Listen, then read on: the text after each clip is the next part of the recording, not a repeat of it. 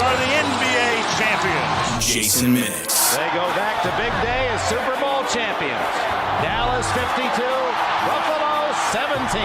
It's the Blitz on 94.1 San Antonio.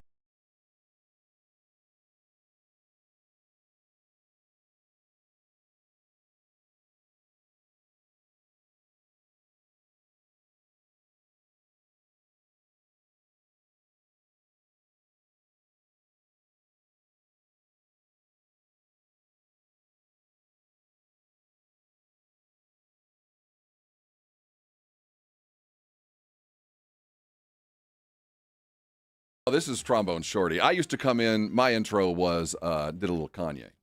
Okay. A little Kanye. Yeah, it's you're a little more high energy than the old Jason Minix and Joe Reinagle. That's just how we kick the show. The Blitz! It's the Blitz. Used to love doing that at the, when we were at Radio Rose, just blast that across the building. Yeah.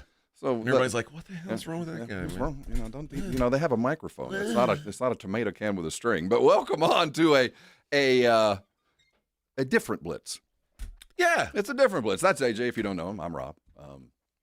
Here we are. Friday afternoon. The boys are out on a beautiful day. We're going to see Joe on Monday, sunburnt, playing golf. Is that what he's doing? I have to assume a person of his ilk is out and about playing golf on a breezy day like this. Huh. Would you be playing golf today? I mean, would I take off of work to go play golf? Probably not. I don't know. I mean, no, Yeah, I well, wouldn't. No. He's kind of the king. Well, we're here. We're here filling for the day, and it's these kind of days that it's not that hard to do a full day of radio because we get news, we got scores, we got stuff happening during the day. Yeah. Well, speak for yourself. Rob gave me what I like to call a double fisting today. Yes. Well, first of all, before you go, I would like to thank you for doing what you have done. I didn't get a chance to properly thank AJ, but I was asked a couple of days ago to fill in because Jason had something pop. And I asked AJ, and out of the goodness of his heart, he said yes. He said, yeah, I'll come in for you, knowing how hard it was going to be, especially considering we were out kind of late last night. So a thank you, a wholehearted thank you. And everything you're about to give me, I do deserve. Okay. I'm not saying I don't deserve it, but I just wanted to get that out there before my name is run through the mud, and rightfully so. So I agreed to come in and help out today, and I'm glad to do it. I love I love working with you, Rob. It's fun. Yeah. Okay. Here comes the real stuff because I did it. So last night they send us an email. One of our sales reps is like, "Hey, we've got a client coming into town. I'd really love to put some talent in front of him, like to kind of pitch the station from the talent point of view. He'll be in after you guys show tomorrow." And then today we get the text, and it's like, "Yeah, they'll be here at 11." Now my math, like if I'm coming back here, I plan on being back here at around 1:30ish. So in my mind, before this, I was gonna meet the talent or meet the client Right here after the at show. 10. Yeah. Be out of here by 10:30. Go home, get there by 11. Nap for an hour and a half, 2 hours. Come back here, be refreshed and charged up and ready to go. Well, you got the second half. You seem that way, but carry on. But because the guy showed up at 11, there was no time for me to go home and take a little nap. No, And I was, Rob made the executive decision. I texted the guy and said, "Hey, would it be terrible if I went home?" Because I've got to do the afternoon show. I got to come back and do the afternoon show. Well, I was on record of having to do it. No one knew that AJ had committed to doing the show with me. So even our suit was like, "Yeah, go ahead. Yeah, go on home." I mean, what a scumbag move. So I left AJ to go home and get that hour So I did the meeting. and a half. Yeah, Rob went and got the sleep. I took a nap on the floor of my office. Yeah, it scared the living crap out of me when I got here. The door was closed. The lights were out. I opened the door and turned on the light, and there's a dead body on the floor. I almost jumped out of my skin, man. I'm working in my office, right next to you as you open that door, and I just hear Rob lose his mind screaming like a little girl. There were some expletives thrown about the business. But that was that's a scumbag move on your It was buddy a who's dirtbag doing move. you a favor It was. already. It really was a dirtbag move. And then in my mind, I thought, you know what? I owe him. So I'm going to get up earlier, and I'm going to stop by Specs on the way home, and I'm going to get our way back to work. And I'm going to get him a good 6-pack of beer. Nice. Well, I hit snooze. Yeah. So the scumbaggery continues. So, but again, the goodwill, it was all up here. Yeah, I was thinking good intentions. stuff. There was good intentions. There was, that's my whole life. Well, I intended. The plan was to do that. But you brought him lunch, right? No. No, that's what he said he was going to do when I he was left. like, I'll bring you. I'm gonna stop by and get you. But I didn't know. So you, when did the client leave? I don't know. I left the meeting at like 11:15, 11:30. Oh, okay. So Yeah. your services were no longer required. You Yeah. were the pretty face. Yeah. You were the model that came and did the turn. I did. They made me like I had to put on a really, really tight shirt. It looked like a AJ, you're gonna have to put on your schmedium. This is a yeah. This is a big time one. Well, tuck it in. The good news is that could turn out to a very profitable endeavor for Sure. everyone involved. Yeah, so I hope that it works. yeah. out. I hope Yeah, so. I'm a team guy, Rob. Yeah, well, I want you to I'm a team get all the guy. accolades required of such services. Yes. On the other side, of course, that's James Pledger. How are you doing, James? I'm always good. It's been a long time since we've worked together. It's been a hot minute. Is this awkward for you? Why? Do you feel like you're cheating? I mean, like you've gotten used to working with a certain caliber of talent, and now today, like you're, I don't know how to put it, but I don't know that if you know that we're the number 18 ranked 18th morning ranked show in all the Mid-market. world, all the land. Yeah, well, all the world. I've heard. I look at it as I raise the floor of everybody I work with. There you go. So. I like to think of you as our floor. Yeah, So are you saying AJ's going to sleep on me? yeah. Franklin says Rob treats AJ like Stephen A. treated Max Kellerman. It's kind of that sounds about right. Wow. Yeah. That's last time I saw Max, he was he took my cappuccino order. Oh man, Max, that's cold blooded. Rob treats me like Steve or like Max Kellerman treated his girlfriend. Yeah. Around the corner, things we don't talk about in public pop. Oh, we don't say that anymore. Huh? No, We he's forgot been about washed that. clean of that. You guys paying attention to the basketball games today? There's been one upset. Was there an upset? It was Ohio State, Michigan upset. No. Michigan won. Michigan won. Oh, yeah, I thought you told me Ohio State won. I missed the last. No. Okay, good. It was a Okay. great game, but yeah, Michigan held on. They won the game. St. Louis won, although they had to hang needed on that. too. Ooh.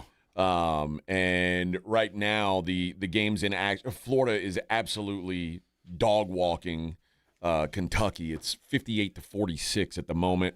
And it appears that Illinois and Wisconsin is not going to be a very competitive game. We got a 28-16 Illinois lead right now, and that's just under 9 minutes in that game. As a current Spurs fan, no lead is safe. No lead is safe. After last night, no lead is safe. And that was, I don't want to say it was our fault, but we brought good juju. We thought we did anyway. Yeah, we brought the real good juju to the Frost Center last night. Rob and I, we walked in there, and when you walk into a big sporting event in San Antonio with Rob Thompson, it's an event. It is. There's a lot of people. A lot of people are like everybody. Rob knows everybody. I don't know if you've been through this with him, James, but everybody like grabs onto Rob's shoulder. They all want to take pictures with him. It's hard being me. They all want to. Everybody wants to be a part of the Rob circus. It's a vibe, really. And me as the Max Kellerman to his Stephen A. I'm walking behind him, carrying his bag, and 3 steps back, as it's supposed to be. yeah, but also ready to jump in front of a bullet if one were to, if someone were to produce a firearm at We're at threat level midnight right now. Right. So we go to the game, and everybody's treating us real good because Rob's there, and we are watching an absolute thrashing. Yes. Oh. The Nuggets sucked. I mean, it looked like they didn't belong on the floor with this. No Wemby, no problem. Mm-hmm. That's what it looked like for a whole entire half of a basketball game. And Rob looked at me and said, This game no longer pleases me. I'm bored. Get me out of here. Oh, so this is your fault. Yes. And They heard that we left, and they let down their game. yeah, we There's rolled no out. other real reason. And apparently at some point, I can't confirm this because we weren't there, but I was told that at one point, Steph Castle looked up to the media section where we would normally Saw sit, that we were gone, and and he went like this. He went, "Oh, damn it!" "Where'd they go?" And then he asked, "Did they go to the bathroom?" I said, "No, we saw the cars leave the media lot." Yeah, that's what the one of the assistant coaches confirmed. They left, and I don't know if it's true or not, but you ever seen that commercial where the guy litters out of his car, and then the Native American has the tear rolled down his face? That's what happened. That's what happened with Steph Castle. He looked over, and then a single tear ran down his face, and then the Spurs quit trying. They did, and it's our fault. And Jamal Murray just started to eat their lunch, and the Spurs blew it. Nuggets win, and in the postgame presser, I think they did mention us being there and then leaving, and just kind of the deflation that came along with that. So on behalf of our show, we'd like to apologize to San Antonio.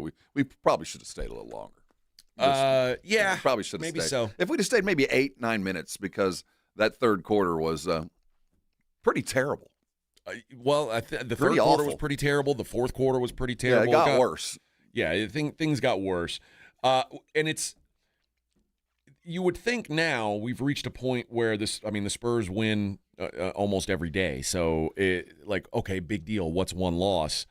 Maybe we shouldn't be, we shouldn't be dwelling on it so much. But also the expectations now changed for the Spurs. And when they lose games, they typically seem to lose them because they crap their pants in the second half of games. Mm-hmm. And that is enough to give me some concern for what the playoff future holds. Especially against a team like Denver, who is good enough and certainly savvy enough to take advantage of everything that you give them. And if you have a 20-point lead and you give them 10 turnovers in the second half, you're going to lose. There's just no getting around it. No matter how much you play on offense, no matter how good you are on defense, you give them 10 more possessions, you lose that game in a playoff scenario. So those are the things that right now need to get fixed as we round into rotations, because we got, playoff rotations shorten up. And I figure, one of these dudes is going to end up spending a little bit less time, and we got to figure out who's going to spend more time. And there's some tough decisions to be made between a rookie and a old dude, between Harrison Barnes and Connor Bryant. What's going to happen there? So not only do we have to prevent a letdown, but we also got to kind of tune the motor doing 50 and doing 65. I mean, we can't let off the gas pedal, because OKC, despite what happened last night, is still within sight. You can still grab first place if you lean into it, and I expect OKC is going to have some off nights. I know that the Spurs' schedule gets a whole lot easier over the next couple of weeks. So if you keep the gas on, you could end up first place. Yep. And I think it feels like that's not that feels less in the cards now, because when we left, I failed to mention, the Celtics also had a double-digit lead on the Thunder, and the reports are that Shai called and said, "Hey, is it true that Rob and AJ left the Spurs game?" And they said, "Yeah, it's true." And he said, "Turn it up, boys. Give me the ball. I'll take you home. Turn it up." And so he went out and won the MVP award last night. I think he did pretty much seal up the MVP award with the way that they finished that game. Kind of our fault. Yeah, lots going on with that. It is all our fault. Gibbs says that Joker did a great job campaigning for fouls in the second half. Well, that's savvy. I missed most of the third quarter driving in my vehicle, but the fourth quarter, when I saw Joker campaigning for fouls, Joker was getting fouled because they had to do something. Same with Murray. He was just. And I think you said it in the morning that the Spurs kind of just ran out of gas. They did. They were tired. I think we saw hustle. They were hitting the floor. They were diving for balls. It wasn't a matter of want to, but mentally you could tell it was. If we lose this one, we got a built-in excuse. the offense still kicked. I mean, they still got 130 points. It wasn't like they were missing shots. It just kind of got wore out, you know? The reality is, though, without Wemby on the floor, there is no answer for Joker. No. Even with Wemby, it's hard to find an answer. It ain't Cornette. It ain't Keldon Johnson. It certainly ain't Harrison Barnes. There's just not another body on this team that can really hold him down. And I mean, it doesn't really matter where he was on the floor. He was willing to shoot, and he was hitting shots from everywhere. So when he's at his best, he is Josh Allen in a pocket, where there are literally 5 things he could do, and he could do them all one at a time if he chose to. And he's savvy enough to always make the right decision, whether that's the shot or the pass or whatever. He is such the hub to that Denver spoke, and it just took off last night without any real help. You know, they tried to front him. They tried to get behind him. They tried to take away the passing lanes. Nothing worked. He almost had a quad double. Franklin says, we went small so much, we needed Kelly or Mason in the game for more height and some pressure on the boards. The problem is, first of all, Kelly Olynyk, I don't know maybe he just stinks. Maybe he's got a bad attitude. I don't know, but they don't want to put him on the floor for anything. With Plumlee, he was lost. He doesn't know what he's doing. Yeah. Like he doesn't know any of the play on offense. He just stands around and he trying to find somebody to pick. What should I do? One side of the lane to the other, just back. I'm here to pick. Here I am. And the other. Meanwhile, the offense is moving around him, and he's in the way. So that was a mess. So they had to go. I wouldn't go that far. Well, on defense too, he got down and he was like pointing, and then he realized, oh wait, it's supposed to be me. I'm the last guy back. I thought there was somebody behind me behind the basket. No, it was just, again, without Wemby, there wasn't much that was. And trust me, Mason Plumlee and Kelly Olynyk were not going to be the difference against Joker last night. Those guys weren't going to stop him either, I assure you. We should have gone wizard on him and just kept fouling. Yeah. Just keep fouling. You might get 40 free throws, but we're going to foul you. You got to earn it. Or do what they did against Bam Adebayo and just throw 4 out of your 5 guys at him. Just surround him. Say, all right, try it. And then he probably would have done it anyway. Probably would have done it. Well, you know, we're going to have to move on here in a second and talk about other things like pro football and college basketball. But it's unfortunate that under the mix of all this, that Steph Castle's triple-double, phenomenal performance last night, just kind of gets forgotten about because of what happened, the loss, and what Joker did. But watching Steph. Them's the rules. If you have a triple-double and then the other guy has a triple-double with a win, that trumps it. And deservedly so. But Steph played a spectacular game on both sides of the ball. He really did. Now, Jamal Murray kind of wore everybody out there in the fourth quarter, but it wasn't for lack of effort because Steph was all over the court last night and played great D on several different dudes. I saw him on Joker a couple of times. So it was a performance loss, but one that should be respected because he was one of those reasons why we were even in it because we're one of the, as you say all the time, there's the true measure of greatness right now is Oklahoma City and San Antonio can be without Shai for the most part and Wemby and still go into a game and expect to win. There's not a lot of teams that can say that. No, and I mean Oklahoma City's been missing a key piece pretty much all season long. They've gotten a little bit used to it. Spurs it'd been a while since they played a game without Wemby. So you're going to have these hiccups, and I will say the offense. Castle led the team in scoring. He got to the free throw line a lot, but the motor of the offense last night was De'Aaron Fox, which is what it's supposed to be when Wemby's out, and the game speeds up a little bit. And I almost think the Spurs are kind of a better offensive team when Wemby's not out there. It's certainly more.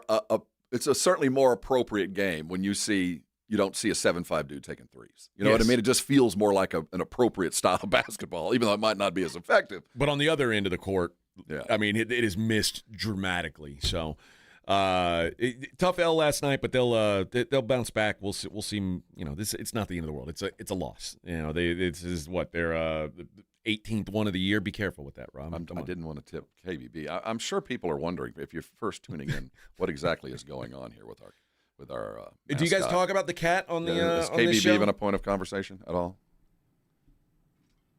Yes. By me and some of the listeners. Do Jason and Joe ever address the fact that there is a taxidermied cat in the room? No.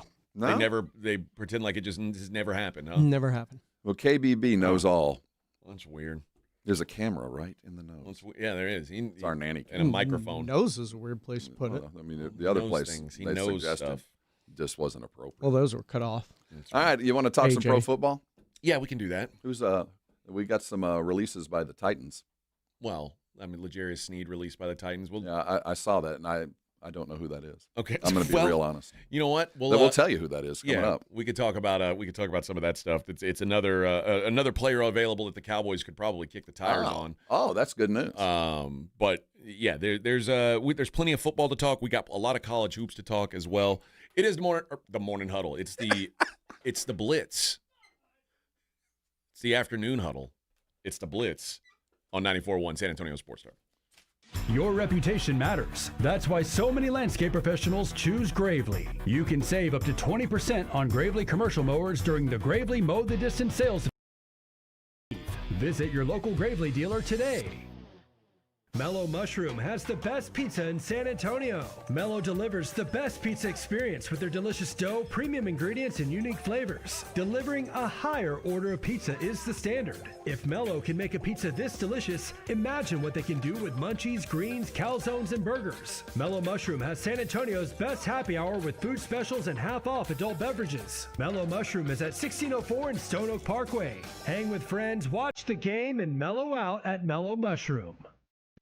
Zach Bryan with Heaven on Tour.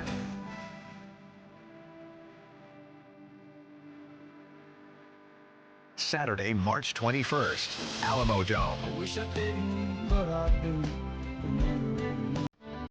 With special guests, Camp and J.R. Carroll. Tickets are on sale now at ZachBryan.com. Don't miss Zach Bryan live. Running a business means wearing multiple hats. So if you're like me, you probably started out using your personal phone, taking client calls and texts nonstop. As my business grew, I needed something smarter. That's when I switched to Quo, the #1 business phone system. Quo works right on your phone or computer. No carrying 2 phones, no clunky landline, just one easy app you can try for free. Your team can share one number and handle calls and texts together like a shared inbox. Any teammate can jump into the conversation, so customers get faster responses. And Quo's AI assistant summarizes your calls and responds to customers 24/7, so you never miss a lead or opportunity. All this starts at just $15 a month. That's basically 2 coffees. You can even keep your current business phone number. Find out why 90,000 businesses trust Quo. No missed calls, no missed customers. Try Quo for free at quo.com/sports. That's quo.com/sports to try Quo free. QUO.com/SPORTS. You like saving money, right? We all do. That's why Allstate just lowered the price of car insurance. Not, but wait, there's a catch. Lower. Actually lower. So if you're shopping around or just want to see how much you could save, check Allstate first for a new lower auto rate that could save you hundreds. You're in good hands with Allstate. Not available in every state. Only applicable for new auto insurance business. Rates will vary by several factors, including how you purchase the policy. Potential savings vary. Allstate North American Insurance Company and Affiliates, Northbrook, Illinois. When snack time calls, Pork Rinds answers. Be your own crunch time hero with Southern Recipe small batch pork rinds. Skip the chip and go straight for the ultimate crunch that's low carb, high protein, and loaded with bold flavor. We're talking sweet barbecue or hot honey. Yeah, it's that good. Snack smarter, crunch harder. Stock up on Southern Recipe small batch pork rinds at H-E-B or head to porkrinds.com. Make Southern Recipe your crunch time hero. Trying to keep up with today's fast-changing digital landscape? With more ways to consume content than ever before, it is getting harder to reach your customers. You need more than just a presence. You need the experts at Conrex Digital. We craft websites that convert. We curate engaging content on social and blog channels. We generate quality leads through Google and Meta. We dominate your competition on streaming TV. Bold marketing, real results. Conrex Digital makes it happen. Visit conrexdigital.com. That's conrexdigital.com. It's the Morning Huddle with AJ Hoffman and Rob Thompson. Monday on the Morning Huddle, the field is set. March Madness, it's here, baby. Bring your brackets, but write them in pencil. We're going to help you out there. Also, Charlotte coming to town. Afternoon game on Saturday. We'll talk about what happened and get you ready for all the tournament madness. Get here early. Party starts at 6. It's the Morning Huddle with AJ Hoffman and Rob Thompson. Mornings 6 to 10 on 94.1 San Antonio Sports Star. It's The Blitz with Jason and Joe on 94.1.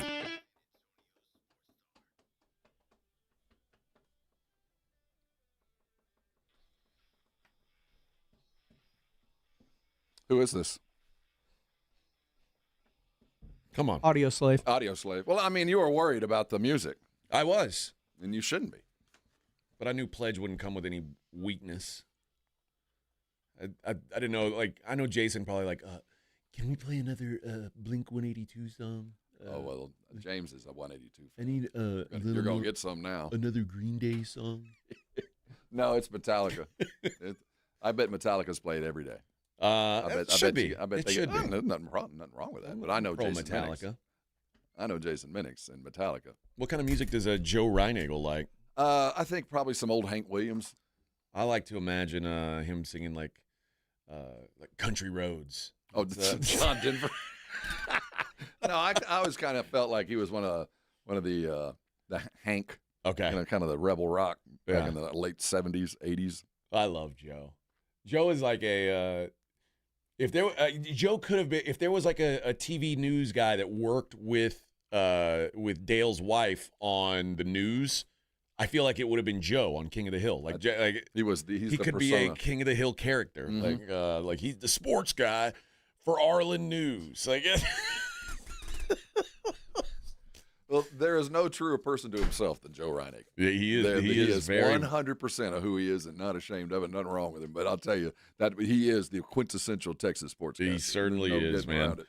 Earlier today, the Dallas Cowboys got themselves a cornerback, Kobe Durant, who's been with the Rams for the last 4 seasons, been pretty much a full-time starter for the last 2 seasons. So McDuffie took his job. Is that what we say here? It probably, yeah, that's probably a safe way to put it. Although, I mean, he was coming to the point where they would have had to pay him anyway. They would have had to pay him. But with the Cowboys, they signed him to a 1-year deal, and I think, I mean, it's $5.5 million. It's not a lot of money. That's a show-me deal. It is, and I think that's what they're looking for here. He's been a solid player, and quite frankly, my guess is he's probably going to start for Dallas because there are real questions about how Bland's going to look coming off the foot surgery. Ravel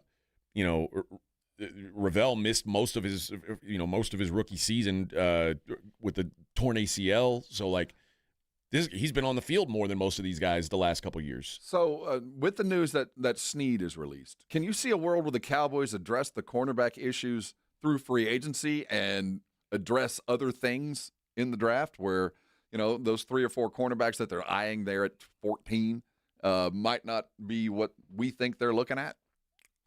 It's possible. I still think I still think that the smart move would be to draft one. Mm-hmm. But just because you've said this on our show, they seem to be pretty good at finding that's true guys in the secondary on draft day, a lot better than they are at finding trench guys on draft day.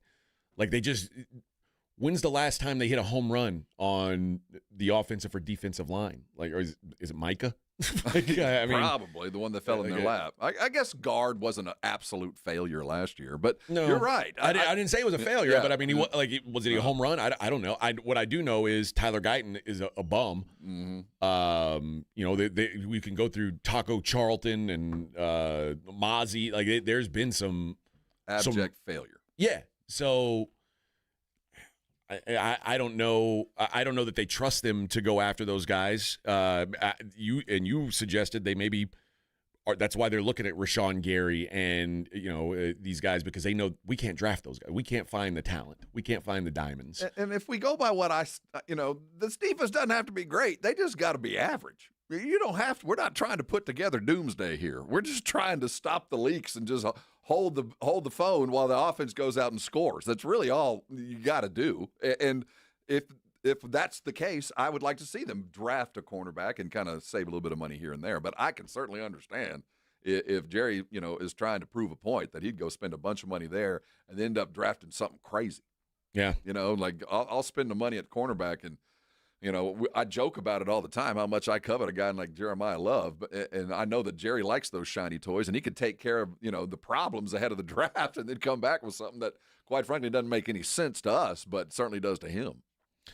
Well, I think that the Cowboys understand that this entire offseason has to be committed to the defensive side of the ball, and so far so good. The Pickens thing was a separate thing. They've made it work, and they held you re-sign your running back for a little while. Things are good on that front.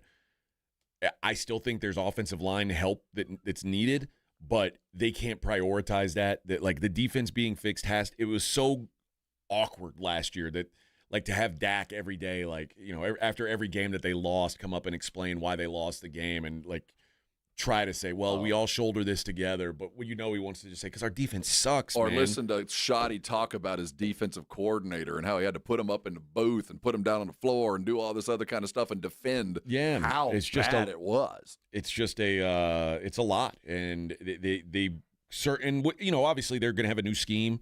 They had to make they had to make something happen, but they've got to make some personnel changes. But I don't know. I like somebody mentioned on here, Josh, maybe trade the 14 in next year's first for Crosby. I know that Jerry wouldn't give a second first rounder, before 2 weeks ago. I don't know why he would do it now. No, he won't. But if they said, hey, we'll take a first and a second, would you be mad? I mean, I don't know how angry I'd be. I would be upset. I would never be mad at them going out and getting a player like Max Crosby. It's a big balls move. It's a swing, and that's to me what the Cowboys really need. How he fits in the new 3-4, I don't really know. It'd be interesting to see, but that's something a lot of us didn't consider, and obviously they feel like he kind of would. They didn't throw two number ones out there, but they felt a 1 and a 2 was enough that he would fit in. I just wonder if the train's already left the station. That once the deal was done and what we assumed was complete and he was headed to Baltimore, the decision-making had changed and they wouldn't spend money elsewhere like they did today. And that was the money that would have gone to Max. Now it's not. And no matter what happens with him now, it ain't going to be with the Cowboys, at least not anytime soon. Well, according to reports, the Raiders are now telling other teams Max Crosby won't be traded. Yeah, he's with us. So of course the right offer comes across and it's not for sale, but what do you got? Yeah. We're not going to put a sign in the window. We're not going to we're not going to hang a price tag on his neck. But just think of it as an off-market purchase. But just throw money at the wall and see what happens. It might stick. You never know. I mean, you go to a car dealership and you're looking around the lot and you say, I like that one. They say, oh, well, that's the general manager's car. So you're telling me it's not for sale? Well, like we could talk to him. I'm sure we could convince him if you really wanted it. I mean, he's a nice guy. We could talk to him. We'll see what's what there. Illinois takes a 36-30 halftime lead into or against Wisconsin. They take that into the half. So low scoring half of Big Ten basketball. Very much Big Ten basketball. Well, they're not having to play on a TV screen. That's right. Yeah, that's probably a wise move. And the Big 12 will no longer be playing on a TV screen as well.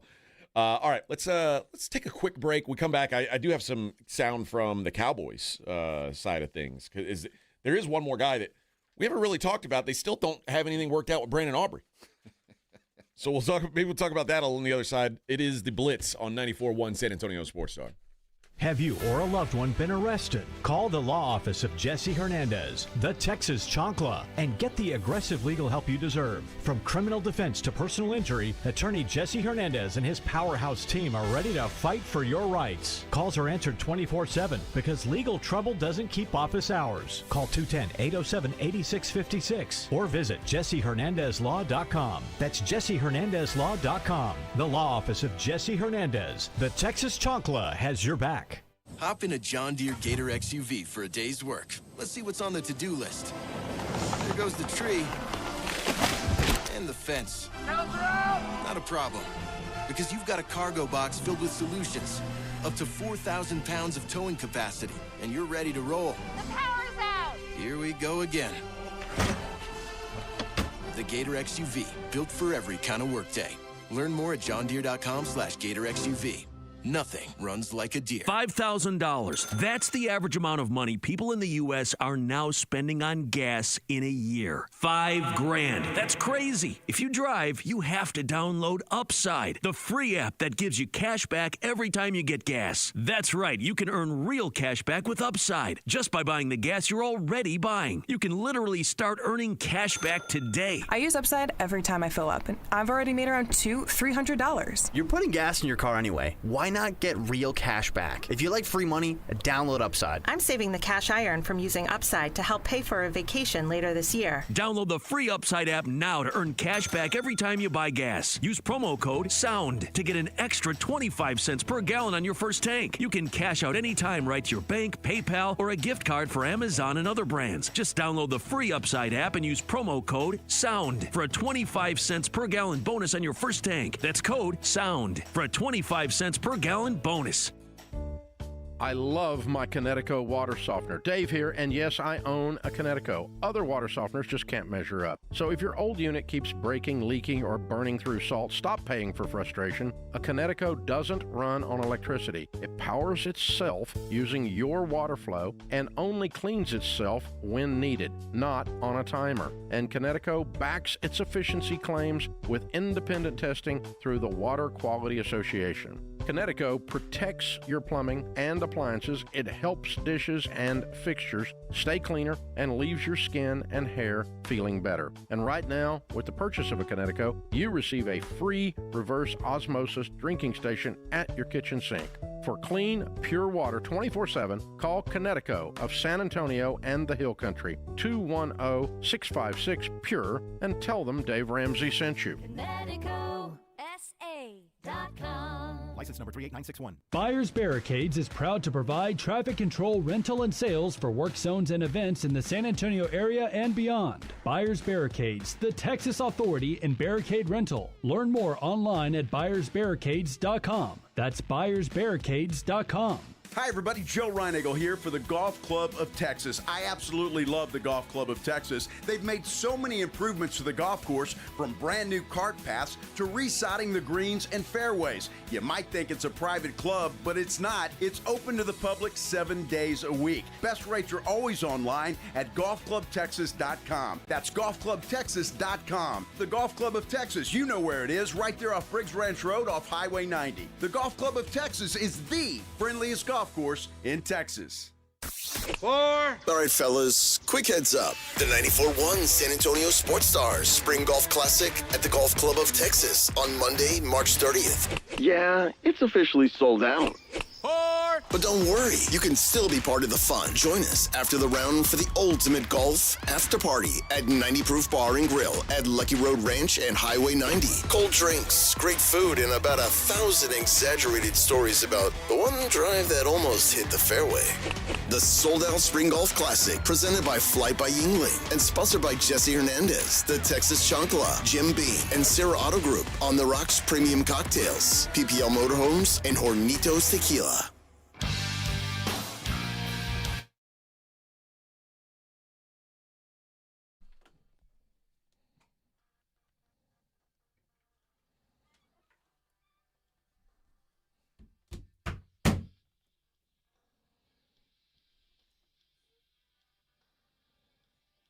My headphone thing he's messing up. It's messing up the music.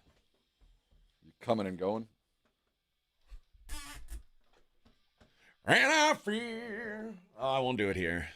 It's not my place. The suit's awake. You ever sing on the show, James? I sing back here all the time. Do you ever sing on your show that you do after this one? Sure. We think you should. On the air? I've belted out. Yeah. Once or twice. I've seen a show too now and again.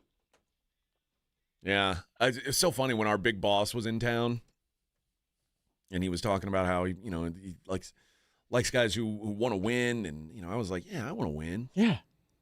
And then he was talking. He mentioned somebody who was like, wanted to do some extra work, wanted to I could do that show, and somebody picked up an extra show, and then I looked at Dax and I went, yeah, no, I could do that. And Dax always, our boss always tells me, you're not built for that. You don't want to do that. You don't want to like. You could do the app. I should. I don't know why I don't. Maybe you just start a podcast. There's no podcast where somebody sings along songs. Like it's, that's what I'm saying. You boldly go where no man has gone. No. You have to be a disruptor. No, it's not. It's not podcast stuff. It's radio stuff. Oh, that's what it is. Yeah.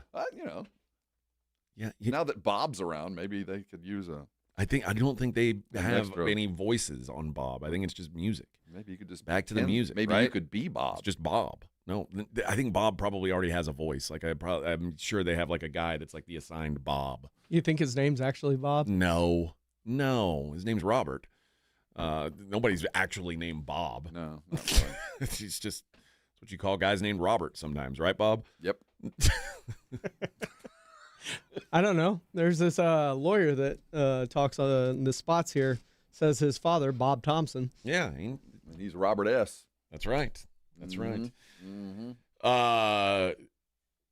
Gibbs says Joe sings his advertisements. Maybe that's the way to do it. That's right. He sings the Connecticut Connecticut SA.com. I think that's the first time an advertiser is actually called and say, "Stop that! Stop it! Cut it out!" Hey man, you're bringing the wrong kind of attention to don't us. Sing our jingle. You're the first person to ever ruin a jingle. Don't do that ever again. Please, sir. That's not what we paid for. We don't need that bouncing around people's heads. Yeah, that's not good for anyone. In fact, we will pay for that not to happen. If you don't mind. Well, anything but that. If you don't mind. Did you see the college basketball news today? Obviously, there's games going on, but Cincinnati is going to fire Wes Miller. 5 seasons, 0 tournament appearances for Wes Miller. Beat it. Central Florida knocked them out yesterday, a kind of a late collapse, and Cincinnati moves on 2 days after Cincinnati's 66-65 overtime loss to Central Florida. Cincinnati had an 8-point lead with less than 2 minutes left and blew it. They blew its last possession in regulation and overtime, and you blew it! Pretty much blew their chances on the bubble. So Cincinnati open up the gate. This is where it's going to start happening. Now that the cycle's going to open up, and somebody's got to find a job, blah, blah, blah. And Wes Miller is probably going to be moving the way he didn't hope to be moving.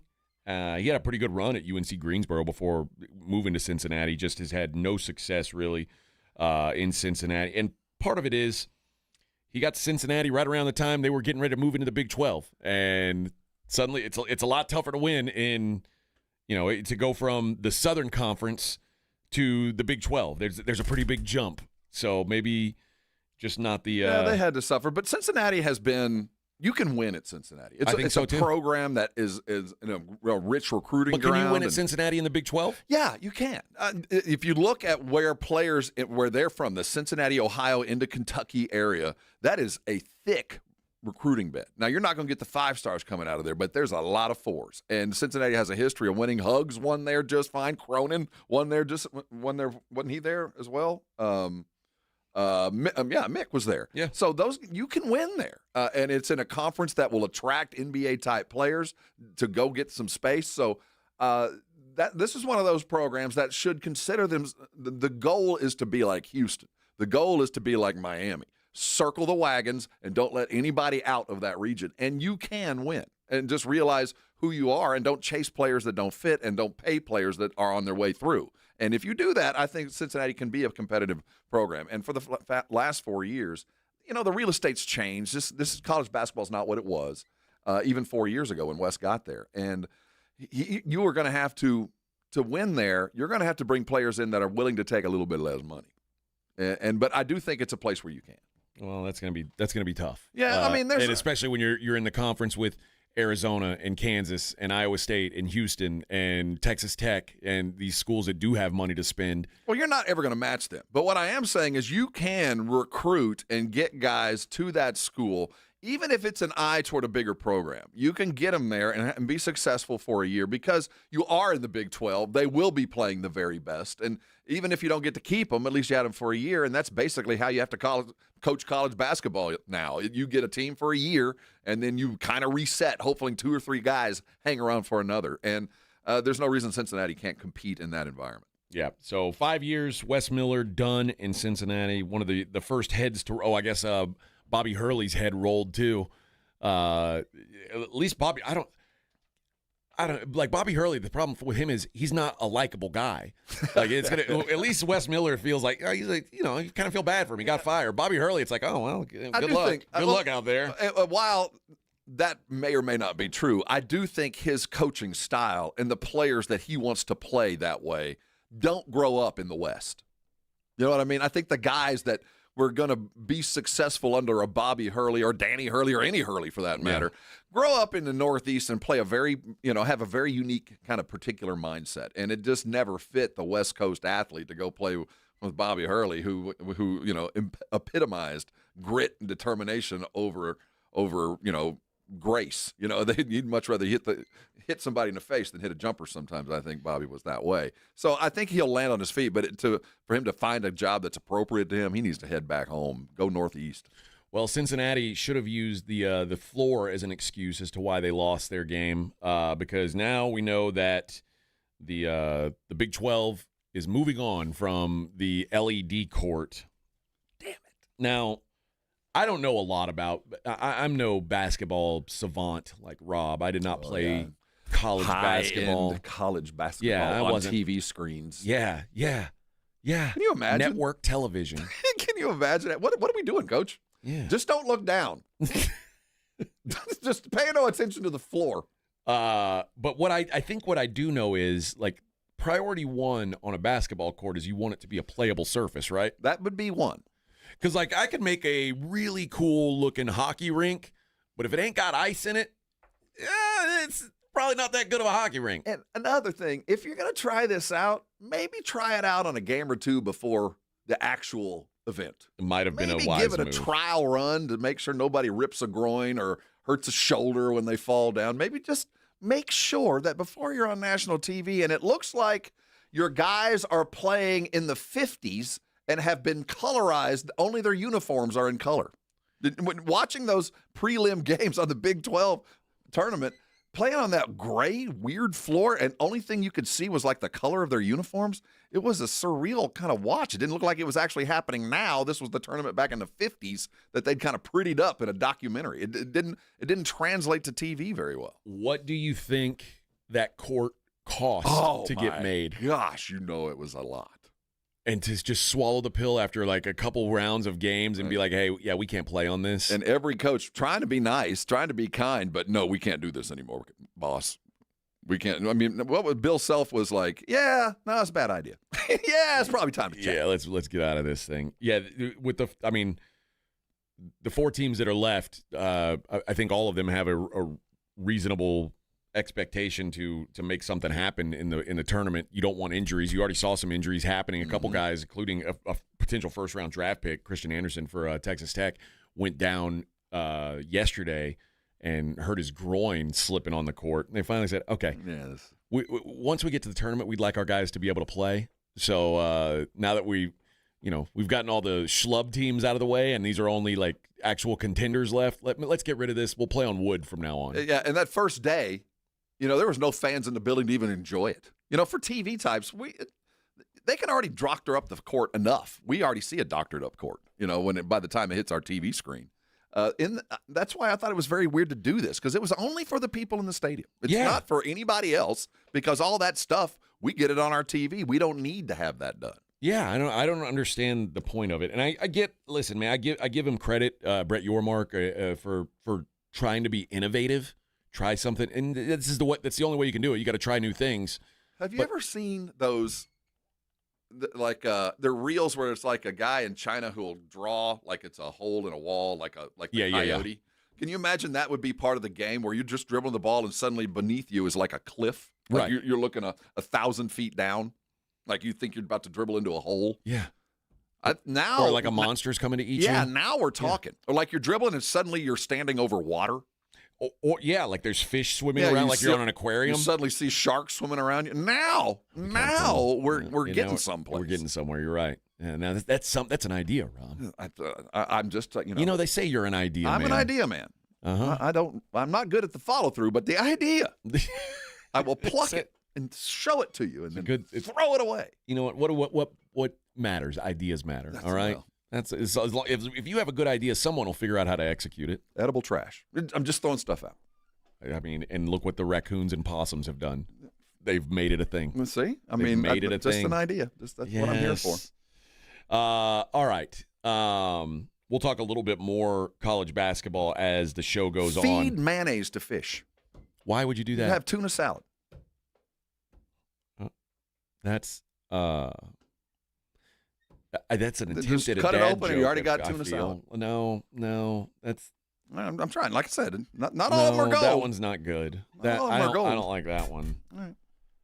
What if you fed them rice and then they were instant sushi rolls? See, that's what. Now you're thinking. Now we're on the trail. Like give it rice and an avocado and See? a little some eel sauce, and then as soon as you cut them open, boom. Feed cows lobster, surf and turf in one meal. That's in a one good idea. in one bite. The problem is sometimes when animals eat things, it turns into poop. Oh, well, I'm just again. Yeah, that's.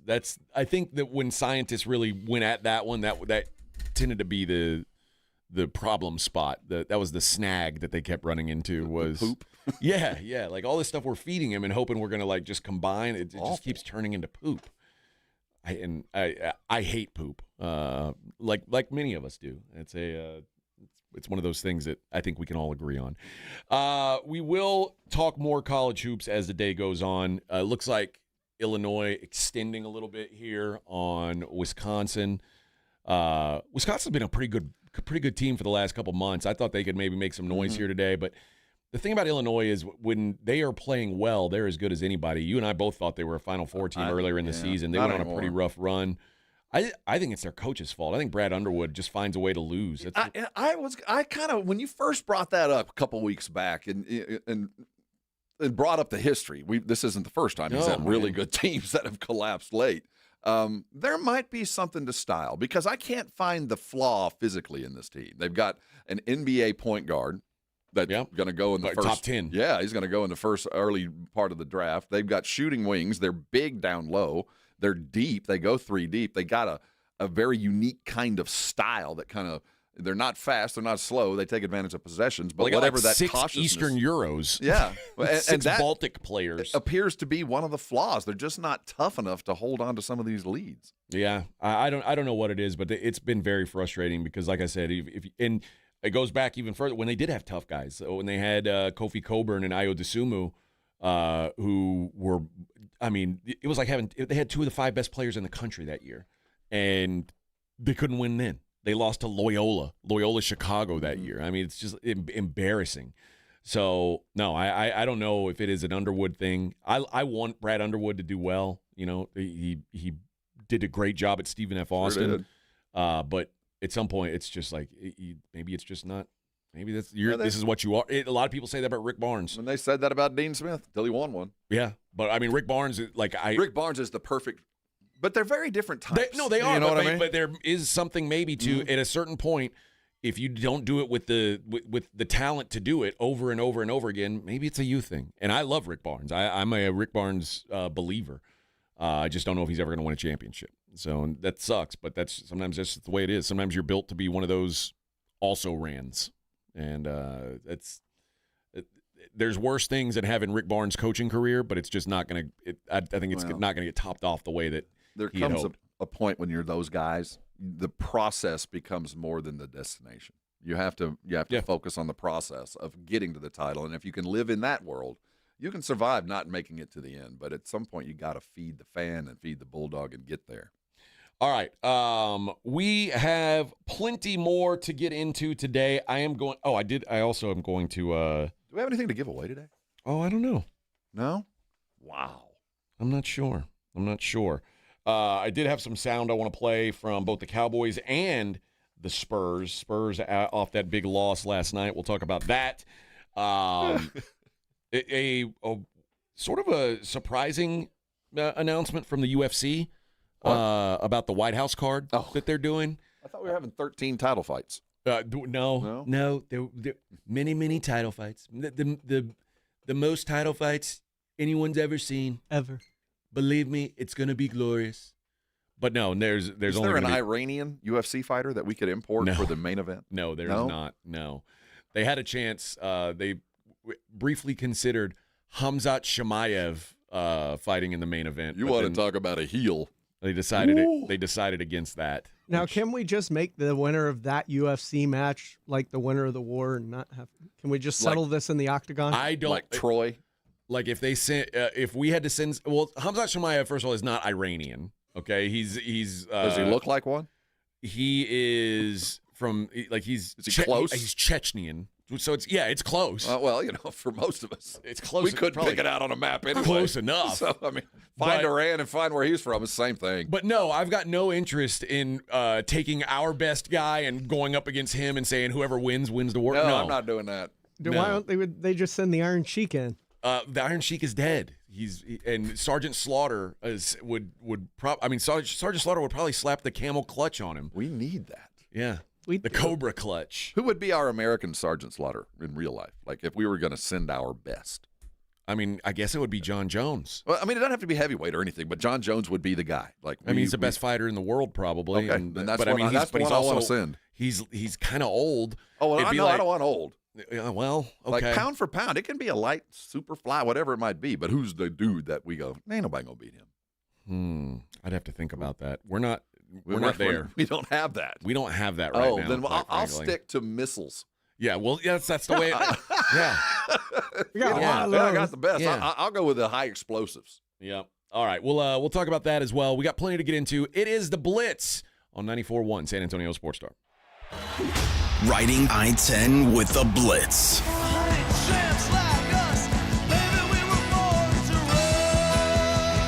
Afternoons 2 to 6, KTFM Floresville, and everywhere at sasportstar.com.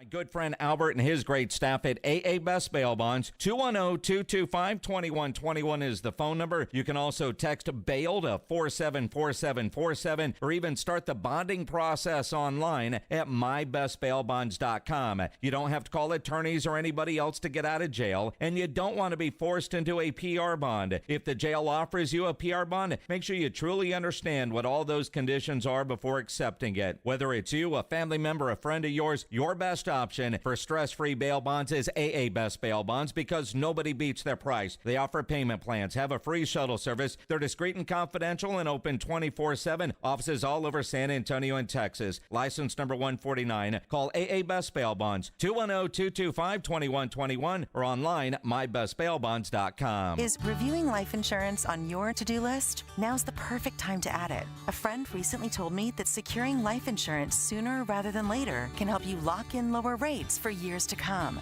So I bumped this up on my list and got it done. I called SelectQuote and couldn't believe how easy and affordable life insurance is. I'm 40 and got a $500,000 policy for $16 a month. My husband's also 40 and his $500,000 policy was only $18 a month. Plus, with SelectQuote's same-day coverage, there was no medical exam required and we were covered by the time we hung up. Knowing I have this checked off my list feels amazing, but the peace of mind knowing my family is protected feels even better. Call SelectQuote at 1-800-694-1010. That's 1-800-694-1010. Or go to SelectQuote.com to get your free quote today. 1-800-694-1010. Details on example rate at SelectQuote.com. Hi, I'm Dr. Jason Garrett with Arasti. If you're tired of pain slowing you down from a recent injury or something that's been nagging you for years, we can help. At Arasti, we've earned the trust of over 8,000 physicians by delivering fast, lasting pain relief without painkillers or surgery. Our hands-on approach targets the root cause of pain, and most patients see results in just one visit. No referral needed, and it's covered by most insurance plans. So don't wait. Visit Arasti.com. That's AIRROSTI.com. Arasti, We fix pain fast. Veterans and active duty service members. When your call to service ends, your mission doesn't have to. Go from GI to IT in just a few months at My Computer Career. Prepare for a high-demand career in cybersecurity, protecting people, systems, and institutions from real cyber threats. Cyber warriors are needed now. Will you answer the call? Go to mycomputercareer.edu/CWP to learn more. That's mycomputercareer.edu/CWP, an elite CompTIA certification partner. VA education benefits are available to those who qualify. That sound? Yeah, that's not a good sign. Hey, it's Drew Brees, and when your car starts making noises like that, a big repair bill might be coming right at you. But with CarShield, you don't have to fear unexpected breakdowns. CarShield helps protect you from expensive auto repairs. I spent my career making tough calls, but this one is simple. Visit carshield.com now and join the team that's helped millions of drivers save. Coverage varies by plan. View contracts and exclusions at carshield.com. Running a business means wearing multiple hats. So if you're like me, you probably started out using your personal phone, taking client calls and texts nonstop. As my business grew, I needed something smarter. That's when I switched to Quo, the #1 business phone system. Quo works right on your phone or computer. No carrying 2 phones, no clunky landline, just one easy app you can try for free. Your team can share one number and handle calls and texts together like a shared inbox. Any teammate can jump into the conversation so customers get faster responses. And Quo's AI assistant summarizes your calls and responds to customers 24/7, so you never miss a lead or opportunity. All this starts at just $15 a month. That's basically 2 coffees. You can even keep your current business phone number. Find out why 90,000 businesses trust Quo. No missed calls, no missed customers. Try Quo for free at quo.com/sports. That's quo.com/sports to try Quo free. QUO.com/SPORTS. San Antonio's Sports Center. Cowboys restructured defensive end Rashawn Gary's contract, converting his $19.5 million cap hit into a little less than $5.4 million, saving the Cowboys over $14 million in salary cap space. They've used those savings to go and sign 49ers offensive lineman Matt Hennessy and Rams cornerback Kobe Durant to 1-year deals, while they are losing wide receiver Jalen Tolbert and Wanye Thomas in free agency. Joe Reinagel. And for the 3rd time in 7 seasons, the San Antonio Spurs are the NBA champions. Jason Minix. They go back to big day as Super Bowl champions. Dallas 52, Buffalo 17. It's the Blitz on 94.1 San Antonio.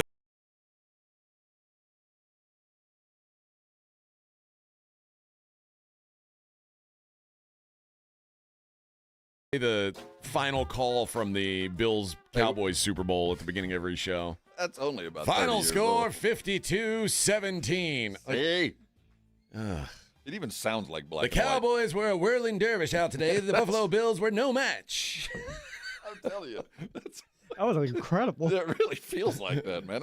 I've never heard anything sound black and white, but it does. And this reporter saw it all. Believe me. Believe you me. It was a beating. Extra. Yeah, that's right. You heard in that fine Sports Center that went about 6 seconds too long that Wanye Thomas has been signed by the Colts. Not by the Colts. Yeah, Colts are signing. Oh, they got him. Yeah, I thought I read that wrong. Yeah, man, that sucks. Jalen Tolbert to the Dolphins. That's a done deal as well, according to our James Pledger / Adam Schefter. So yeah, the Cowboys bringing in some pieces. Again, I knew the Cowboys defense was going to look drastically different, because it had to for 2 reasons. Right. It's a different scheme, and the guys that were here last year stunk. Honestly, if they said, okay, Quinnen Williams, you come stand over here, and then they put him on a bus and just left everybody else on the side of the road and said, let's start over, I would have been like, all right, yeah, that kind of makes sense. Maybe that's a good move. Again, they only got to be average. We ain't looking for doomsday. No. We ain't looking for Chicago Bears at 85. We're only looking for Cowboys at 2022. We ain't looking for greatness. We're just looking for average. That's all we need, brother. Just get it done, kind of. Yeah, it doesn't seem like that much to ask. Another firing in college hoops comes up. Did you see that Kim English fired from Providence after losing to St. John's? He was there for 3 years, and they finished the season 15-18. He was 48-52 in 3 seasons, 23-37 in Big East play over 3 years. You know, the problem right now in the Big East is they're getting kind of lapped. They're getting kind of left behind. And it was a down year for the entire conference. Oh, it was dreadful. And they've got a good TV deal. It's not like they're not on a lot. And while UConn is still UConn, Nova has sunk. I mean, they're just not what they were. They're not the national brand anymore. And between those two, and you know, whether St. John's was kicking or Butler was kicking or Creighton was kicking, there were teams out there that could kind of elevate at times. And this year was just so bad. There's been consistent, like St. John's is kind of new to being back at the top tier of things. It's been UConn, Villanova. Mm-hmm. They've been very consistent. But Seton Hall's been good for going on 10 years again. Creighton, Marquette, Butler. Well, Marquette was a letdown this year. And Xavier have all been really solid programs, and they all stunk. Yeah, they've been high average, but I you're mean, right. They've been Sweet 16 caliber programs. The Bell Cows are still – UConn's still maintaining. They still have the glow of the national title. But you didn't have to be even kind of good to be moderately successful in the Big East this year. And Providence wasn't even kind of good. No. I mean, and therein lies a rub that needs to be fixed pretty fast because given, again, the current college basketball format and how players arrive at, you know, 250,000 starts the bidding, some of these small little church schools just don't have the wherewithal to keep up unless they recruit like crazy, you know, and pay that one player that might carry them through a season. There's just not a lot of money there. So you're going to have to be a unified, solid conference that put guys in the league that 5 stars who don't quite make it someplace else are willing to come and play. Why can't the church schools have more money? What? They just don't have the alumni to kick in. You know, they don't have the – I mean, we're talking about schools with enrollments of like 13,000 but total. Then what happened to pass the hat? Well, And, you can only do that so many times on Sunday. And you just don't have the cash. Like churches give money for missions. It's either feed the homeless. This is the mission. The mission is to get a smooth jump shooter. Yeah, the mission is to make Georgetown basketball good again. And why can't we do that mission? There's other issues there. Well, there's a lot of issues, but yeah, Big East basketball stinks this year. You know, ACC bounced back. I mean, the legendary conferences find their way back, but the key to that is you got to have some legendary coaches, and I think that's one of the first things you got to make sure you have up in those smaller schools with limited budgets. Is you go find a coach that can coach his ass off and understands the current atmosphere. You know, the current. You don't get to build teams over 2 years. You get to do it one at a time. Yeah. And if you're good at that, you will rise to the top. And it was gonna be tough to replace Ed Cooley anyway. And he bailed to Georgetown. He hadn't done them any favors. It's not like he's improved the process over there. But Kim English, after a couple years at George Mason, got the call. And again, you call it the Peter principle. You succeed until and you get promoted until you reach the level of that's not what you are. Yep. And maybe Kim English is a George Mason level coach. And there's nothing wrong with that. There's nothing wrong with that. You can be all right there. You can make a living doing that. For those who remember Yinka Dare, they made a run. You can do it. You just Pledger. He's a young man. He's a young one. About late 80s, early 90s. He's a young one. All right. Couple things from the Brigade Bar. Greg says, I love wieners. Chris says, where the hell is Joe and Jason? We don't know. We are Joe and Jason. I love wieners. Oh. That's a thing that he drop. does, huh? That's a drop. What's it in regards to? Well. Hey, Seymour Wiener. Oh, gosh. This is it's a very childish show they're doing here, isn't it? I'm taken aback by the... Yeah, we don't do that kind of humor on our show. I had to grind on that ugly-ass dude. Yeah, our show is a little more highbrow, I would say. I missed that show. Where was that remote? That was at the what's that place we go to in Oxnard that you got the Rudder Room? The Rudder Room. Now I wonder if the wife's bringing the strippers. Are they like the low life strippers, Or are they the actual high-quality strippers? Yeah. Well, yeah, we don't talk about the low things life. we don't talk about things like that on our program. We have we're a family friendly. It's like Depends a on the Paul family. Thomas Anderson type of.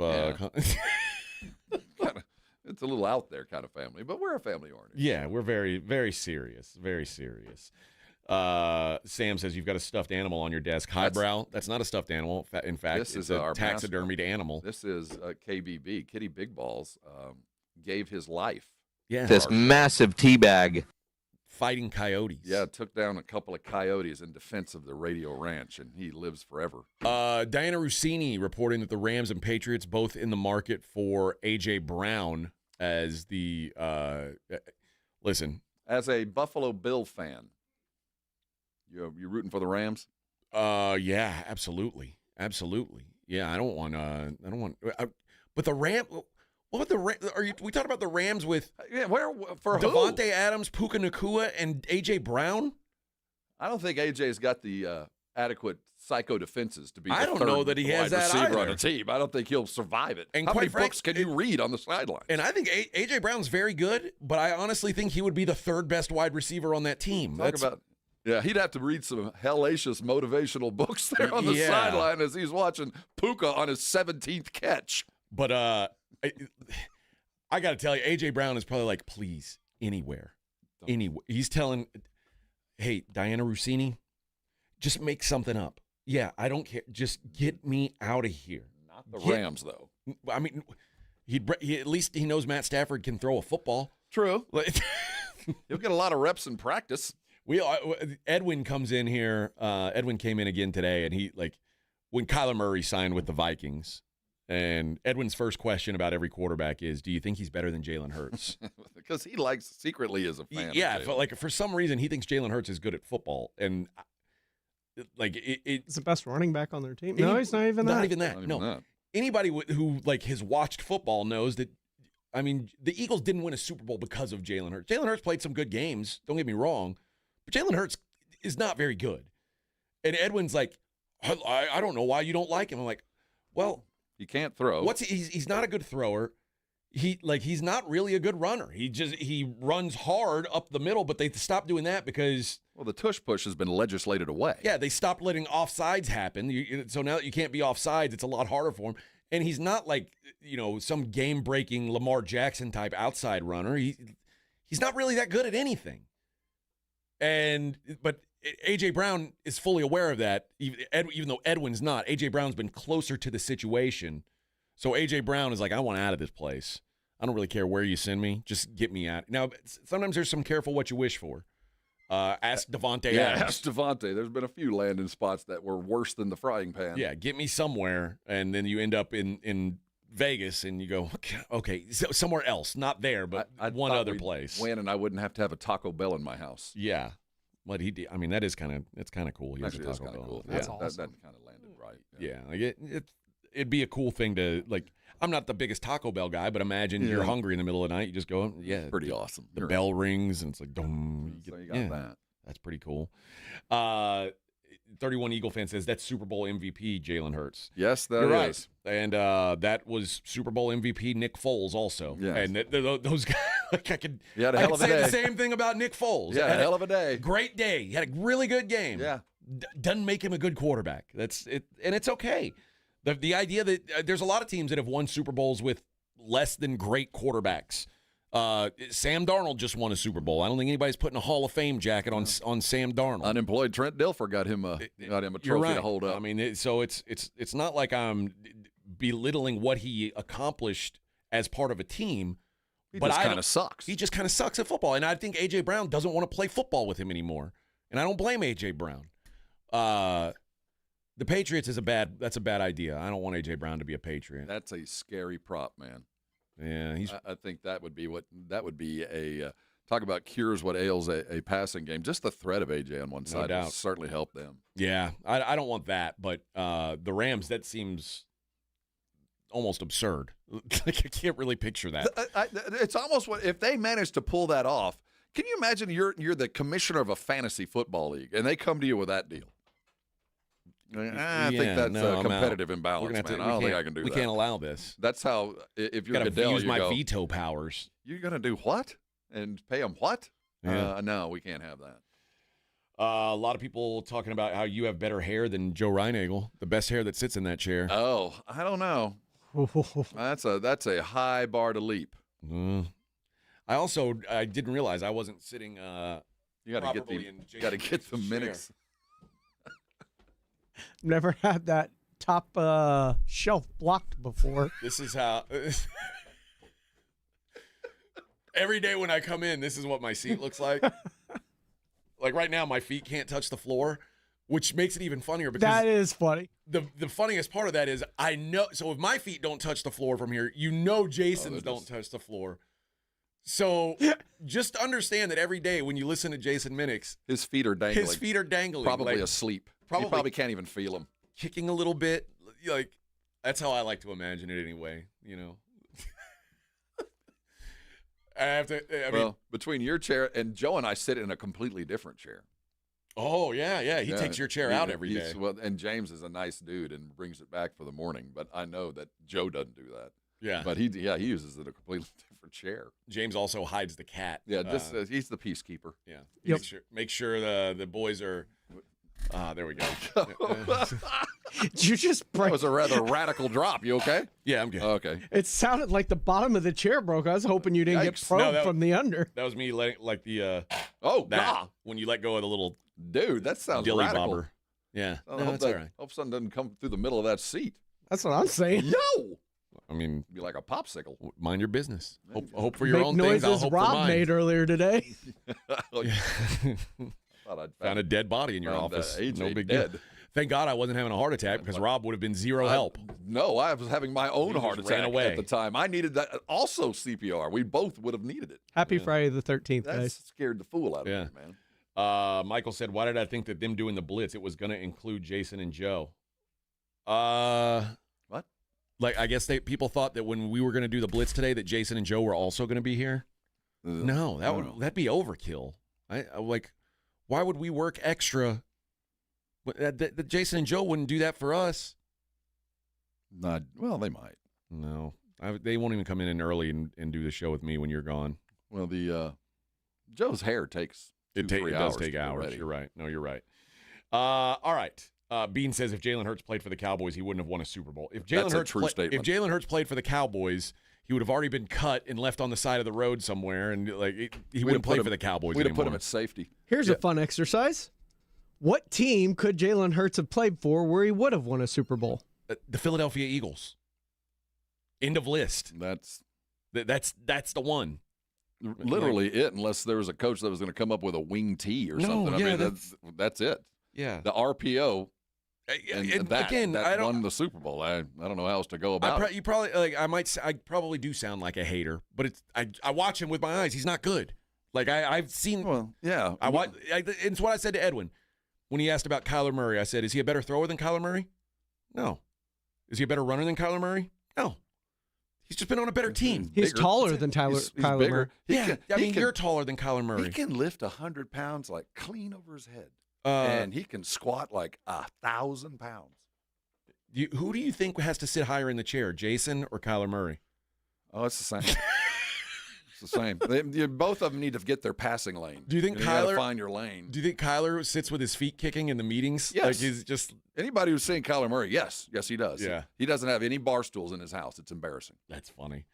Kyler Murray, one of a couple of quarterbacks to have me blocked on Twitter/X. What? Some are born to greatness. Some have it thrust upon them. I've been blocked by Kyler Murray since before he was in the NFL. Yeah, all the way back to his fighting Texas Aggie days. Ooh. He blocked me. He had the good sense to do that early. Yeah. He's got me blocked. Deshaun Watson's got me blocked as well. Somebody else did, but I think they unblocked me. Somebody told them that they should unblock me because I was making fun of them for it, and they unblocked. It might be Alex Bregman. There's a lot of very sensitive athletes out there. Well, I keep a burner account. But, I'm too lazy for that. I'd be like KD and accidentally send the burner stuff out from my regular account. Wait, that wasn't me. I was hacked. I don't have time to do that. Jack says, now let's turn the question over to the Cowboys. Where could Dak play and have won the Super Bowl? I don't think he could have played anywhere and won a Super Bowl. No. I think there are some places he could have been and won a Super Bowl. I'll start with Philadelphia. Houston. A couple teams, I think. Well, Houston can't win a Super Bowl. Well, I meant this year's team. No. Like I think if if Denver Dak had him playing some the way Dak- he was this year with that defense, yeah. Seattle. I think Denver has Dak Prescott there, Super Bowl bound. Yeah, there's a lot of places. I think much more highly of Dak than I do of Jalen Hurts. Now, do I think Dak is overpaid? Absolutely. Of course he is. They paid like the 8th best quarterback the most money in the world. That's not wise, but he's better than Jalen Hurts. There's no doubt about it. Completely agree. All right. Let's take a quick break. I did promise to get into some of that sound. I want to do that on the other side. A little bit from the Cowboys and quite a bit from the Spurs after the loss last night. We'll talk about that. Morning Huddle 94.1. Nope, it's the Blitz on 94.1. The Afternoon Huddle. San Antonio Sports Star. The Headline Blitz is brought to you by Novo Brewery, San Antonio's newest sports watching destination with over 80 feet of video walls, 60 craft beers, and hard kombucha on tap. A full bar and delicious menu. Novo Brewery is attached to North Star Mall and open late hours. San Antonio's newest sports headquarters is Novo Brewery. We're talking over 80 feet of massive video walls, a lineup of craft beers, and hard kombucha on tap. Novo Brewery, juicy, thick-cut ribeye steaks, picanha prime sirloin, Brazilian empanadas, stacked burgers, and more. Novo Brewery, built for fans, friends, and full-on game day energy. Novo Brewery, attached to North Star Mall with late hours. Check out the menu and taps at novobrew.com. That's novobrew.com. Calling all flag football fans, HEB and the Dallas Cowboys are bringing back the Dallas Cowboys Flag Football Classic, presented by HEB. Join us Saturday, March 21st from 9 a.m. to 2 p.m. at the Star Complex Center in San Antonio to watch local youth flag football teams take the field, hang with Rowdy at the Dallas Cowboys Hall of Fame trailer, and more. For more details, visit dallascowboys.com/HEB flag today. Join NAW, Northwest Automotive Warehouse, the San Antonio Gunslingers, and Real Truck for a pregame tailgate party. Saturday, March 28th. Bring the family and meet the team ahead of their March 29th season opener with free food, games, and prizes. Plan your tailgating and seasonal adventures with Real Truck products like Undercover Ultraflex, Retracts, and other outdoor must-haves. Join NAW, the Gunslingers, and Real Truck for a free family event on Saturday, March 28th at Northwest Automotive Warehouse on Culebra Road. Online at nawtruckaccessories.com. Hi, I'm Michael from the War and Treaty. You know the jingle. Now discover the facts about Ozempic, a GLP-1. Only Novo Nordisk makes FDA-approved Ozempic. Learn about the real thing. Talk to your healthcare professional today. Call 1-833-OZEMPIC or visit Ozempic.com to view the medication guide and to learn more about Ozempic. Semaglutide injection 0.5 milligram, 1 milligram, and 2 milligrams.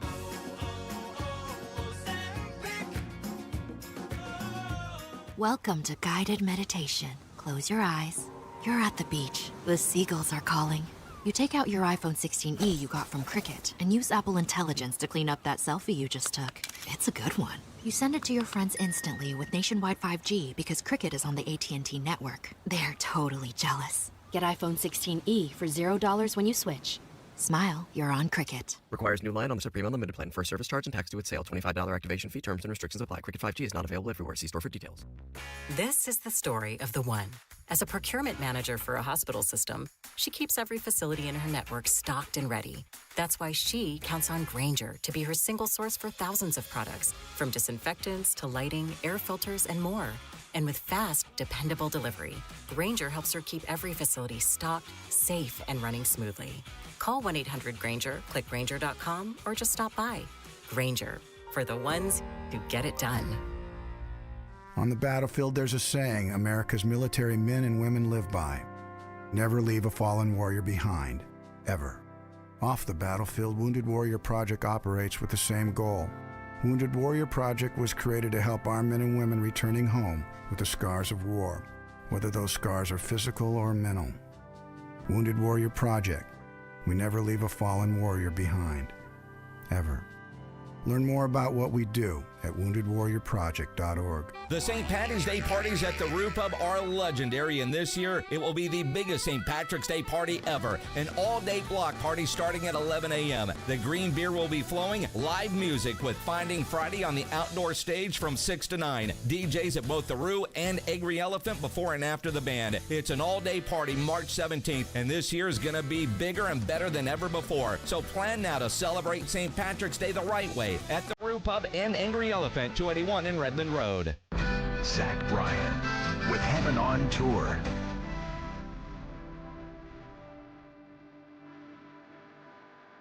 Saturday, March 21st, Alamo Dome. Wish I didn't, but I do. With special guests, Camp and J.R. Carroll. Tickets are on sale now at ZachBryan.com. Don't miss Zach Bryan live. All right, fellas, quick heads up. The 94.1 San Antonio Sports Stars Spring Golf Classic at the Golf Club of Texas on Monday, March 30th. Yeah, it's officially sold out. But don't worry, you can still be part of the fun. Join us after the round for the ultimate golf after party at 90 Proof Bar and Grill at Lucky Road Ranch and Highway 90. Cold drinks, great food, and about 1,000 exaggerated stories about the one drive that almost hit the fairway.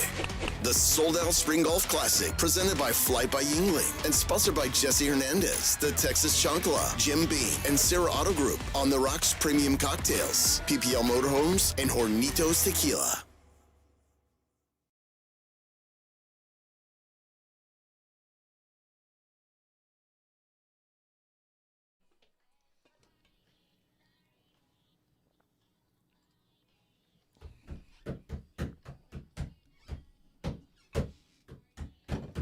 Yeah! Yeah! Looking forward to the weekend. Yes, sir. Hey, can you go back to the two shot of us on the screen there? Yeah, there we go. Can we make it where it doesn't say, where people don't think that I'm Jason Minix? Oh, look at that. We have a funny skin going on our. But then it has. I guess that'd be more. I think we're just we're guests in this building at this. I hour, know. I just don't want. We'll just allow. What if somebody screenshots that and says, "Yeah, oh, Jason, you've grown. You've grown 10 inches." I don't know. Finally hit that growth spurt, huh? I'll leave that there. Leave it all right there. Yes. Oh, yes. Welcome in, everybody. It is the Blitz. The afternoon huddle. The afternoon huddle. Whichever you choose, that's what you've got today here. The Bluddle. The hits. The afternoon blubble. Blubber. We are blubbles. Bubbles. We're blubbling. Blabbles. Blabbering. No. See. Rabble rousers. I don't know. Either way, but we're Rob and AJ. For those of you who don't know or don't have an alarm. Yeah. We are. You may know us as the show that carries the station around here. We do lift. Deal. We lift in the early morning. We're no the big lifters. Deal. We are, if you're just joining us, the 18th best radio show in all of the world. In the entire world, yes. including China and Taipei. Yes. What about Iran? Well, that's what brought the downfall. It was our show. We started bringing democracy to them. And then we had to bomb them. Look at that. 21-7 scoring run for Wisconsin, and now it's a 1-point game all of a sudden. We warned you. Illinois doing flawed. They're Illiniing is what they're doing right now. They're Illiniing down. All right. I had some audio I wanted to play. First, we talked about Brandon Aubrey. This is so stupid. This whole situation is dumb. First of all, if I'm any team that's remotely close, I'm trading second round pick for that's what you. He cuts. I mean, he's the equivalent, the new tush push. I mean, what you cross the 50 with Brandon Aubrey, you're a threat at that moment. You are a threat. It changes the way teams have to defend you because they know if we give up 6 yards, there's 3 points coming to the board. And that's not even to mention the value of what he can do with the kickoff and he's suddenly a real weapon. And you can say, oh, kickers don't matter. Kickers matter more today than they've ever mattered in the history of the NFL. And the league wants it that way. They gave them new balls. You can have a round. You can kick a basketball. Do whatever it takes to add some fun to this game because this stupid kickoff rule's ruining stuff. And then the sidebar of that was, holy crap, we got guys that can hit 65-yard field goals now. Kicking a basketball really hurts, by the way. It's a lot heavier than you think it is. It's very painful. Now, devil's advocate to that, it also changes the way coaches approach getting in field goal range. We've seen it since the McCarthy days. It seems like the offense throttles down as soon as it gets in his range. Well, that's a coaching problem, and that's an RPP. It is. I mean, if you're having to coach through the fact that, I can kick a field goal right now if I want to. And if you use that appropriately, you should win. That's a 3-game separator. Yeah. You know what I mean? And for us to go, the Cowboys go, you know what? Let's just see what you're worth. We know what you're worth. We know. He's the most valuable player on this Cowboy team. When the Ravens had to pay Justin Tucker a few years ago, and this was pre Justin Tucker being outed as a creep, there wasn't even a debate. It was, what do you want, Justin? Okay, here's your money. Because at that time, Justin Tucker probably still is. It's one of those things now, where we can't pretend like OJ wasn't really good at football, even though he chopped some people's heads off. Like, we got to be like, yeah, well, no, OJ was actually really good at football still. But Justin Tucker is probably the best kicker that's ever walked the face of the earth. And they said, oh, yeah, we'd like you to continue doing that for us. Here's the money. And have a party and celebrate the fact that we are willing to pay a kicker this kind of money. Instead, we're going to cheap out on him and just let him know that at any opportunity, if we can get rid of you for value, we will. What are you worth to us? A second-round pick. Okay. I put that in my back pocket if I'm Brandon Aubrey. Now I know where I stand. I am absolutely expendable to you. Yeah, I know exactly what I'm worth. So it's just one of those unfortunate, one of the things that you can point to and go, look what we did. I found this dude on the street. Wasn't he selling like surgical implements or something like that? He was UFL kicker. They literally found this dude if we could get off work and put him on the field, and he turned out spectacular. And you're going to lowball him? You're going to go cheap on that? Come on, man. I mean, of all the things to go cheap on. Yeah, I don't get it. I don't get it. Here is Brandon Aubrey discussing. First of all, he discusses his desire to stay in Dallas. Yeah, it's not something that I have control over as the term restricted applies there. So obviously, Dallas is my home. Would like to keep it that way. So it would be nice to get a long-term deal going. Just need to sit down and have that conversation. He's being nice. The good news is if you leave, you're getting paid a hell of a lot of money. Right. And here they ask him about if there's been any movement headed in the right direction since free agency started. No waiting pattern. There's a lot of moving parts with the Cowboys at the moment, and there's players that aren't restricted that they got to sort through first, because with that restriction, movement is significantly more difficult. So they go through, and there's more important fires to put out. Are there? And then they can circle around when things calm down and talk to me. You're gonna see, man. That is a very diplomatic dude.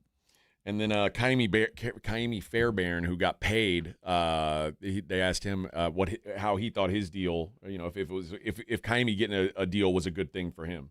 Yeah, that's always a positive. Anytime the market goes up as a whole, every kicker makes money. So when he signs a new record contract, that makes the guy who's signing number 32 contract, whether that's a rookie contract, like I'd say anybody who's signing a new deal.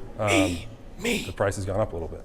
Me is who he's talking about. Me. I hope this turns into bank. I hope it does. I don't think Jerry would be too upset at paying him, but I just don't like the way he's going about it.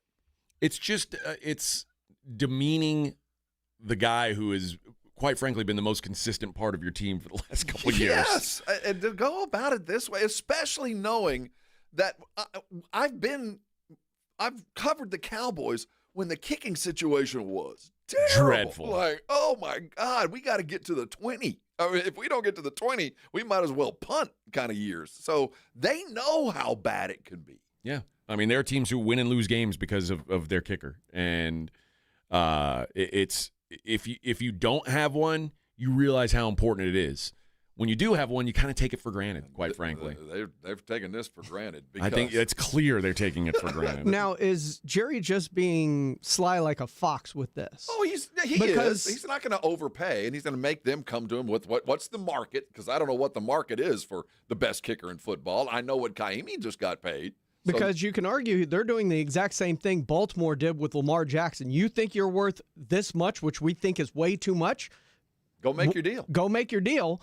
We have the right to first refusal on anything you have. No, you're absolutely right. But at some point, when you're a guy like Aubrey and you don't have much, you treat him nice. He's not going to cost you $100 million. At most, we're talking about $15 a year. We're talking about third string guard money at the end of the day. Seriously. Yeah. But for him, it's a king's ransom. So go and give him that pittance to most players, but a gold mine to kickers. Go give it to him and high-five him and celebrate, and then walk off and go, that only cost me $15 million. Now I got to go to sign this third-string defensive lineman and try to talk him down off of 25. They're going to end up franchising him next year. Can you imagine? All right. The first kicker ever franchised. Hey! It'll be cheaper than the second-round tender, I guess. Yeah, that's true. Seriously. All right, let's take a break. Oh, Greg says, why doesn't Jason press any buttons? Makes Pledge do all the work. Jason doesn't push his own buttons? Oh, no. That's why I was sitting here ready trying to figure out where you were going. Yeah, that's why I push my own buttons, because I know where I want to go. James doesn't. He's got no idea what I'm doing. He hasn't got the karmic connection. No. I don't even let Victor push my buttons for me. Oh, I've seen a button push. No, not from me. I push the buttons. I'm the button pusher. Unplug it, maybe. I'm the one. All right. Let's take a break. When we come back, I'm going to play some sound from Mitch Johnson and Steph Castle and De'Aaron Fox. Losers. Guys who blew it last night. We'll talk about that on the other side. Morning Huddle 94. Nope. God, I'm going to get there one day. The Blitz, 94.1 San Antonio Sports Star.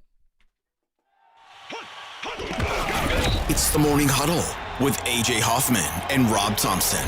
Monday on the Morning Huddle, the field is set. March Madness, it's here, baby. Bring your brackets, but write them in pencil. We're going to help you out there. Also, Charlotte coming to town. Afternoon game on Saturday. We'll talk about what happened and get you ready for all the tournament madness. Get here early. Party starts at 6.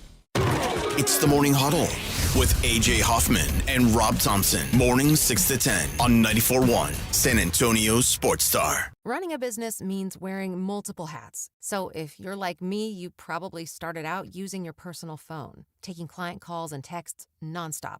As my business grew, I needed something smarter. That's when I switched to Quo, the #1 business phone system. Quo works right on your phone or computer. No carrying 2 phones, no clunky landline, just one easy app you can try for free. Your team can share one number and handle calls and texts together like a shared inbox. Any teammate can jump into the conversation so customers get faster responses. And Quo's AI assistant summarizes your calls and responds to customers 24/7, so you never miss a lead or opportunity. All this starts at just $15 a month. That's basically 2 coffees. You can even keep your current business phone number. Find out why 90,000 businesses trust Quo. No missed calls, no missed customers. Try Quo for free at quo.com/sports. That's quo.com/sports to try Quo free. QUO.com/SPORTS.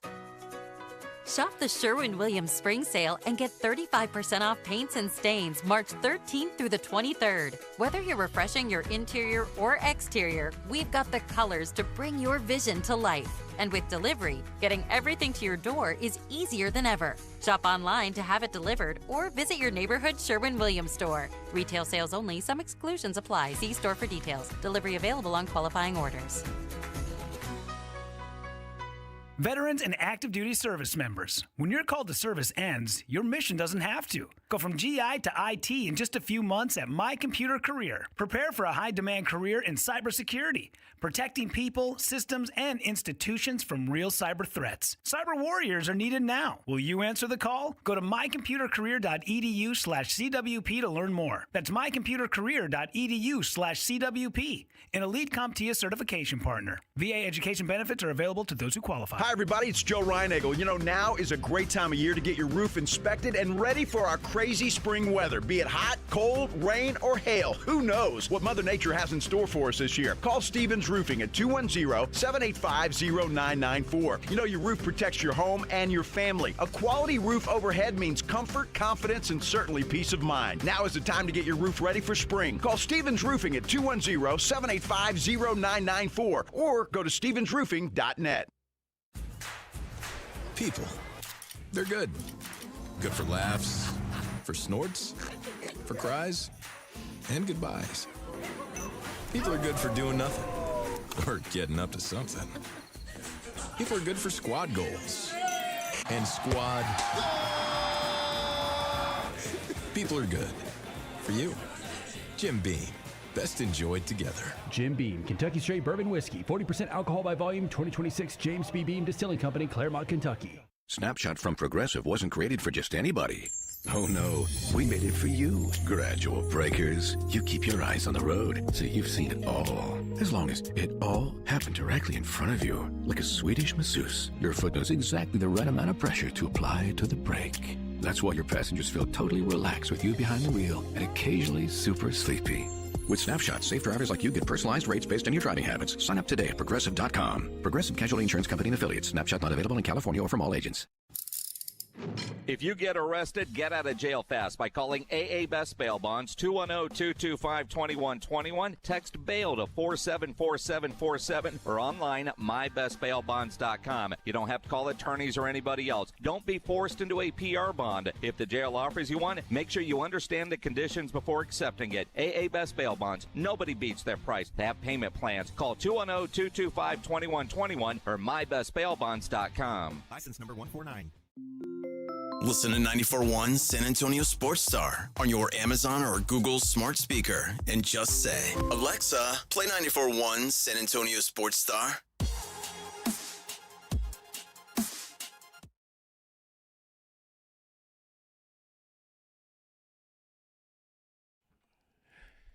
Heyo! It's the Blitz with Rob and AJ. Here we sit. I think our suit's leaving the building. Oh, I think so. I think we got the attaboy as he walks out the door. Hey, thanks for doing this. Appreciate you guys again. Don't call me if you need me. I won't be here.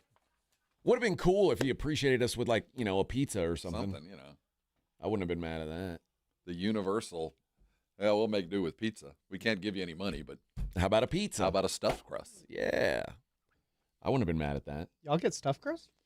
Well, I mean, we don't get when any. You're the 18th best show in the world, we should expect. This is the thing for us, Pleasure. Stuffed crust. Like with us, when we get off work, there's people still just like sort of trickling into the office. Yeah, it builds as the day goes on. Yeah. Now we walk out and it's a wasteland out there. Yeah. Nobody there. Like when you first walk in. Like when I get here at the AM in the mornings. Gibbs says when the suits leave, you can put the show on repeat and leave. That's what our plan was. This has already been recorded. We did this earlier, knowing we were going to talk about it now. Actually, that is true. That's how good we are. No, that would be cheating the audience, and that's one thing we don't do. Por toda la gente. We are of and for the all people. The people. That's right. Right here, solidarity. Shout out. If you're thinking right now, is he talking to me? Yep. I'm talking to you.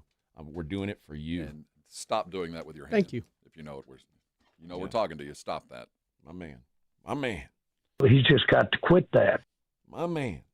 All right. I want to play some more sound. I wanted to play some of the sound from the game last night. The Spurs, if you haven't heard, the Spurs choked away a win last night in gave it up like losers. Pretty bozo fashion. Just like we thought.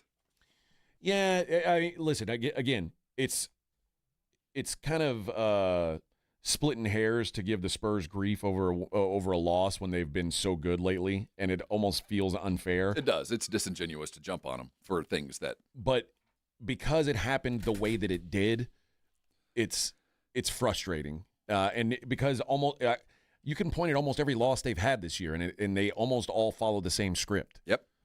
Solid first half, at least a solid second quarter. Go into half, look at the adjustments, come out, and promptly lay an egg in the third quarter. Yeah, and this was against a team that I know that like the standings don't say this is like one of the teams that's your peer, But I think this is one of the teams you hope is your peer. Like, you hope this is the if the Spurs win into this season, if Spurs fans win into the season, and I said your record will be within 5 games of the Nuggets, we have a parade, no doubt. So the fact that the Spurs are now 7 games up on the Nuggets, you can holster that. But this is still the Nuggets are still a Western Conference Finals caliber team.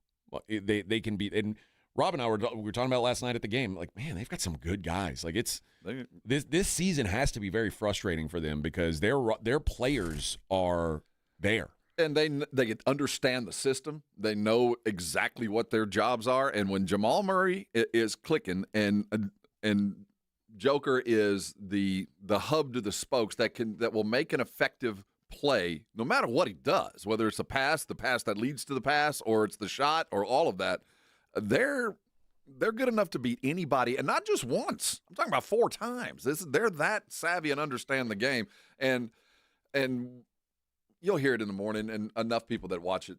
Joker is still the best player in the world. He is. I mean, there's just no getting around the fact that every skill set he has, and his line last night showed it, that there's nothing he doesn't do better than everybody else on the floor. And that includes being offensive. And to some extent, he's been more of a reflection on defense than he has in the past. I mean, he's forever going to be a bit of a liability, but that's not why he's the world's best player. It is the offensive side of his game.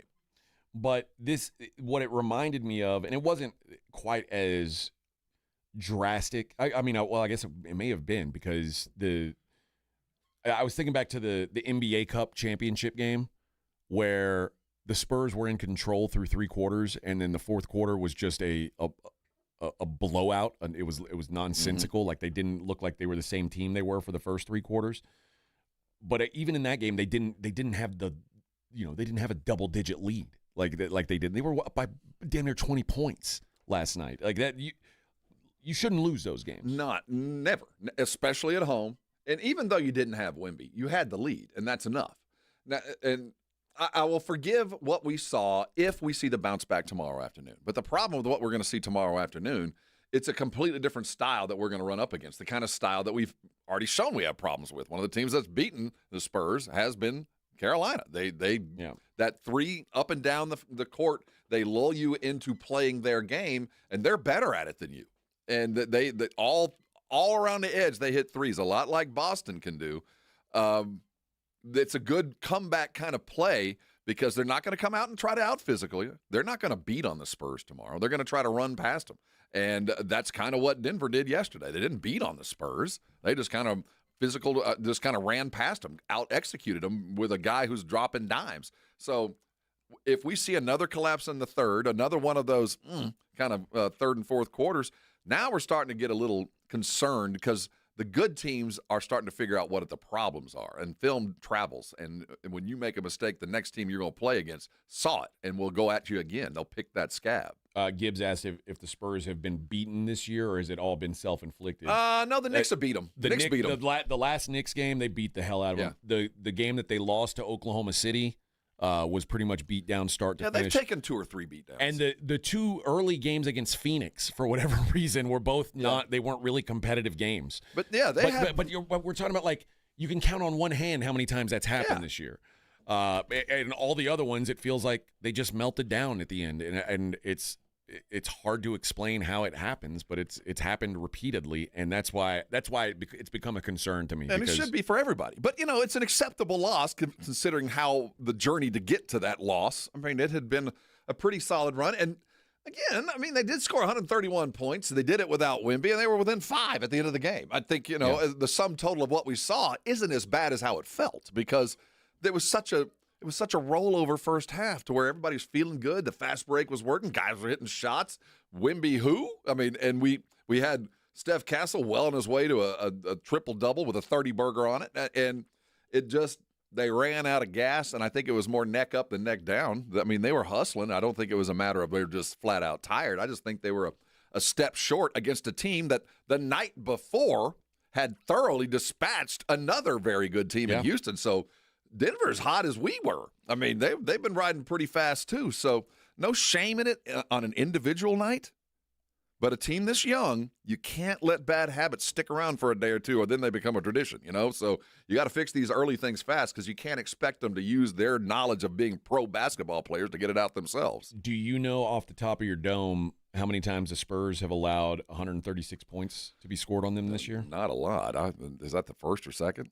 It is the second. Yeah. The first time was November 28th at the Denver Nuggets, a game they won 139-136. But that's concerning. That's the second time. Yeah. So maybe circle Denver as a team to avoid come playoff time. And here's the issue. Okay, so the Spurs sit currently at second within eye shot of first. 3.5 games. So, it's there. It's going to be hard. And, OKC would have to help us along the way.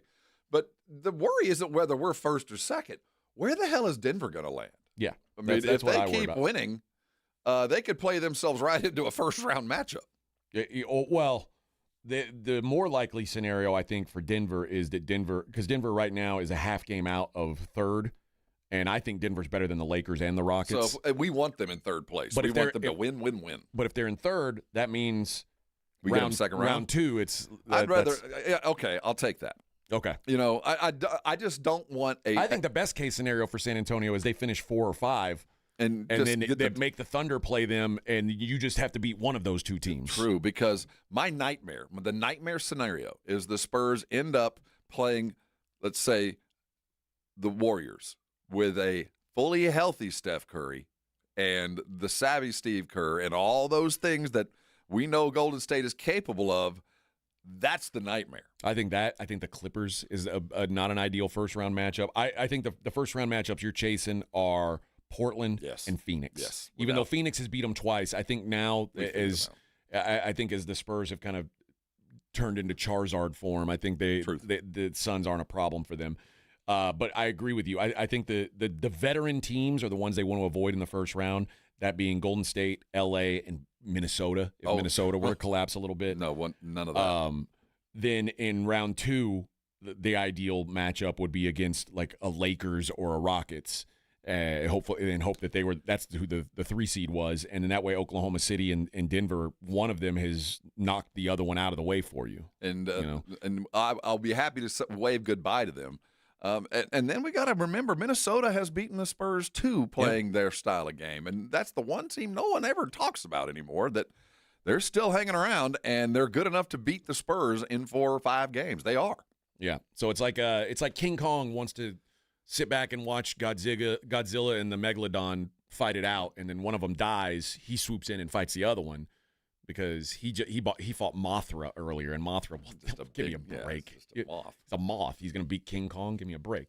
But the Godzilla and the Megalodon, that's a good matchup, and you don't want to fight both of those, so you hope that one of them kills the other. And then are we Godzilla in this, or are we Megalodon? I think we might be Megalodon. I don't know what we are. Because Godzilla, that's OKC. They're the king of the world. Or what about King Kong? Well, maybe we're King Kong. I don't know who's.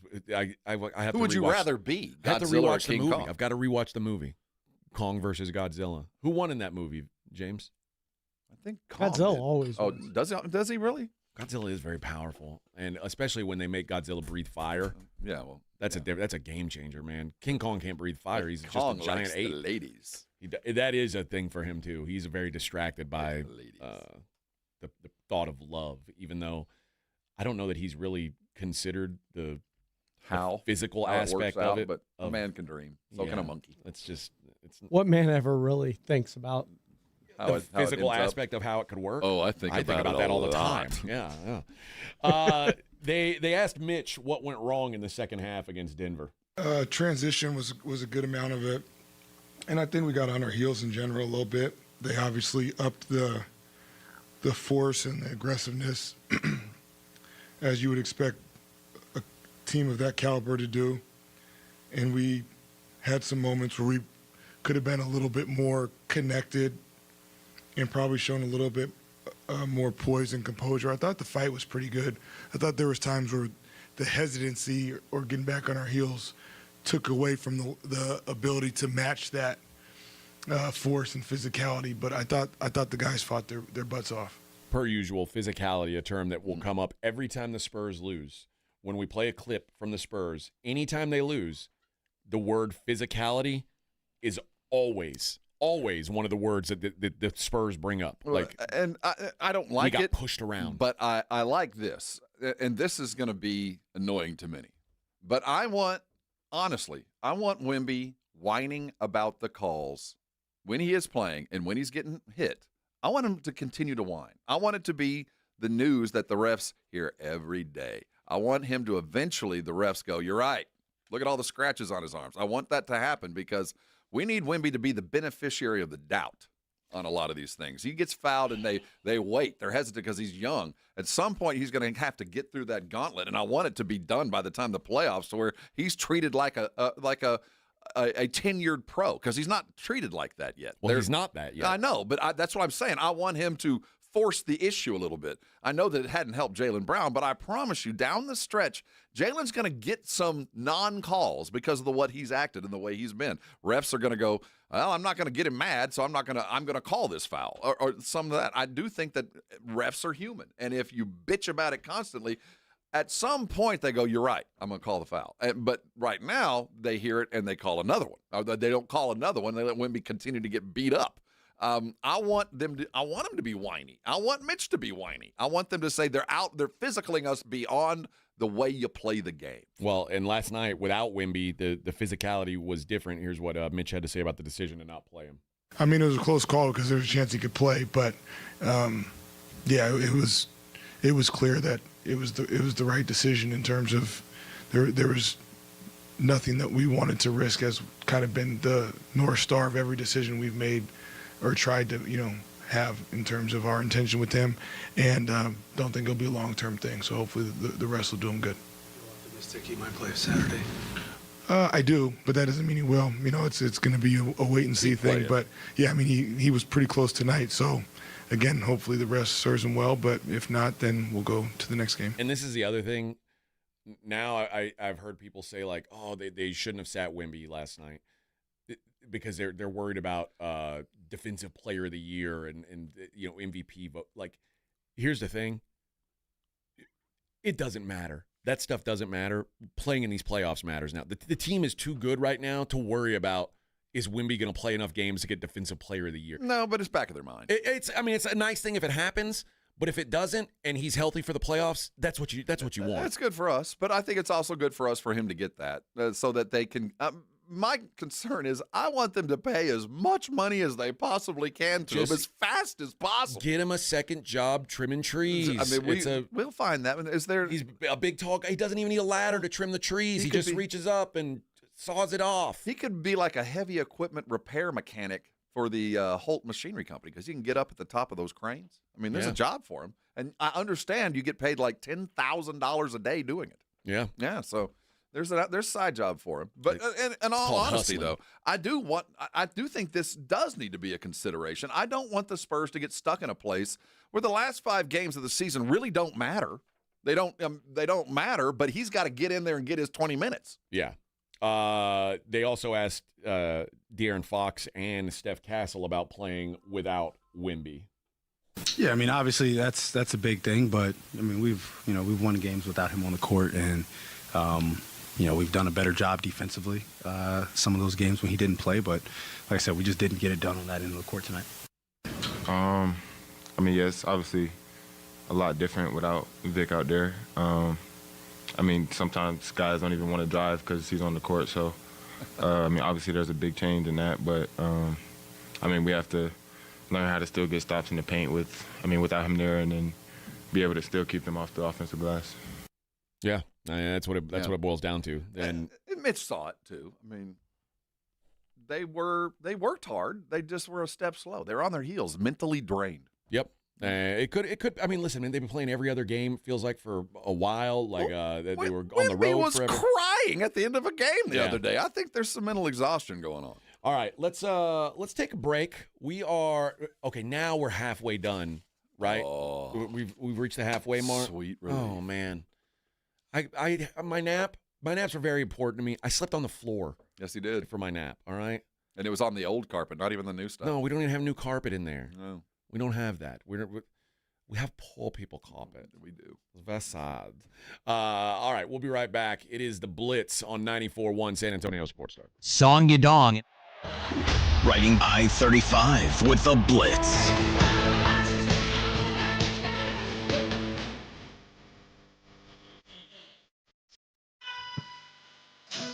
Afternoons 2 to 6, KTFM Floresville, and everywhere at sasportstar.com. If you're a business owner, a manager, a club leader, you need your logo on any kind of gear, get into Sammy's Embroidery and Printing down on San Pedro. You need your logo on a nice golf shirt, dress shirt, fishing shirt, you name it, Sam has it. All the big name brands, North Face, Eddie Bauer, Nike, Travis Matthew, Under Armour, Port Authority, to name a few. Sam even now carries a full line of Tommy Bahama. Over 25,000 caps and more than 75 color combinations are on display in his showroom right now waiting for your logo. So if you need caps, go see Sam. He's got all the popular cap brands like the Richardson 112 style trucker caps, Katie caps, Nike, Cap America, to name a few. If you need t-shirts screen printed, Sam will get you taken care of. If you need uniforms, he has over 700 uniform lines to choose from, all kinds of industries. Nobody has better prices. No order too big, no order too small. And Sammy's is the only company in Texas with one-day turnaround. Call Sammy's Embroidery and Printing, 210-824-3900, or get into that massive showroom down on San Pedro, a mile inside Loop 410 right there across from McDonald's, or go to the website, samsembroidery.com, for Sammy's Embroidery Club. Taxes was feeling so stuck. Sitting in traffic, squeezing into a parking spot, all to squeeze in getting tax help during your lunch break. Now Taxes is a TurboTax expert who does your taxes for you, while you go about your day getting real-time notifications about their progress and the most money back guaranteed. Now this is Taxes. Intuit TurboTax. See guarantee details at turbotax.com/guarantees. Only available with TurboTax experts. Real-time updates only in iOS mobile app. Indeed presents hires you can't afford to get wrong, like a warehouse operations manager. Where are the forklifts? Sold them. Too expensive. We're using scooters now. So you expect us to move a 2-ton pallet on a scooter? Just lean into it. Put your back into it, people. This is your job for sponsored jobs. This is what happens when you don't sponsor your job on Indeed. Next time, get matched with quality candidates with Indeed sponsored jobs. Visit Indeed.com/hire now and sponsor your job today. Pump up the volume. Business moves fast. Orders roll in, deadlines close in.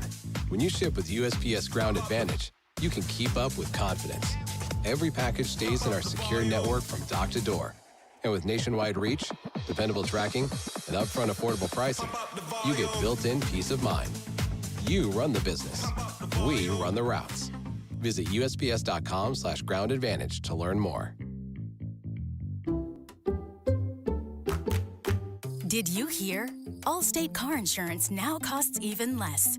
So when you bundle with home, you can save even more. Check Allstate first to bundle and save with a new lower auto rate. You're in good hands with Allstate. Not available in every state. Only applicable for new auto insurance business. Rates will vary by several factors, including how you purchase the policy. Potential savings may vary. Allstate North American Insurance Company and Affiliates, Northbrook, Illinois. San Antonio's Sports Center. San Antonio Spurs, well, they had no Victor Wembanyama last night, and it turned out to matter later rather than earlier. They were up 20 at one point, but would fall to the Nuggets 136-131. Steph Castle had 30 and 10 in the loss. They return to action tomorrow night as they welcome the Charlotte Hornets into the Frost Bank Center to wrap up this homestand.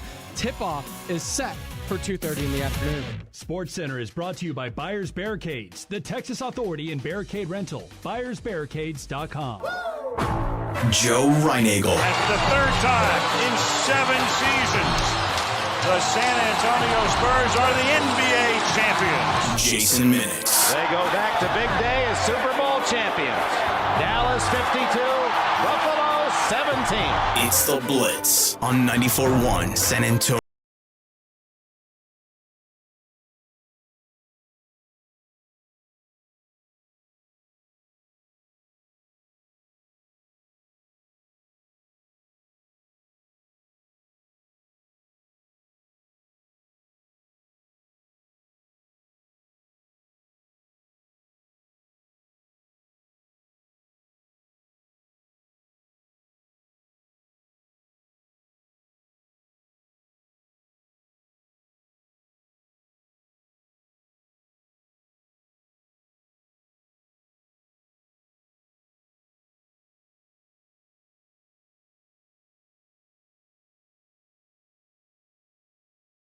Somebody asked what my hat was. It's a Cal Baptist University Lancers hat. It was a little bit of swag from a recruiting visit.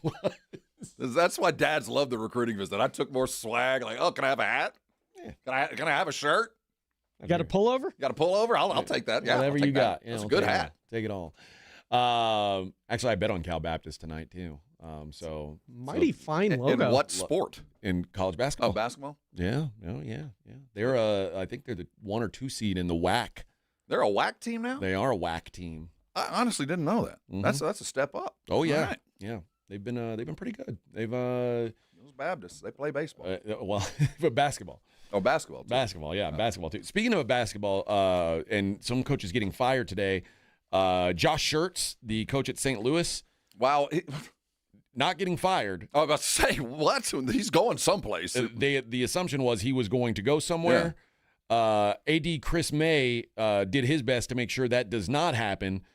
Josh Schertz has agreed to a contract extension to remain at St. Louis. Hey, well done. Well done. I did not see that coming.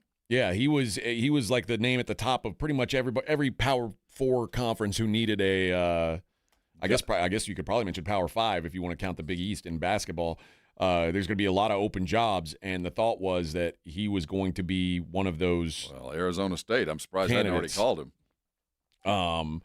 But after being the top seed in the A-10 tournament, right now they survived today, despite being down 20 at halftime. They came back and won, and they advanced to the semifinals tomorrow. The team found out about Schertz's new deal before the opening tip against George Washington. The coach judge's team's early performance made him look bad. He said, "Guys, come on, man, come on." They were trying to get me fired. I guess that shows how they feel about me. But 28-4. I think you and I both, I think, agree that they're going to be in no matter what happens in the Atlantic 10 tournament. I think they've done enough. The A-10's a good enough league, and they were good enough that they'll be in.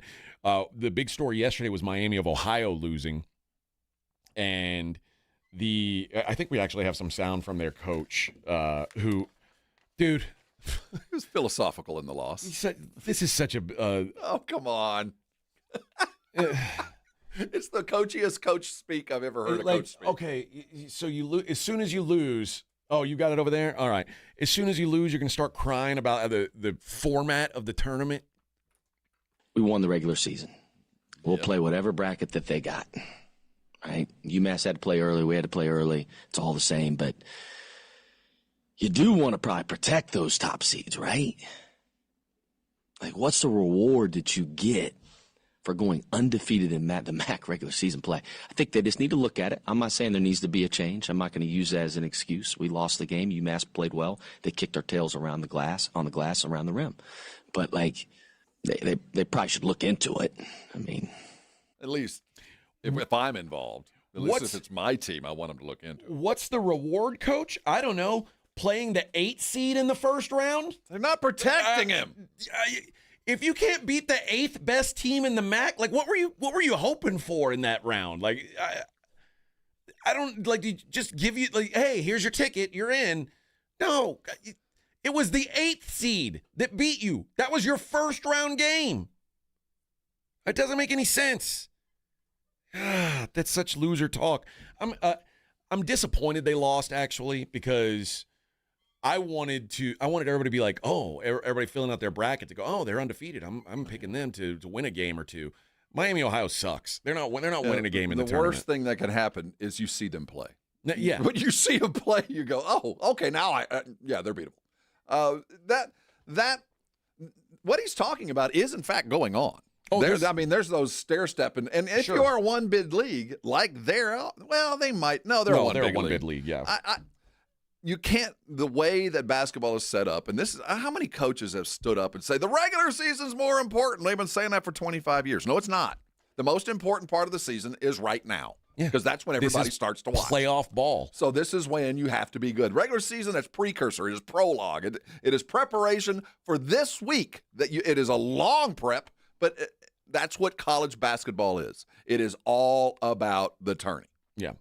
And this is by the metrics, and you can say that's fair or not fair, but by the metrics, Miami of Ohio is not even the best team in the MAC. No. Like they went undefeated, but they played literally no one out of conference. They never tested themselves once. And everything I'm saying, I also believe firmly they belong. They're an 8 seed. I do. They belong. That's where your benefit comes, Coach. It doesn't come in your conference tournament. Your benefit comes in the big show. And because you went undefeated in the regular season, you're probably going to be an 8 or a 9 seed. No, I think they'll be lower than that. I don't know. I think the loss might have kept them there. I think they'll be like they're going to be. How's the deepest? What's the deepest at large? I think they're going to be like a play-in type team. I doubt it. I can't imagine that though. I think they'll get slotted at a 5-12 at worst because that's one of those upset slottings, and because they are 30-0, it might be during the regular season it might be something, but I don't think they're going to be the low. They're not going to be a 16 seed. That's a big, no. I don't mean a 16. I'm talking about the 11, like the where they put the. So 16, the play-ins are for the automatic qualifiers, right. The lowest automatics. Right. So they're going to be above those guys. I'm talking about at Dayton, like where they play like the last 4 in games. I don't even think they're going to do that to them. And you probably it would be appropriate, but I do think that the committee and all those are gonna reward an undefeated regular season. You might be right. And whether the Ken Palms and all those stats are going to tell them they're wrong, but I think these are all athletic directors and they're all coming from conferences that there go but the grace of God me, and I don't want to be the team that went 30-0 in the regular season, lost a game, and ended up being a 5-12 sacrificial lamb. I want to put them in a place where they've earned, or in a play-in and they don't even get to go to the real tourney. I think they'll just get the benefit of the doubt and then get run out of the gym on their first game. Joey Brackets right now has the last 4 byes, so the last 4 teams to not have to play in the first 4. There.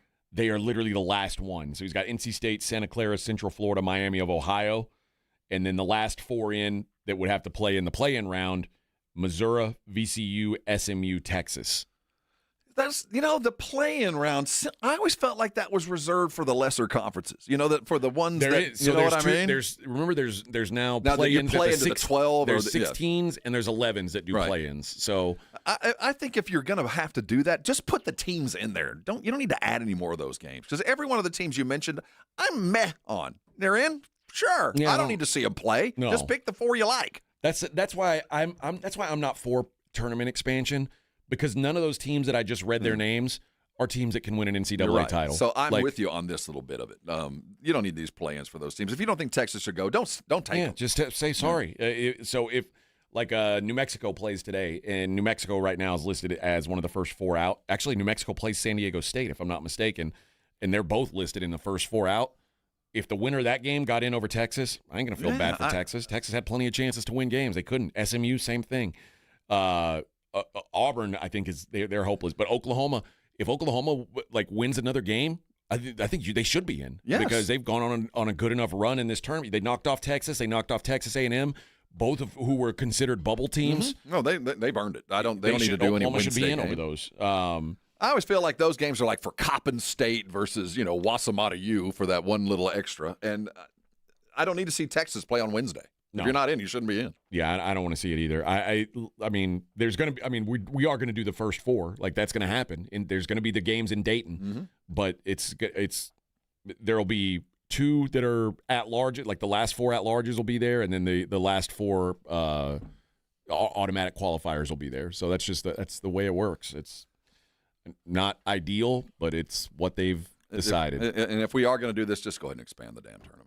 Don't call it a play-in. Just add a bunch more teams and let's just start it on Wednesday. I don't know, but I mean, don't this want seems more dumb. teams. Ugh, we have enough teams. The sad thing is, those games are going to be such a letdown from the games we're about to watch. Yeah, we're going to have phenomenal conference champions, quarterfinals, all the way through Sunday afternoon, and then those Tuesday night games are going to be like yawn. Yeah, it's going to stink. But there's some good games going today. Tennessee and I guess we should mention that Wisconsin got an overtime win, knocked off Illinois 91-88 to advance to the semifinals. Greg Gard got his the boys Big playing. Ten. That's good.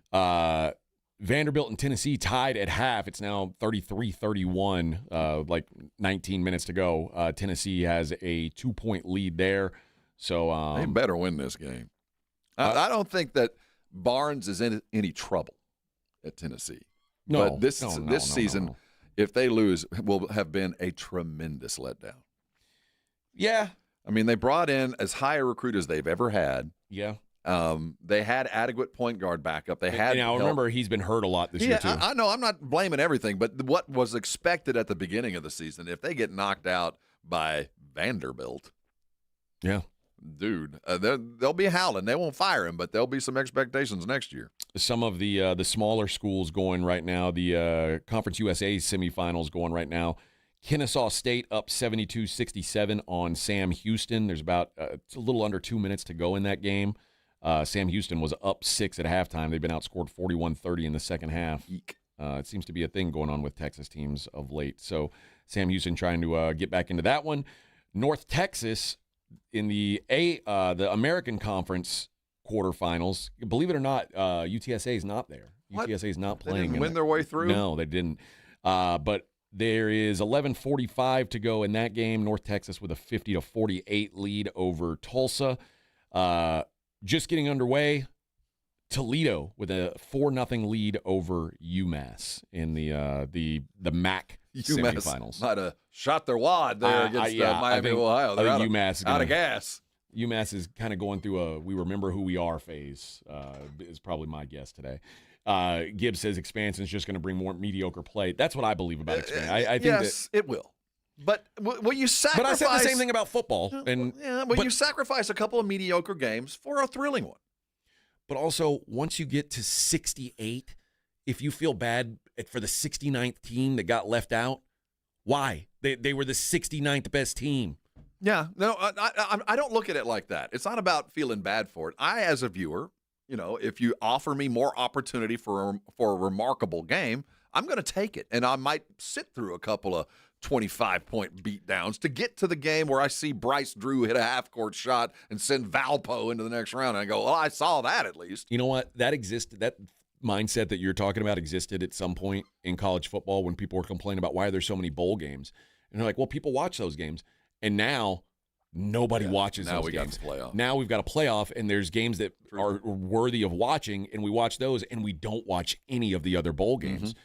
If this thing were if it went back to 64, I wouldn't be mad. I don't need 68. Well, I will agree that we just talked about how college basketball is set up. It's all about the tourney. And this week is so spectacular. Today, when you woke up and looked at all the games that were starting at 10:30 in the morning, it could have been any tournament 10 years ago. Yeah. I mean, you look at the matchups, the top 10 matchups, the top 25 matchups that are coming out of these power conferences. It feels like tourney matchups, and we didn't used to get that. So I do think that because the conference tournament has become that much more important and these conferences have gotten that much bigger, that we got some, like today, didn't we have UCLA? Who's UCLA playing? Michigan State. That's a tournament game. That's a Sweet 16 game 3 years ago. And we're getting that on Thursday of the tournament. So I do think there's this newness that's filling the void. But once we get kind of accustomed to these conferences and we know that, they've already played twice, even though it still feels weird that UCLA and name your Midwest school have already played twice. But right now it is thrilling. It is tournament worthy, but I do think in a couple years we'll get like we did before all the expansion. Well, we've seen this. I'm bored. There is another Texas team that got through today. I should have mentioned. I feel bad, in fact, that I didn't mention that Prairie View A&M got a win, 74-65 or 74-55 win in the semifinals of the SWAC tournament. So what's the record? Do we have? Prairie View's no, they're not. They're 17-17. Oh, good. Celebrate 9-9 in the SWAC, and they get a chance to play for the championship tomorrow. They'll play the winner of Southern and Florida A&M. They'll tip off at 7:30 on ESPN+. And knowing full well they win their conference, they could knock A&M out. Yeah, well, they're 16 seed. Whoever. Somebody gets in, but that's an auto bid league. Right. So there's only. I guess there's nobody favored to get in from that league. There's nobody who's gonna. Yeah, there's no upset like surprise team. No, the SWAC will be a one bid league forever and ever and ever and ever. That's just the way it is. One of the worst basketball conferences in the country. But there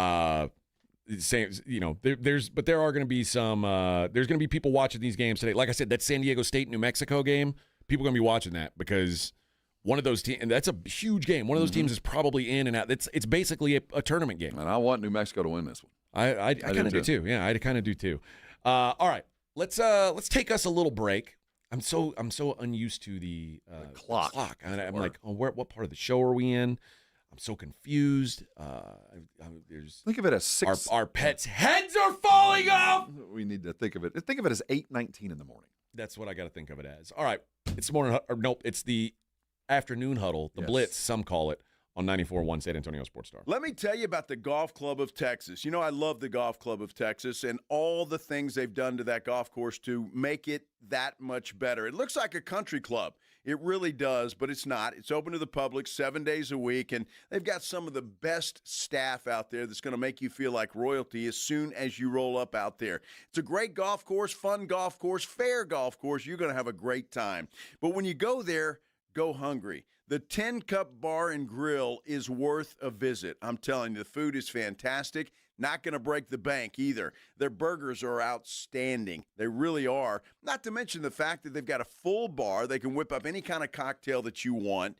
And they've got a huge selection of ice-cold beer. Whether that's draft or bottles and cans, doesn't make any difference. The 10 Cup Bar and Grill will take care of you. In fact, if you're not going to play golf, take your family to dinner out at the 10 Cup Bar and Grill. You will be happy that you did. It is one of the best places in San Antonio, that is for sure.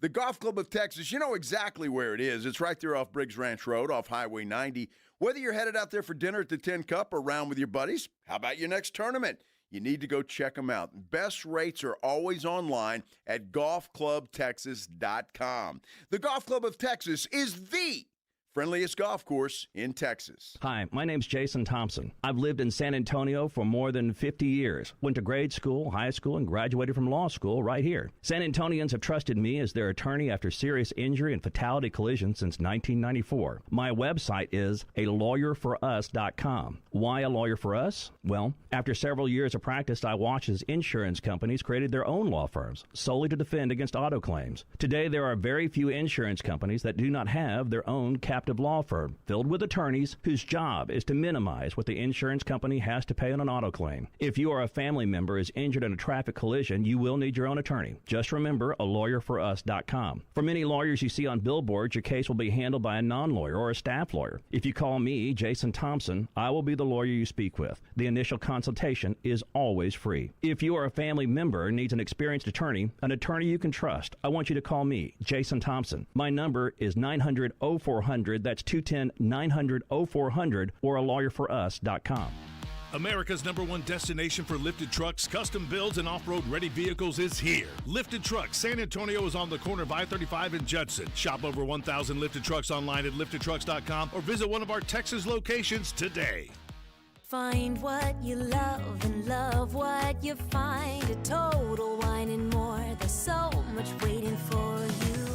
With the lowest prices for over 30 years, find what you love only at Total Wine & More. Drink responsibly, B21. I know that hiring can be challenging. You need someone to match your role perfectly. Well, now you can meet them fast on ZipRecruiter. Build your team, build it sooner. Meet your match on ZipRecruiter. Just head to ZipRecruiter.com/free right now to try it for free. That's ZipRecruiter.com/free. Meet your match on ZipRecruiter. Try it free. This is the highlight of my morning. Hey, what's up? It's Island. And I'm Josh. And a little thing we love about the Chick-fil-A Bacon, Egg, and Cheese Biscuit is that it's our go-to morning comfort. And you've got that nice golden fluffy egg. With a soft, flaky biscuit. Crispy bacon. Melty cheese. You want something quick, you want something convenient, but most of all, you want something good. There's no better way to start your morning. There we go. Start off the morning with a Chick-fil-A Bacon, Egg, and Cheese Biscuit with Simply Orange Juice. Order on the Chick-fil-A app today. Real guests paid for their testimonials. Your professional indoor football team, the San Antonio Gunslingers, kick off Sunday, March 29th at Freeman Coliseum. Tickets on sale now. Season, group, individual. Bring your family, friends, or your crew. Get yours at sagunslingers.com.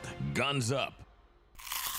Move over, Chips. There's a new, crunchier MVP in the snack aisle. Enter pork rinds. Southern recipe pork rinds are low-carb, gluten-free, and packed with protein to keep you going. And the flavors, big, bold, crunchy. From sweet barbecue to hot honey, every bite brings that flavor-packed crunch you crave. Grab your favorites today at H-E-B or online at porkrinds.com. Southern recipe pork rinds are your snack time, crunch time hero.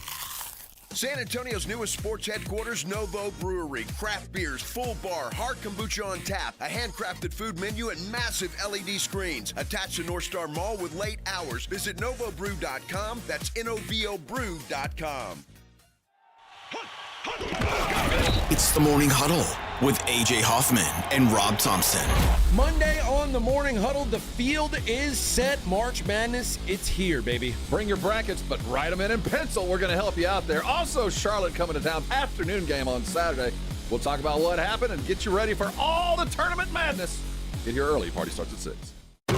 It's the Morning Huddle with AJ Hoffman and Rob Thompson. Mornings 6 to 10 on 94.1 San Antonio Sports Star. It's the Blitz with Jason and Joe.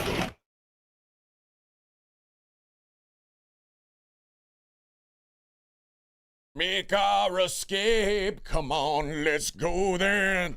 You know, Creed played the Houston Rodeo a couple days ago? Really? Yeah. Can you take me higher? I don't get it. And they killed it.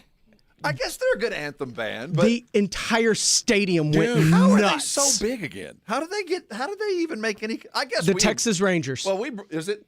Dude, I here's what I believe. I believe Creed, much like Nickelback, was one of those bands that if you liked them, you were kind of shamed for it. True. And I think years later, people looked at it and said, you know what? Maybe we were going after the wrong thing. Like, maybe Creed didn't suck that bad. I guess. And they've got some good songs.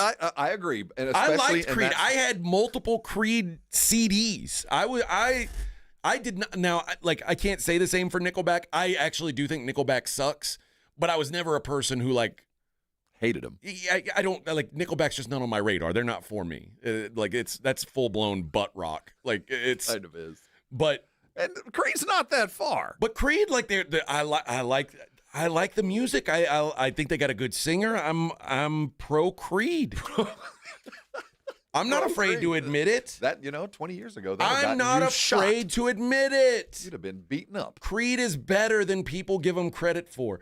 And now I think people are starting to come around that, like, you know what? Yeah, I did like Creed. It's our kids. You know what people don't like to admit now? That they liked Limp Bizkit. That's the other side, right? Yeah, like, and Limp Bizkit was as big as, like, they were the biggest thing on earth for a while. And now people are like, oh, no, I never heard that. No, I told Mike, I listened to them too. Yeah, I listened to Limp Bizkit and Creed. I'd pull one CD out and pop the other one in. That's what I rolled with. Yeah, every era has a dead period, and that was the dead period. I don't know that it was. I think in hindsight. And, there just wasn't a lot of there. Okay. We'll agree to disagree on this. I'm not saying it was bad music, but it's kind of like you'd reach the end and you were just kind of filling space. Although I think Limp Bizkit started something. I don't think they ended it. I think they started it. Oh, they were certainly one of the early a band called Korn. Yeah, those guys. That went for about 5-6 years. So it wasn't. It wasn't I think Korn lasted longer than that. Limp Bizkit was a short burst of huge. And I know they're not the same. Whatever I think Limp Bizkit, I think like Sugar Ray, and like, oh God. What's funny is Sugar Ray, their first album. So the second album that came out is the one where they got famous. And I had Sugar Ray's first album. It's called Lemonade and Brownies. And I don't think there's a single song on there that you would recognize as like a radio tune. But they were kind of heavy, kind of badass. And I was so excited when their second album came out, and I went and got it. They sold their soul. It was, I just want to fly, fly so high. Sure. All right. And I don't want to say they sold out, but they kind of sold out. They did. And it made them huge stars. I get it, man. Sometimes you got to, when you're the ice cream man, if you only got vanilla, you ain't going to sell a bunch of ice cream. Or just make really good vanilla. I mean, yeah, but there's a lot of other stuff out there. You sell what the people want. And that's what. If you live in a part of town where people say, we want chocolate, you don't show up with just vanilla. Do you also find it semi-ironic that the Sugar Ray, their, I guess, final album was called 1459? I did not know that was the case. Was that their last album? Yeah, I think so. Well, They saw it coming. The one where they had the Somewhere on it. Yeah. But I didn't know that was their last album. Their last big one. Okay, yeah. They I know. may have released something since, Yeah. but In about 10 nobody knows years, they'll about be it. doing the rodeo. I'm sure they will. Sure They'll be back. Dude, I think they were at Oyster Bake last year. Let's see. Well, that's a big I'm not even step kidding around. from They're, Oyster Bake to the rodeo. But I think they were there last year, so it's not out of the realm of possibility. Paul says Creed was my first rock concert in 2000 as Awesome. a senior. Days That's of the the New kind of show opened up for them. Your parents could take you to. Finger 11 before they did anything big too. Yeah. And then Jose says Korn and Slipknot was ass. Slipknot. I liked both those bands. I still like Slipknot to this day. I'll listen to some Slipknot. I'm down with that. It's good gym music. It's a bunch of clanging. Limp Bizkit was the Trailer Park Anthem along with Kid Rock. Truth. Yeah. Dirty rock. Yeah, that's fair. Kid Rock started out as a rapper. And Kid Rock, his first album, on the cover, he had a high top fade. Had the Kid and Play look. Yeah, full blown, a 4 foot tall, not 4 foot literally, but a foot tall high top fade. He runs from that picture. Oh, I'm sure. That's now not he what does. he shows in his friendly family group now. But that's look what I used to look like. Listen, we all get where we get. We all get where we get. And you got sometimes you got to get some embarrassment out of the way along the way. Well, we were. What was it? What was this? What was that song? We were smoking funny things, and yeah, we were trying. I don't know. That's why he got popular. No, that's what he turned to. To get him on the But hey, I'm not here to judge, man. Get your money. Get your money. If I was a rock star, I'd sell out. What's the whole point? I'd be the lead singer of Nickelback. Yeah. What's the whole point of being a rock? Nobody wants to be. No, I want to be a poor poor artist singing my song, collecting change on the corner, being a true musician. You sell out to the man. Several instruments at once, like the cymbals with my knees. Living in a van. A true musician. You sell out to the man, and you get the money. Yeah, this song sucks. Like Mark McGrath. It's made a hell of a talk show host. I think he spun it into being on TV. Pretty good well, it guy. also helps that he's super handsome, or at least he was. Has his own Sirius XM. Yeah, he does a good radio show. Yeah. Well, hey man, For a musician, he's a pretty good radio host. I'm not here to judge how dudes get their money. Sometimes you sell it. Don't judge me. Yeah, that's what AJ wants to do, though. That's what he's trying to talk Dax into do. Is letting you could him be the next. You could be the next Mark McGrath. There you go. Let me be the next Mark You McGrath. could be Mark McGrath. Mark McGrath and I actually have matching tattoos. Not I purposefully, don't- I but don't we wanna do even have know. we do have the same tattoos. Which one? The sparrows on our collarbones. Oh yeah, okay. Mark, I always thought Mark that was, McGrath has them I too. thought that was a gang affiliation. It is actually, and we're in. Well, I guess we're in, you're in a The fraternity. Sparrows, We're in a gang, but You're we're a in sparrow? separate. We're in a separate chapter. Another clique. Yeah.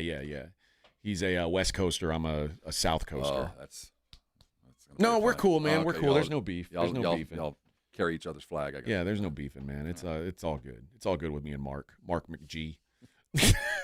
Did he marry some hot chick once? I guarantee you he did. I forget. He had a famous woman he was banging for a while. Mark McGrath, lovers, hot wife. Let's see. He's been married since 2012. That's a mistake. He has been in relationships with Madonna. Well, Okay. that's a crowd. Next, Paris Hilton. another crowd. That's hot. That's another. That puts him among about 150 dudes. Next. Rachel Hunter. Oh, now we're ratcheting it up. Michelle Rubin. I don't know Sarah who that is. Foster. I don't know who that is. Bobby Jean Brown. Bobby Brown? Bobby Jean Brown. Isn't that and the he is Stranger rumored. Things? No, that's Millie Bobby that's Brown. Millie Bobby Brown. He's way too old for He her. has been rumored to have hooked up with Pamela Anderson. Oh, I bet. Oh. I guarantee he got I Pamela guarantee back he got then. some of that. For sure, back That wasn't then he good was. for That was in pretty 05. That was sex tape Pam Anderson. Let's see. Met in 19. So now it says here his relationship timeline with the current wife They met in 1994, engaged on New Year's Eve 2009, married in 2012 after 18 years of dating. I'm going to guess that that's not completely true, or he had some hall pass privileges as a rock star that, like, she was like, yeah, okay. If he got to sow his wild oats. He probably did what a lot of dudes try to do and say, okay, you get one hall pass. Who is it? They're joking around, laying in bed one night, and they're like, oh, I don't know. I don't really need it. Oh, no, seriously, if you ever meet someone famous, and he's like, okay, and if you get with that person, you can reset and pick a new one. And he's like, all right, I'll take Pamela Anderson. And then she laughed. You're never going to bang Pamela Anderson. And then he comes home and he says, honey, I need to pick a new... It wasn't really that hard. I need to. It turned out to be a lot easier than we thought. I got to pick a new one. What about Madonna? Okay, yeah. Oh, honey, I need to pick a new one. Wasn't even that hard. What about Paris Hilton? Yeah, I need a new one. It wasn't even that hard. I called Ray J. He said, hey, that's how you do it. Yeah. That guy, yeah. You could say what you want about his music. That dude had some... it works. He had some game back in the day. All right. Man, we're getting done. We're getting done, boys and girls. We've got a little under an hour and a half left until we get you to your weekend. Preview some of the other big games coming up tonight, including the two Big 12 semifinal games that I think on paper these are tournament games. Are about as good as it gets. We'll do that next. That's the Morning Huddle. 94.1. Nope. God dang it. We were close, too. Almost. It's the Blitz on 94.1 San Antonio Sports Star. An accident or injury can derail your life in an instant, leaving you struggling to pay for medical bills and daily expenses. At Thomas J. Henry, we believe every Texan deserves justice, no matter their financial situation. That's why we offer our no-win, no-fee promise. You don't pay us unless we win your case. We know how difficult recovering from an accident can be. Let us handle your case while you focus on getting better. Thomas J. Henry, the name you know, the firm you trust. San Antonio, Texas. Running a business means wearing multiple hats. So if you're like me, you probably started out using your personal phone, taking client calls and texts nonstop. As my business grew, I needed something smarter. That's when I switched to Quo, the #1 business phone system. Quo works right on your phone or computer. No carrying two phones, no clunky landline, just one easy app you can try for free. Your team can share one number and handle calls and texts together like a shared inbox. Any teammate can jump into the conversation so customers get faster responses. And Quo's AI assistant summarizes your calls and responds to customers 24/7, so you never miss a lead or opportunity. All this starts at just $15 a month. That's basically 2 coffees. You can even keep your current business phone number. Find out why 90,000 businesses trust Quo. No missed calls, no missed customers. Try Quo for free at quo.com/sports. That's quo.com/sports to try Quo free. QUO.com/SPORTS. This is the story of the one. As a maintenance tech at a university, he knows ordering from multiple suppliers takes time away from keeping their arena up and running. That's why he counts on Grainger to get everything he needs, from lighting and HVAC parts to plumbing supplies, all in one place. And with fast, dependable delivery, he's stocked and ready for the next tip-off. Call 1-800-GRAINGER, click Grainger.com, or just stop by. Grainger, for the ones who get it done. If you've been thinking about buying a new or pre-owned car, truck, or SUV, think Ancira.com. Browse through thousands of new and pre-owned cars, trucks, SUVs, and RVs. Shop for your next new Chevrolet, Chrysler, Dodge, Jeep, Ram, Ford, Buick, or GMC. Looking for an import? We have a huge selection of Kias, VWs, and Nissans. For your home away from home, a full line of RVs and campers. And you'll always get the lowest Ancira price, in-store or online at Ancira.com. Pump up the volume. Business moves fast. Orders roll in, deadlines close in. When you ship with USPS Ground Advantage, you can keep up with confidence. Every package stays in our secure network from dock to door. And with nationwide reach, dependable tracking, and upfront affordable pricing, you get built-in peace of mind. You run the business. We run the routes. Visit USPS.com/Ground Advantage to learn more. My car smells fresh, so fresh, always so fresh every day. My car smells fresh, so fresh, like I cleaned it yesterday. Got that Febreze car on the vents, living life with that just clean freshness. Febreze car, if you know. Up to 40 days a cent on low. My car smells fresh, so fresh. Always so fresh every day. My car smells fresh, so fresh. Like I cleaned it yesterday. That's right. Breathe happy Febreze. La la la la la. 4. All right, fellas, quick heads up. The 94-1 San Antonio Sports Stars Spring Golf Classic at the Golf Club of Texas on Monday, March 30th. Yeah, it's officially sold out. 4.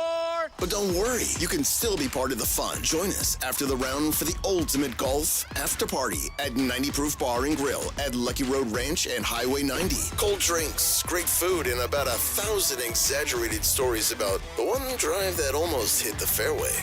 The sold-out Spring Golf Classic, presented by Flight by Yingling and sponsored by Jesse Hernandez, the Texas Chancla, Jim Beam, and Sarah Auto Group, On the Rocks Premium Cocktails, PPL Motorhomes, and Hornitos Tequila.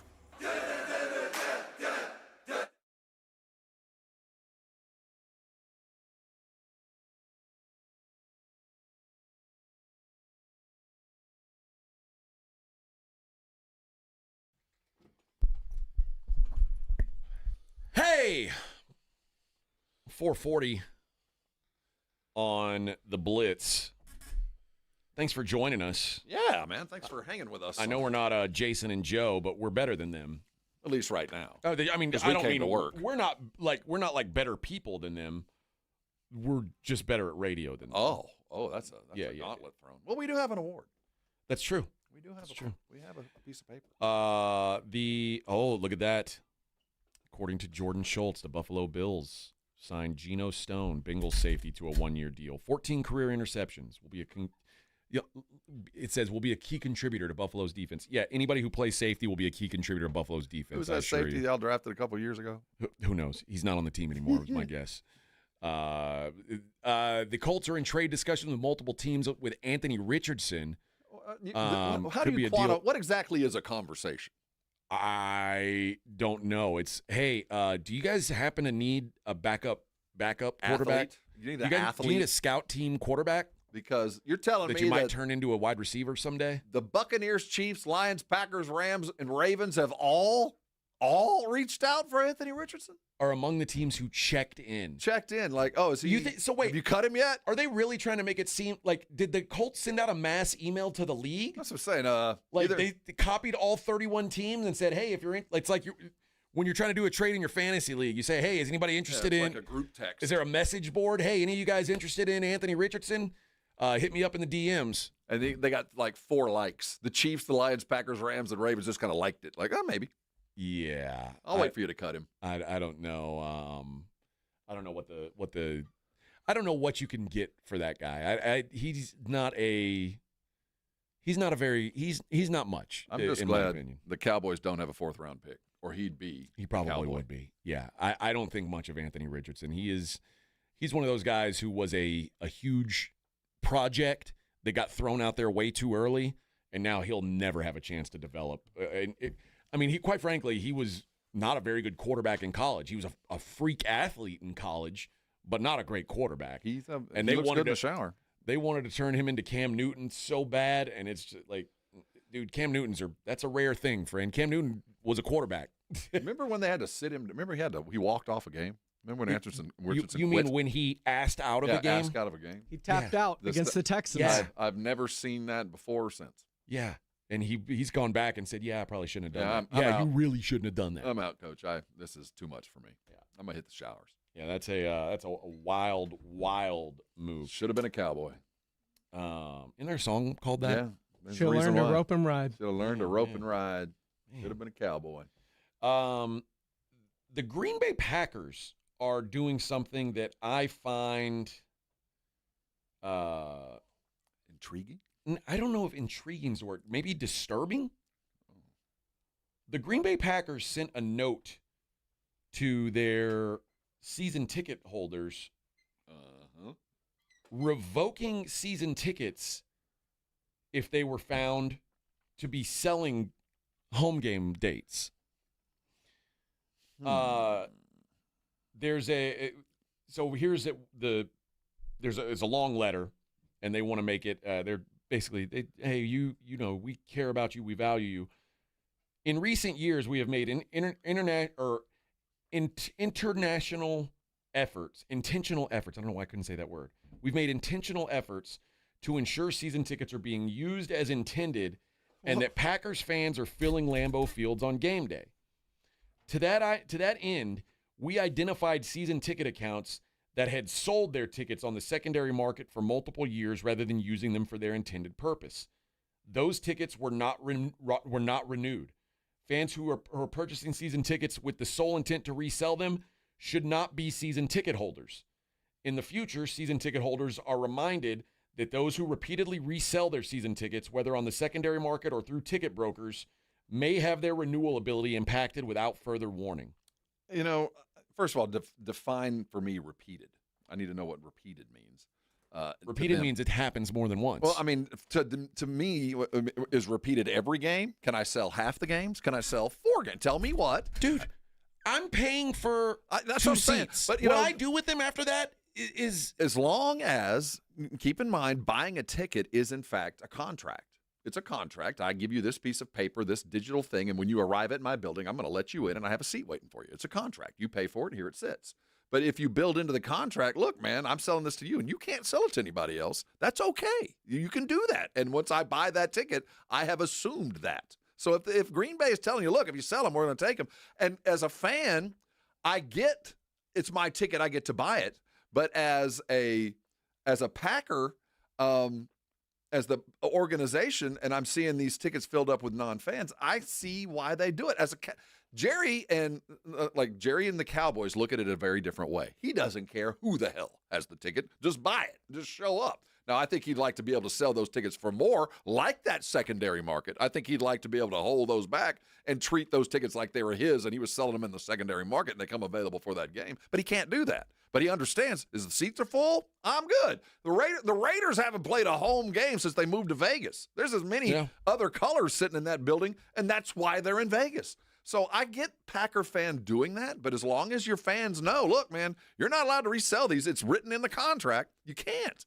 Dude, NFL season tickets are so expensive that, the people I know who have season tickets almost always sell at least a couple of games to pay it off. And that's why if I'm a Packer fan, you need to define for me completely what repeated is, because the way I get to buy these tickets and be a Packer fan is I have to sell 3 home games a year. Yeah. I have to, or I can't afford to buy the tickets next year. I use them for the other 4 games or 5, depending on whether, but 3 of them I got to sell above market so I can come back and be a season ticket holder next year. A couple of people are saying the Spurs are doing the same thing. Spurs have a disclaimer that if I attend less than 25% of my games, they reserve the right to not renew my tickets. Every professional team has that. It's a way to get out, but I don't have a problem with it as long as you're fully aware when you sign the deal. I'm buying all these tickets, and they tell you, okay, we want you to use them, and you can sell a few. We get it, but if you're making more money than it, if you're making a profit off this, you can't profit off my business. I'm not going to let you do that. I don't know. It feels like it should be illegal. Like that. Like once I've bought the tickets, it would be if they didn't tell you ahead of time. Then make them non-transferable. And then you know how many people will buy season tickets once they're non-transferable? None. That's why, as a season ticket holder, you tell me what repeated means to you, so I know exactly where that line is. Because I know a lot of people. We just brought it up. They get season tickets because they know they can sell 2 or 3 of the big games and cover the nut for the entire year. And I don't think you should be able to take that away. But at the same time, if there's one ticket buyer who happens to be a broker with a name, manages to buy 8 tickets a year, and then he sells to every game. He has 8 season tickets that he bought, and he sells them repeatedly at a profit. You're making money on my back that I should be making. That's my money. It's my product. And I've written it onto the ticket that you can't sell it. It's up to me to decide that. I just want to know, if you're a Packer fan, how many do I have to go to? But anything is, once you buy it, and it's like shoes. But Nike's not coming and saying, well, you can't sell those shoes for more than you bought from me. If you sat down in a shoe store and they said, we're selling these to you, and for that right, we're going to give you this deal. We're going to take a few pennies off this, whatever it might be. And if you sell them, or we find out you're selling them to another party, we're never going to sell you another pair of shoes. There's nothing illegal about that as long as both parties agree to it at the beginning of the contract. So when you buy Spurs season tickets, that you're going to get that form, and it says, by the way, If we find out you're selling more than 25% of the games, or you're selling those away, we're going to take them from you. That's a contract, and you sign the deal. It's not illegal. It's not even wrong. I just can't imagine this, like, that you could just say, well, we didn't renew them. Like, we found out they were doing it, and we didn't renew them. One season ticket holder says, we know people this has happened to, people who bought tickets from the Packers when they couldn't sell them and needed the money, then years later turned around and took them back. I don't know, man. It's not property. You're right. It feels very un-American. I bought it. I should be able to do with it what I want. I should be able to buy it. You know what? In honor of my uncle, I'm never going to have this seat beside me filled. It's always going to be open. I should have the right to do that. And you know what? Yeah, I guess with concerts, there are bands like I bought tickets for my wife. Let me think of the name of the person. Haley Williams. Okay. Is my wife's favorite singer, and she's playing some shows in Austin, and it was a very hard ticket to get, and like once you got online and you were in the queue to get them, yeah, that's her. Is that the Paramore girl? Yeah, it's her. So once you were in the line to get them, and you had to understand, if you buy these tickets, you cannot resell them, and the tickets were way more reasonable than they probably could have been, and because she's like she doesn't want people scalping tickets to her show, which and as long as you know going into it, okay, just tell me what the playing field is. And that's what I told my wife. I was like, hey, I can buy these tickets, but if something comes up and we can't go, we're out the money. Like that just is what it is. I've never known sports franchises to like. It seems outrageous because all you're trying to do is fill the seat. You just want to sell the ticket for X amount of dollars and make sure there's somebody there so they'll buy the popcorn and buy the beer and buy the T-shirt on the way out the door so you can make even more money on them. And you shouldn't care who they're rooting for or how they got them. But I do understand that if I see people making money off of my efforts just because they got in line first, now I got a problem with that. Yeah, I mean, I guess so, but that's it's supply and demand, I guess. And you know, if the and by the way, the first line after that spiel about, you know, not being able to sell your tickets for, with respect to pricing, 2026 tickets for the regular season games will increase by $4 in the 700 level, $5 in the $600 level. Blah, blah, blah, all the way up to $22 in the general seating midfield area. Well, all in all, that's not too bad. Yeah, so now our prices are going up again, but just so you know, you can't sell these. Again, it seems un-American, but given the situation that they're in, and especially in Green Bay more than others, because there are people that get in that season ticket list and wait 30 years. Yeah. And you got people in front of you that never go, and then they're selling the tickets at a profit where I just want to buy the ticket and go. And I get if I'm a Packer stockholder, however you want to define how the Packers are owned, that for more power to the people. I get that they would be the first one to do that because there's not one singular owner. I don't know. It just doesn't feel right to me because that's what America's built on. I bought it. I can do with it I can buy it and literally set it on fire and never go again. And how dare you tell me I can't set them on fire? Right. I bought them. That's mine. Yeah. I get it. If I buy a car and I want to go smash it with a wrecking ball, okay, it's yours. You still owe me the money. Yeah, I'm going to pay for it, but that's what I want to do with it. Okay. If I want to buy a car and then here's a question: you just bought a new car. Mm-hmm. If someone today walking the street said, I love that car, I'll give you $5,000 more than what you paid for it right here on the spot. And then they go, no, you can't do that. You'll upset the value of the car. It'll throw off the market. Well, that's not up to you to decide. That's not your problem. Unless, of course, when I bought the car, they said, guess what? You can't sell the car for 4 years no matter what the offer is. And I signed the paper saying, you're right, I won't. And then at that point, somebody offers me $5,000. Well, I'm screwed. I signed a deal. Yeah, it just doesn't feel right to me. I don't like that. Well, there's also, how the hell are you going to enforce this?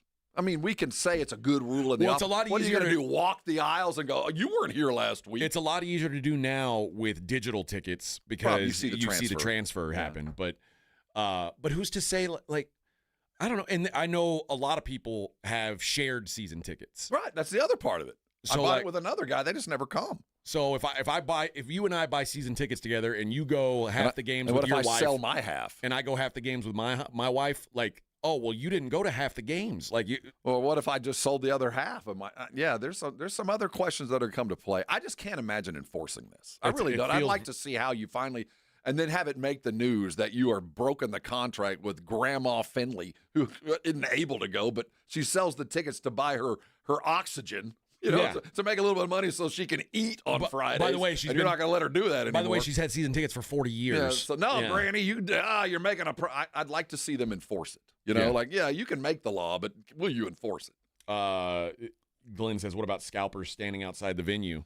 They got rid of that. I mean, everybody hides it. We know it goes on. We wink and a nod, but some states it's fully legal. Like state by state, there's different laws, but that's the free market that we all agree with. That's what America's built on, isn't it? Like, what's something worth? What somebody will pay for it. Well, what America is built on is the law that allows, and that goes across the pantheon of everything we do. It's not built on free market. It's built on the law that allows you to be the free market.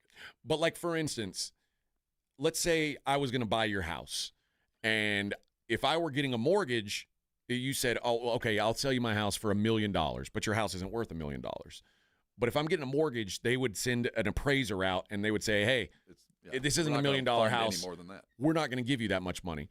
But if I have $1 million in my pocket, and I say, here's $1 million, I want your house, you can sell me your house for $1 million, and nobody can tell me anything about it, right. Nor should they be able to. And unless the guy that I bought the house from says that you're not allowed to sell this for X amount more than the value because it'll throw off the property that's around it, and we can't have that. But also, and I signed the deal. Well, guess what? I can't. But also, how many, like you said, there's been a list for years. Most of these season ticket holders have had season tickets since before this was even a concept. So they're trying to add this into the framework after the fact. And that's why I'm very curious. So if we made the deal 30 years ago, you can't change up now. And there is some grandfather, but you're buying. It's a yearly contract. I know, but it's still it doesn't feel right to me to do that. And that's why at the end of the day, it's a good PR move for all those guys that are like 97,000th in line, and maybe they'll cull some of these guys out, and I might actually get a chance to buy the season tickets. But that might offer like maybe 50 tickets a year. All right. All right. We've got 1 hour of programming left, friends. 1 hour. Oh, it's going to be so good. It's going to be so sweet. I did mean to talk the college hoops. We'll talk Kansas, Houston, and Arizona, Iowa State on the other side. Morning huddle. Oh, gosh, dang it.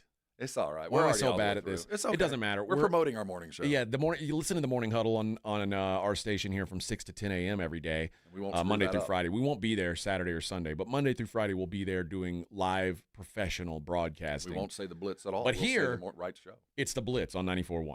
This is 94.1 San Antonio Sports Star. 6 for 6, and the Aggies have the lead. Your home for Aggies football. KTFM Floresville. People. They're good. Good for laughs, for snorts, for cries, and goodbyes. People are good for doing nothing or getting up to something. People are good for squad goals and squad. People are good for you. Jim Beam. Best enjoyed together. Jim Beam, Kentucky Straight Bourbon Whiskey, 40% alcohol by volume, 2026 James B. Beam Distilling Company, Claremont, Kentucky. San Antonio, your professional indoor football team is here. The San Antonio Gunslingers, competing in the Indoor Football League, the major league of indoor football. It's fast-paced, high-scoring action right in the heart of the Alamo City. Tickets on sale now for our season opener, Sunday, March 29th at Freeman Coliseum. Bring the whole family for fun and thrills, or grab a group package for your corporate outing. Visit sagunslingers.com today for tickets, schedules, and all the info. Gunslingers Football, San Antonio's pro team, San Antonio's pride. Injuries happen, and when they do, skip the ER and get to the Ortho Now Injury Clinic by TSAOG Orthopedics and Spine. Ortho Now provides walk-in care for injuries like broken bones, dislocations, sprains, and strains. Conveniently located in the Quarry area with extended hours Monday through Saturday with on-site x-ray casting and bracing, Ortho Now has everything you need to treat your injury, and best of all, no urgent care or emergency room copay. Learn more online at tsaog.com. Trying to keep up with today's fast-changing digital landscape? With more ways to consume content than ever before, it is getting harder to reach your customers. You need more than just a presence. You need the experts at Conrex Digital. We craft websites that convert. We curate engaging content on social and block channels. We generate quality leads through Google and Meta. We dominate your competition on streaming TV. Bold marketing, real results. Conrex Digital makes it happen. Visit conrexdigital.com. That's conrexdigital.com. I'm Boomer Esiason. My mom died from cancer. She was only 37 years old. She didn't have life insurance, and that was devastating for my family. That's why having life insurance is so important to me. Ethos makes it fast and easy. Get a quote in seconds, apply in minutes, and get same-day coverage. You can get up to $3 million in coverage with no medical exam. Get your free quote at ethos.com/play. That's ethos.com/play. Paid spokesperson. Time spent on application may vary. Online health questions required. You like saving money, right? We all do. That's why Allstate just lowered the price of car insurance. Not, but wait, there's a catch. Lower. Actually lower. So if you're shopping around or just want to see how much you could save, check Allstate first for a new lower auto rate that could save you hundreds. You're in good hands with Allstate. Not available in every state. Only applicable for new auto insurance business. Rates will vary by several factors, including how you purchase the policy. Potential savings vary. Allstate North American Insurance Company and Affiliates, Northbrook, Illinois. America's #1 destination for lifted trucks, custom builds, and off-road ready vehicles is in the Alamo City. Lifted Truck San Antonio is on the corner of I-35 and Judson. Plus, come check out some of the baddest trucks live at the Roo Pub at the biggest St. Patrick's Day block party, March 17th. Hi, my name is Jason Thompson. For the past 32 years, I've represented San Antonians injured in auto accidents. I'm a second-generation attorney here in town. My father, Bob Thompson, has practiced law here in San Antonio for more than 50 years, and I learned how to practice law from him. I learned what it means to be asked to represent a client and the tremendous honor and obligation that comes with being someone's attorney. And here's what that means for you. If you call my office, I will be the one you speak to. I will be your attorney, not a staff member or a junior lawyer. 2, I have one rule in my office. If my client's happy, I'm happy. 3, relationships. A good one is built on communication, honesty, and time. I like talking to my clients. They're the only reason I go to work every day, and each is very special and very much appreciated. If you or a family member has been injured in an auto collision, please call me. My name's Jason Thompson. My number is 210-900-0400. That's 900-0400. Or you can go to my website, alawyerforus.com. San Antonio's Sports Center. The Dallas Cowboys restructured defensive end Rashawn Gary's deal to a 2-year, $32 million contract with $16 million guaranteed, which will save Dallas about $14.1 million of cap space. They're adding former 49ers offensive lineman Matt Hennessy and Rams cornerback Kobe Bryant to one-year deals in free agency, but they will be losing wide receiver Jalen Tolbert and Wanye Thomas. Tolbert to the Dolphins, Thomas to the Colts. Joe Reinagle. That's the third time in 7 seasons the San Antonio Spurs are the NBA champions. Jason Minix. They go back to big day as Super Bowl champions. Dallas 52, Buffalo 17. It's the Blitz on 94.1 San Antonio.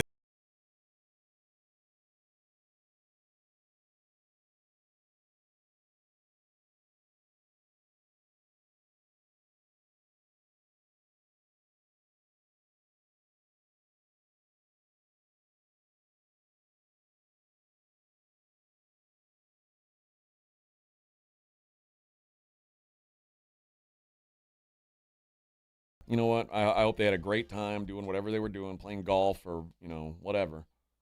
And I hope that one day they'll be kind enough to return the favor.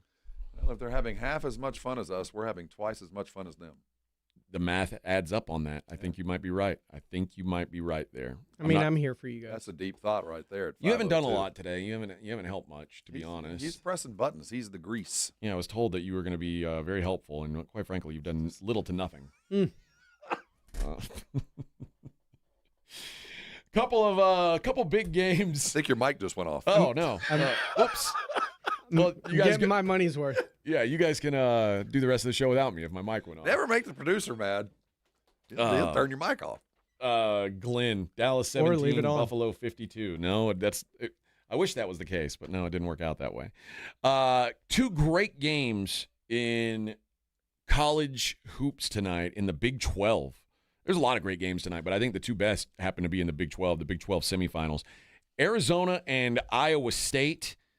I think this is going to be a grimy, defensive, ugly game. Arizona won the game, the only game this year. They played it in Tucson. Arizona won that game 73-57. That was a beatdown. It was, but also holding Arizona to 73 points is kind of an accomplishment. My fear is they're both playing with a safety net. And both of them are going to be top 3 seeds. Both of them, I figure, 3-4 seeds at the minimum. I don't think a loss will knock them down, but I certainly don't want to lose on Friday afternoon of my conference tournament. No. I don't want that taste in my kid's mouth. I don't want them sitting around on Sunday wondering where they want to be. I want to win the game. Now, you lose in the semis. Yeah, you survive. You lose in the finals.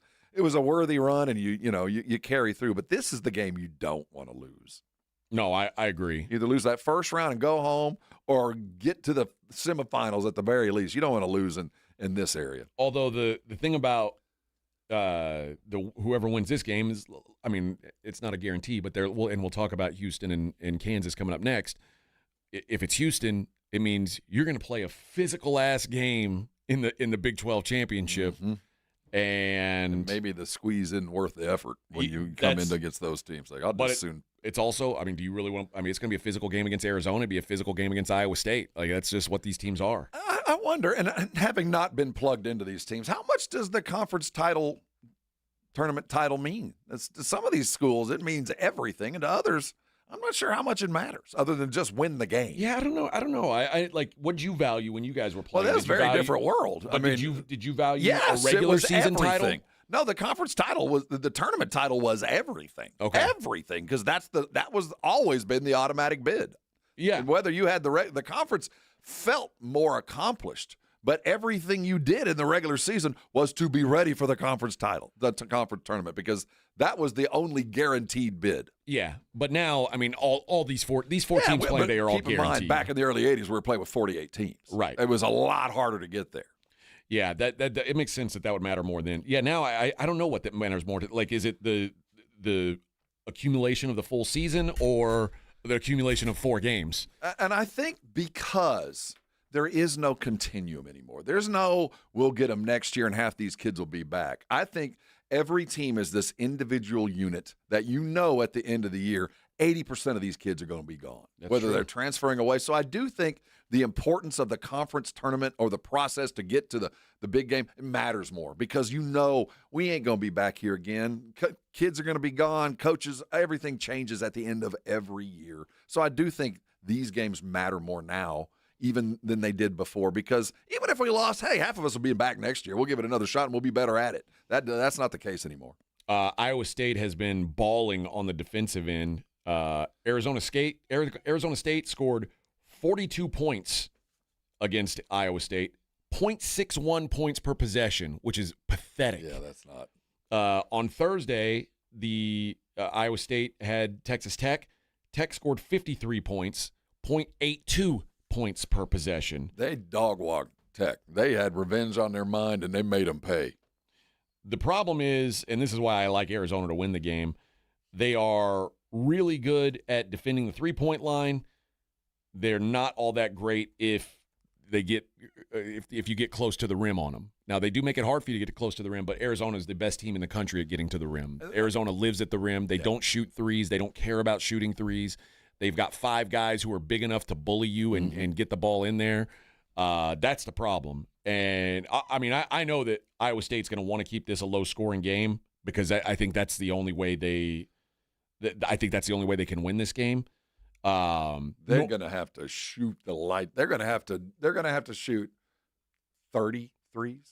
Yeah. I mean, they're going to keep up because they're going to be giving up buckets and ones in the paint. They're going to have to match those with threes. They've got the 3-guard lineup to do it, but like you said, I'm not sure they can sustain the pace that they're going to need to hit the number of threes. But I will say this, their perimeter defense against Tech was spectacular. So the one thing they probably are going to be able to do is cut off some of those driving lanes. And if they can do that and force everybody to take jump shots, but flurries or blurries, the only guy that can shoot, They can make it a game, but this is not a good matchup for them. The physicality that Arizona brings, they just don't have. They got one big, tall, 7-foot kind of guy for Iowa State that'll block a shot, but he's not a physical defender by any stretch. Yeah, Iowa State, the shooting numbers are also kind of, I hate to say phony, but their team shooting numbers are not what they show. You look at the stats and it says, they're a 38% three-point shooting team. They've got one guy, this Momcilovic, it shoots 49% from three. There's only one other rotation player better than 34%. He's a freshman. Like they don't shoot. They've got one guy that shoots really well, and they're good at getting it to him. I mean, you're but gonna have to cut it off. But it's also a lot harder to shoot 49% from three when there's a giant hand in your face. And Momcilovic in the first game against Arizona went 1 of 5 from three.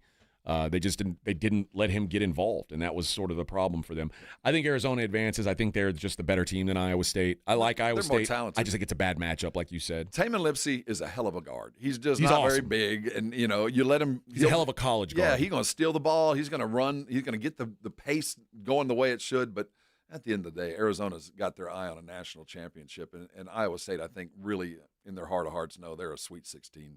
And they've got 4 NBA guys on this team, Arizona, and I don't know if Iowa State has. I mean, Momcilovic probably play, but there's not a first-round draft pick on that team. No, there's not. So to me, it's just a talent discrepancy. In the other game, Houston and Kansas. This is an intriguing matchup, specifically because they played it just a couple games ago, and Kansas buried Houston, just bashed their heads in. Mm-hmm. And now that was at Fog Allen. That certainly makes a difference. Kansas has not been nearly as effective away from that building, but it was a Spurs-like meltdown. Houston jumped out to an early lead and just let it trickle away. They had a real hard time with Trey White, actually. It wasn't so much Darren Peterson. Darren Peterson played fine, but he wasn't the biggest issue. Trey White was. Mm-hmm. They did do a good job of taking away Flory Badinga, who is their big man. He did not get much going against this Houston squad. But for Houston, it was really kind of an ineffective shooting night was the problem, particularly for their best guys. Kingston Flemings was 6 of 18 from the field. Emmanuel Sharp, 1 of 10 from the field. Yeah, Uzang was just about as bad. Yeah, Milos Uzan, 3 of 7. Yeah, that was not a good night. Only 7 points for him. That's just not going to get it done. Even Sanak was 4 of 13 from the field. So just an awful shooting night, which means Kansas D'd up and that building D'd up. It was a building win. Is that repeatable? They can't repeat it with White being their best player. If they're going to beat Houston again, it's going to have to be Peterson coming out and doing it, because I guarantee you White ain't going to have the same game he did the first time. He's first on that scouting list. Like, remember what this guy did to us? He ain't going to beat us. Yeah, hard to imagine that. But Darren Peterson scored 14 points in that game. He was involved. He was there, which is more than you can say for half his games. I think you're going to get fully locked in version of Darren Peterson now. And I wonder, again, I don't know what's wrong with him. What has been the reason why he's been in and out? And you wonder, hamstring, whatever that is. Do you save that leg for the tourney, or do you use that leg to go chase a Big 12 title? Well, the question is, like, how much of it is really, does his leg hurt, or does he just say, hey, I don't want to be out there right now? All of that. So I feel like for them to beat Houston tonight, Peterson's going to have to get 20 plus and fill more boxes than scoring. It's going to take that kind of effort, because Houston's coming for bear. There's revenge, just like we talked about with Iowa State. That was an embarrassing loss. Because they were throttled. I mean, it wasn't close. They didn't give it away. They got beat. I have said this Houston team is not as good as they were a year ago in my mind. But last year, they played Kansas twice. They swept them.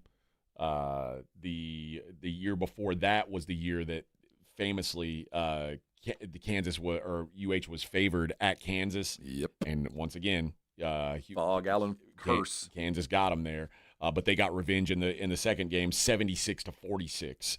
So usually when Kansas beats them once, they usually get back after them the next time. That's kind of my expectation here. I like Houston.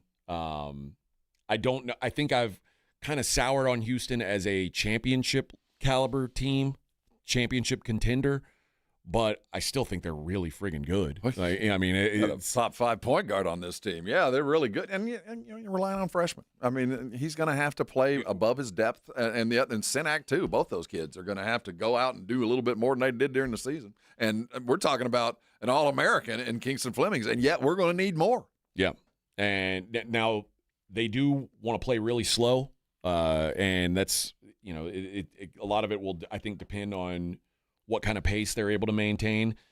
Kansas kind of a neutral pace team, but Houston tends to be a pace maker. And they were unable to do that in the first game against Kansas. It was Houston. I mean, Houston, they played the game that they wanted. If you had told Houston the final score of that game was going to be 69-56, Kelvin Sampson would have gone, got him. Absolutely. He wants you to play 24 seconds of defense and get a turnover late in that clock. After you force that team to make that fourth pass, that's when they jump the lanes. And it feels like it's a slow-paced game, and it is on one side of the court. But on the other side, Houston's making layups, and the other team's taking 24 seconds, 20 seconds, 30 seconds to get a shot up. Let's see what the total is in this game. 138.5. That feels appropriate. Okay. Yeah, I kind of like the under there, yeah, too. That's about right. Yep. So a couple really good games in the Big 12 on the wood floor. I wonder where they trucked that floor in from. I've got no idea. I mean, I'm sure they had it there at the arena already. The OG Kemper Arena. Yeah. I mean, imagine that. They spent so much money on that friggin' floor. Got like 6 games out of it. Gone. See ya. Sell this to somebody overseas. Quick updates around these conference tournament. St. John's has a 28-23 lead on Seton Hall. That's 4 minutes to go in the first. Vandy, 67-62 lead with 3 minutes to go in the game over Tennessee. So that's a good one they got going right now. North Texas right now, 73-72 with 6 seconds left on the clock in overtime. And looks like they've got it. They're just going to come down to the wire there. Yes, sir. Toledo, 50-40. That's in the second half over UMass, and VCU up to a 39-29 lead over Dayton in the Atlantic 10 games. The next few games up, Purdue, Nebraska, they'll tip at 5:30. Arizona and Iowa State will tip at 6, same as Miami, Virginia, and Ole Miss, Alabama, tipping at 6 as well. That Miami-Virginia game is should be a good game. Two hot teams. Two teams really playing very well. The ACC games actually right now, both ACC semifinals, are kind of a little more intriguing than I thought they'd be. Miami, Virginia, and then Clemson, Duke. Yeah. I won't write off Clemson. Clemson's a double. They're 10.5-point dogs. Big old bruising team. They're going to bring it to you. I think they can hang around in that game. Mm-hmm. I didn't really dig into the results when they played the first time, but just watching what Florida State did last night, I was like, oh, maybe physicality might bother them. It kind of did. They beat Clemson 67-54 at home. That's a low-scoring game. Yeah. They played Clemson's pace. I don't know. I think on a neutral floor, yeah, I'll take Clemson to hang in there, and especially knowing Duke's got to play a championship game. And they're tomorrow. a man down. They're a little injured. They turned the ball over a little bit more than I think they're accustomed to against Florida State. So they're a gettable team again because there's a safety net. They're a number 1 overall seed. It's foregone. I can't imagine them not getting it. No, you're right. On our show, we like to, in the second to last segment, we like to talk about what's going on in the world outside of sports. Just to keep you abreast. Well, we like well-rounded listeners. Yeah. We want you guys to not just when you go to Buffalo Wild Wings or wherever you're going to watch a game later on. You want to have a spot you want to have something to talk about besides sports with your buddies. And I mean, imagine you got a girl you want to talk with. Maybe she doesn't care about college basketball. We're going to help round out your personality here. We'll do that coming up next. Morning. Nope. Son of a man! bitch. At least you're cutting it back. Now it's only 1 syllable. By the end of the show, we're gonna have it right. I'm running out of chances, though, Rob. We're gonna have to start electrocuting him. When I know. Wrong. It's the Blitz on 94.1 San Antonio. San Antonio's newest sports headquarters, Novo Brewery. Juicy, thick-cut ribeye, picanha prime sirloin, Brazilian empanadas, stacked burgers, and more. This is bring your appetite food. Novo is attached to North Star Mall with late hours. Visit novobrew.com. Since 1993, Thomas J. Henry dedicated himself to building a firm that injured clients can trust and respect. A firm backed by a track record of success and commitment to our clients. If you've been injured, trust Thomas J. Henry, San Antonio, Texas. Running a business means wearing multiple hats. So if you're like me, you probably started out using your personal phone, taking client calls and texts nonstop. As my business grew, I needed something smarter. That's when I switched to Quo, the #1 business phone system. Quo works right on your phone or computer. No carrying 2 phones, no clunky landline, just one easy app you can try for free. Your team can share one number and handle calls and texts together like a shared inbox. Any teammate can jump into the conversation, so customers get faster responses. And Quo's AI assistant summarizes your calls and responds to customers 24/7, so you never miss a lead or opportunity. All this starts at just $15 a month. That's basically 2 coffees. You can even keep your current business phone number. Find out why 90,000 businesses trust Quo. No missed calls, no missed customers. Try Quo for free at quo.com/sports. That's quo.com/sports to try Quo free. QUO.com/SPORTS. Buyers Barricades is proud to provide traffic control, rental, and sales for work zones and events in the San Antonio area and beyond. Buyers Barricades, the Texas authority in barricade rental. Learn more online at buyersbarricades.com. That's buyersbarricades.com. Thy ticket, Lady Jennifer of Coolidge. Well, many thanks, good sir. Here'th my Discover card. They accept Discover at Renaissance fairs? Yeah, they do here. Discover is accepted at the places I love to shop. Getteth with the times. With the times? You're playing the lute. Yeah, and it sounds pretty good, right? Discover is accepted at 99% of places that take credit cards nationwide. Based on the February 2025 Nielsen report. Hi, I'm Michael from the Warren Treaty. You know the jingle. Now discover the facts about Ozempic, a GLP-1. Only Novo Nordisk makes FDA-approved Ozempic. Learn about the real thing. Talk to your healthcare professional today. Call 1-833-OZEMPIC or visit Ozempic.com to view the medication guide and to learn more about Ozempic. Semaglutide injection 0.5 milligram, 1 milligram, and 2 milligrams.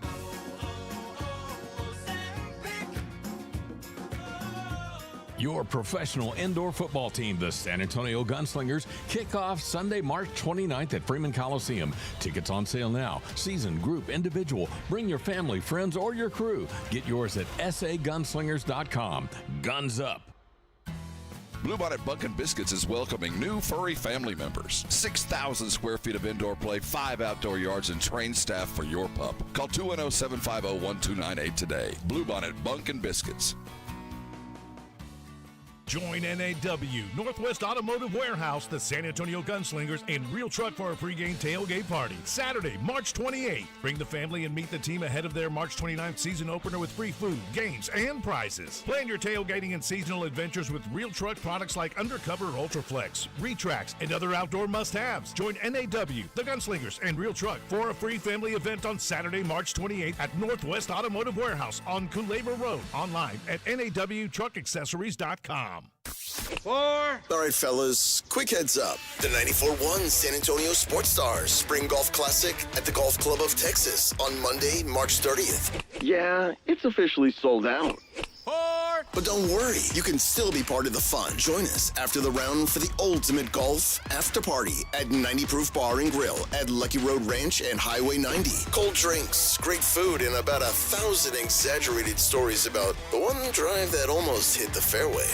The sold-out Spring Golf Classic, presented by Flight by Yingling and sponsored by Jesse Hernandez, the Texas Chancla, Jim Beam, and Sarah Auto Group, On the Rocks Premium Cocktails, PPL Motorhomes, and Hornitos Tequila.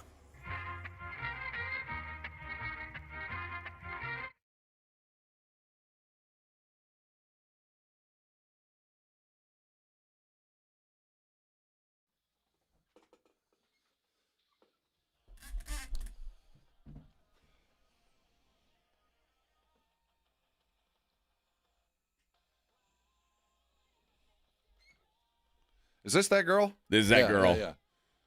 Yeah, I don't know when our concert is, but I know we've got tickets to go see her in Austin. I like this song. She's good. I like her, yeah. I was never a Paramore fan. It was a little young for me, but I usually don't like bands with girl singers. Me either. But she's solid. Yeah.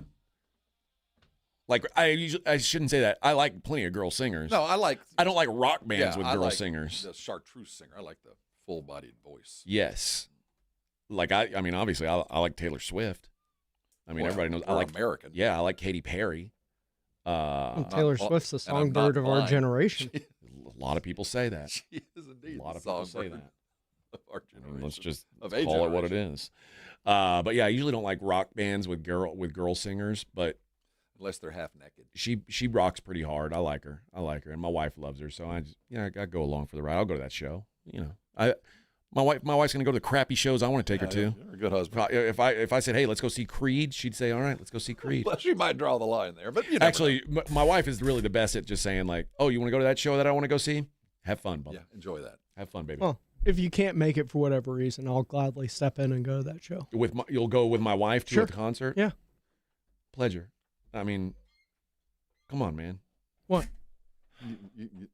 See, the reason you go do that is for the reward afterward. Yeah, dude. What's going on? I don't know. You said you don't like girl singers. Yeah. We'll put up with a lot of stuff for the reward afterward. Yeah.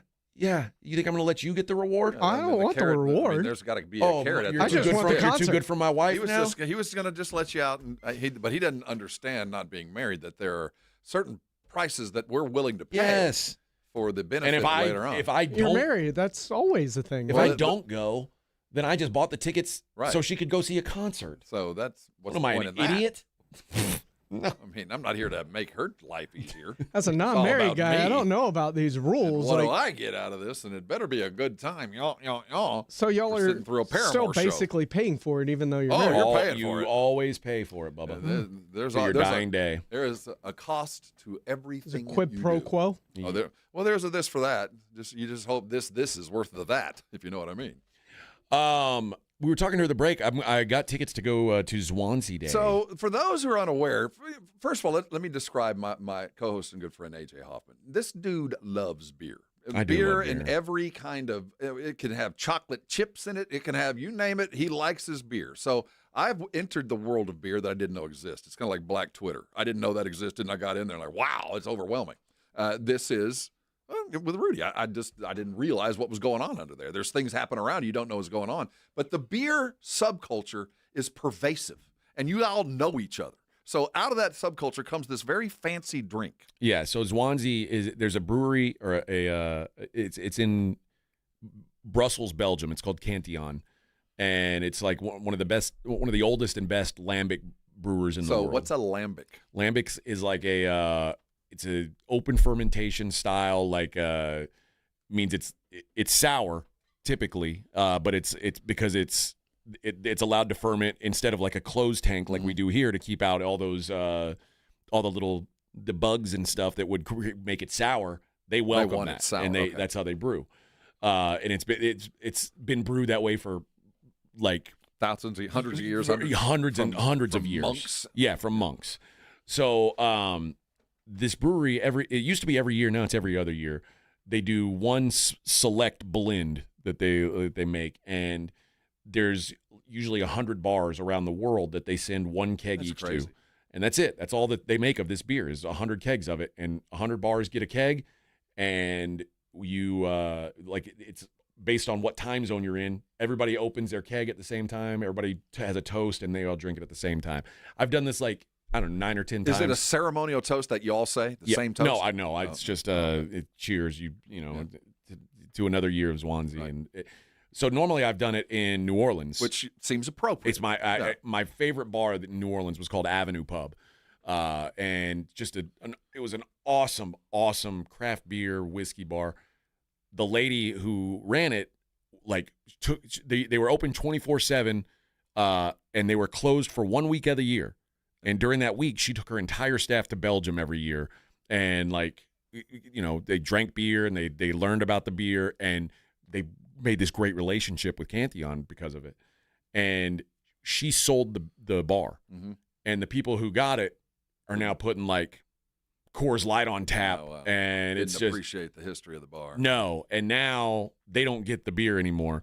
So I was like, oh, where? And I was telling my wife, where are we going to go? Where are we going to I want to go do it. And So I'd have figured Dallas, Houston, Chicago, New so York. it's only been done once or twice in Texas, period, because Cantillon does not typically distribute in our state. But so it was Jester King in Austin had it one year, and I went to that one. But I was looking up online. I was like, where are we going to go? My buddy DJ's going to Brussels for it, which I'm kind of jealous of. That's the motherland, yeah.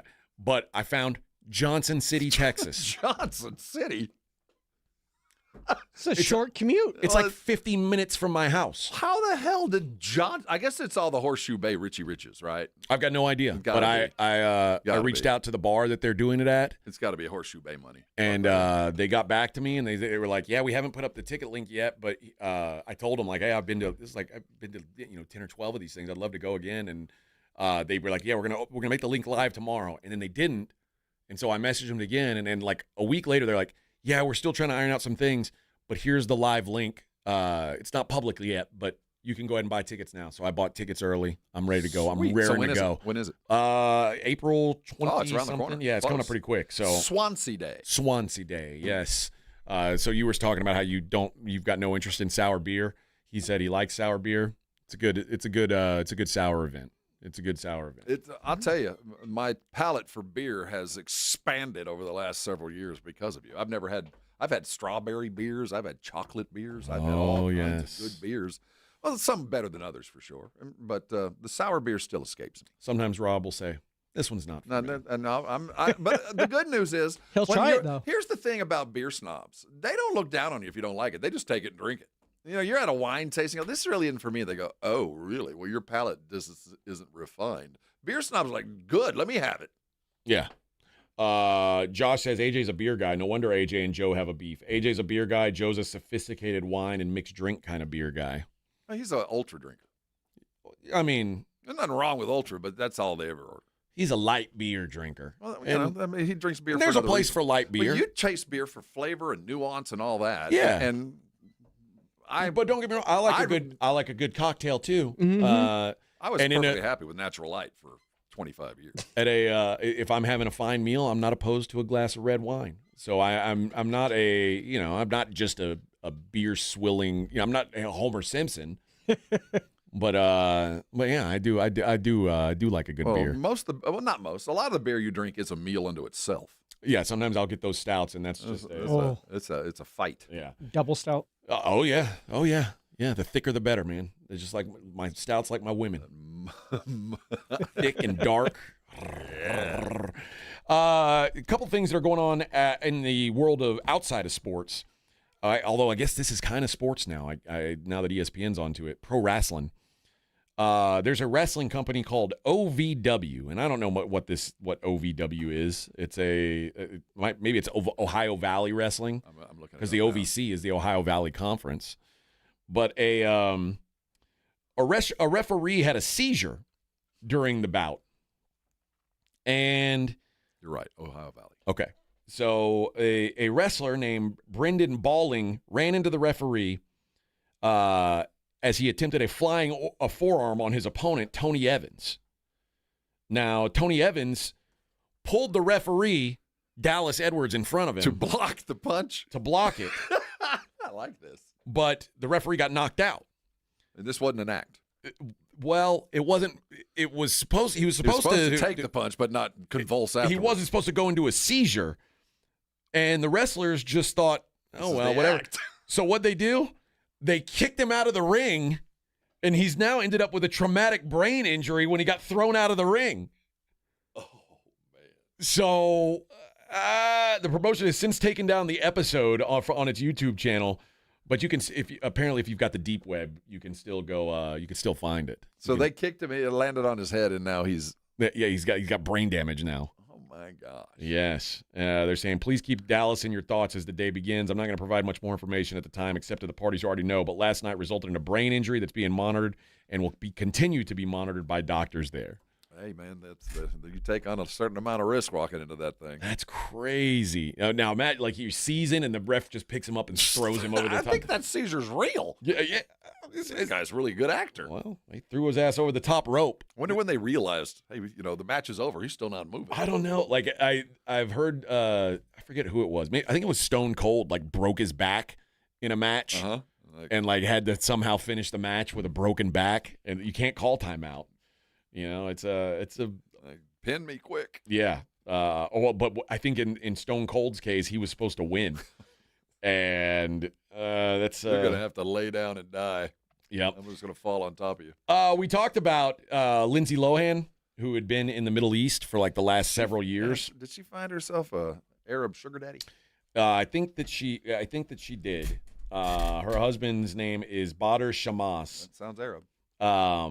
But they have officially returned to the United States with their baby. Well, there is a war going on over there. Yeah, they decided enough's enough. They like it over there, but now not feeling like the best time. Does she know? Does he know her history? Do you think he has YouTube? Do you think he's got the internet? You mean? Think he looked up her wilder years? I think Dubai has access to the internet. There are some parts of the Middle East that don't. But I think Dubai, they actually do have internet access. Well, I'm glad she found somebody. So, but yeah, they're now in New York City until things blow over. And smooth out. Last time we were at war in the Middle East, New York City was certainly the safest place to be, especially wasn't a big it? tall building. Yeah, no, don't. Yeah. But yeah, she's back in the Middle East, and that brought me. I guess that brings me back to sports a little bit. Did you see that the F1 races that are supposed to be happening in? Oh, that's right. It's Dubai and Bahrain, I think. Coming around. We got Australia this week, I think, or is it Bahrain this week? Oh, yeah, that ain't happening. Yeah, is what I'm telling you. The races that were over in the Middle East, they've canceled those or at least postponed them. But they ain't racing over there. Sorry, friends. They said we're out on that. Which let me tell you, they're in Shanghai this week, but around the corner they're going. Yeah. They don't give a damn about geopolitics. They'll go wherever, huh? There's too much money. Yeah. We think NFL generates money. F1 is on a different level of what they bring in. Yeah, I don't know. That is wild to me. My son has become an F1 fan. It's a good thing. It's a fun sport to follow. It really is, because it's one of those few things you can actually go out and buy it. If you really want to win, you can buy the technology and find a driver to do it. We can't, but they can. Some billionaires can. By the way, just starting the third overtime in North Texas Tulsa. Wow. 79-79. Those teams fighting for a spot in the finals of their conference tournaments. Bet the over on this one. Clearly, it's clearly going to get there. But 3 overtimes now in that one. So this is the conference UTSA could have been fighting in. This would have been them. This could have been them. Could have been. What could have been, but you only won one game in conference this year. That was a tough break. All right, we got one segment left, friend. Oh, Bahrain and Saudi Arabia canceled. That's the deal. So they're just done. They're not even going to ain't happening. Maybe somebody blew up the track. I don't know. Well, Aramco is a primary sponsor of F1. I mean, that's a big deal. So this is like this would have been their home game. Well, kind of. The Saudis and Aramco, they are the one of the top 4 sponsors of F1. Yeah. Them Emirates, that's also taking a hit because the airline who's flying into that part of the world. Yeah. This caught me. Josh says hybrid school of wrestling is what we have in San Antonio. And then he said Booker T's wrestling school is ROW and is in Houston. Booker T, really? He says Danny Fleshlight is the champ. He's basically a bum. His name's Danny Fleshlight? I don't want to see how he comes to his match. Huh. I don't want to see his finishing move. I kind of do. The finishing is a whole other verb. Let me tell you. Who does the cleanup? All right. Oh, my God. He's wet. He's got it bad. Oh, we'll be right back. It's the Blitz on 94.1 San Antonio Sports Star. It's the Morning Huddle with A.J. Hoffman and Rob Thompson. Monday on the Morning Huddle, the field is set. March Madness, it's here, baby. Bring your brackets, but write them in pencil. We're going to help you out there. Also, Charlotte coming to town. Afternoon game on Saturday. We'll talk about what happened and get you ready for all the tournament madness. Get here early. Party starts at 6. It's the Morning Huddle with A.J. Hoffman and Rob Thompson. Morning 6 to 10 on 94.1 San Antonio Sports Star. Injuries happen, and when they do, you can skip the ER and get straight to an OrthoNow Injury Clinic by TSAOG Orthopedics and Spine. OrthoNow provides walk-in care for injuries like broken bones, dislocations, sprains, and strains. Conveniently located in the Corey area with extended hours Monday through Saturday. They have on-site x-ray, casting, and bracing. In fact, OrthoNow has everything you need to treat your injury, but no urgent care or emergency room copay. Learn more online at tsaog.com. Americans are paying more for home and auto insurance, and many are asking what can actually bring those costs down. American Property Casualty Insurance Association President and CEO David Sampson says inflation and disasters play a role, but addressing legal system abuse is a key part of the solution. Excessive legal costs drive insurance prices higher. States that reduce legal system abuse are seeing stronger markets and lower rates. Addressing these costs help protect consumers. Learn more at apci.org/insurance. Confidence is knowing you're ready to handle whatever comes your way. That's what it feels like to take on your workday with Cintas. They make sure your AEDs are up to date, your fire extinguishers are tested and inspected, your floor mats are cleaned and delivered, and your workwear looks good, feels good, and is freshly laundered with the Cintas Apparel Plus program. So are you ready to take on today? Visit Cintas.com and get ready for the workday. Find what you love and love what you find at Total Wine and More. There's so much waiting for you. With the lowest prices for over 30 years, find what you love only at Total Wine and More. Drink responsibly, B21. I'm Piera Palazzolo, VP of Digital Marketing for the American Management Association, a company focused on the management training skills needed to enhance the careers of business professionals. We did our research when it came to the best companies for website development and chose AmericanEagle.com. And we couldn't be happier. AmericanEagle.com worked closely with us to understand the front and back end requirements needed to launch an e-commerce website that could handle the complexities of running thousands of seminars nationwide. Our robust new website and improved SEO saw immediate increases in site traffic and web revenue. If you're in need of managerial effectiveness and success, visit our website at amanet.org. If you're in need of a website that provides an unparalleled consumer experience, I highly recommend AmericanEagle.com. Transform your business today.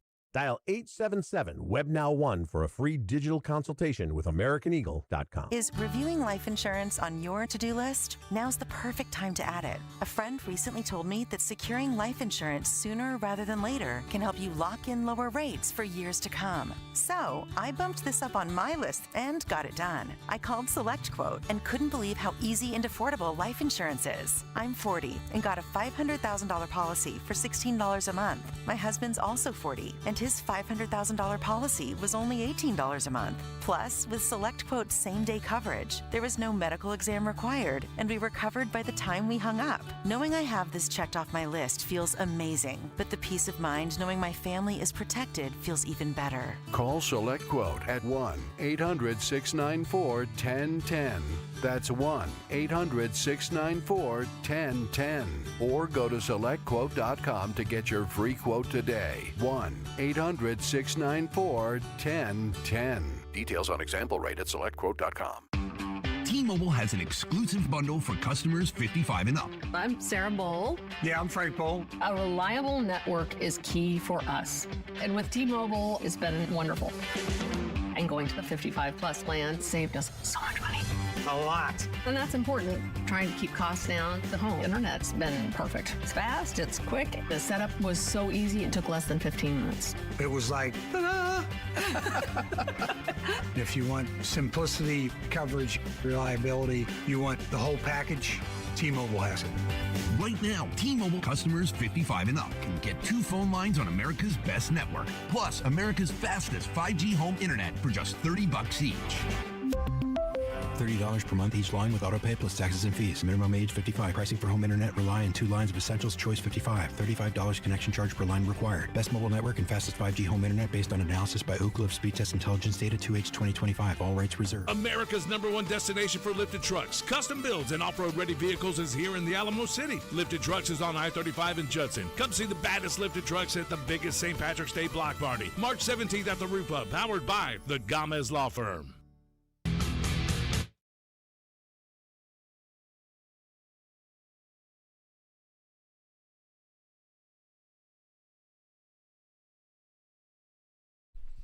Say your prayers, little one. Don't forget my son. Is this a difficult? To include is this everyone. Your typical 545 close song? Yeah. Is that per request of Minix? Yeah, that's when I hear Metallica, I figured that's the 545 jam. Okay. This is his closer walkout. This is He's closing the show. Did you ever have a walkout song, a closeout song? Like when I was fighting, it would play at the end of a show, or when you were walking into a fight, or yeah, I had a song that played when I was fighting. It was a song that my buddy actually, it was a rap song that he did. That's cool. And you have your own. Yeah, it was like that's sweet. It was sampled the Adele "Rolling in the Deep" song. Yeah, I'll play it for you during the break. It's a fun song. I think we all need at some point to have our own walkout song. It's a good thing to have. I'd like to have one, just to hear it. Like, oh, I wonder where Rob is. Here's his music. But yeah, we had on my show when I was on the Blitz in Houston, we had a couple songs that were like we had some Metallica and stuff like that were like signature times of the show. That when you hear it, you know the show is just about over. Yep.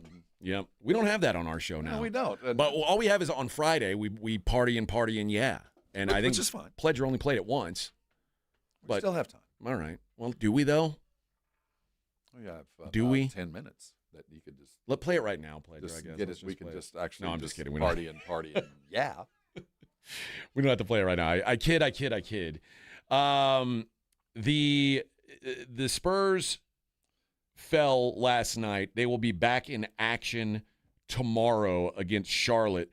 And you've said a couple times you think Charlotte's kind of a sneaky tough matchup. They are. Look at what their record is over the last 25 games. They're beating legitimate. Now they're still losing games. There's still work to be done. They're 500 Eastern Conference team, but they'll beat you if you give them a little open. And that team is as good a shooting team as there is in the NBA.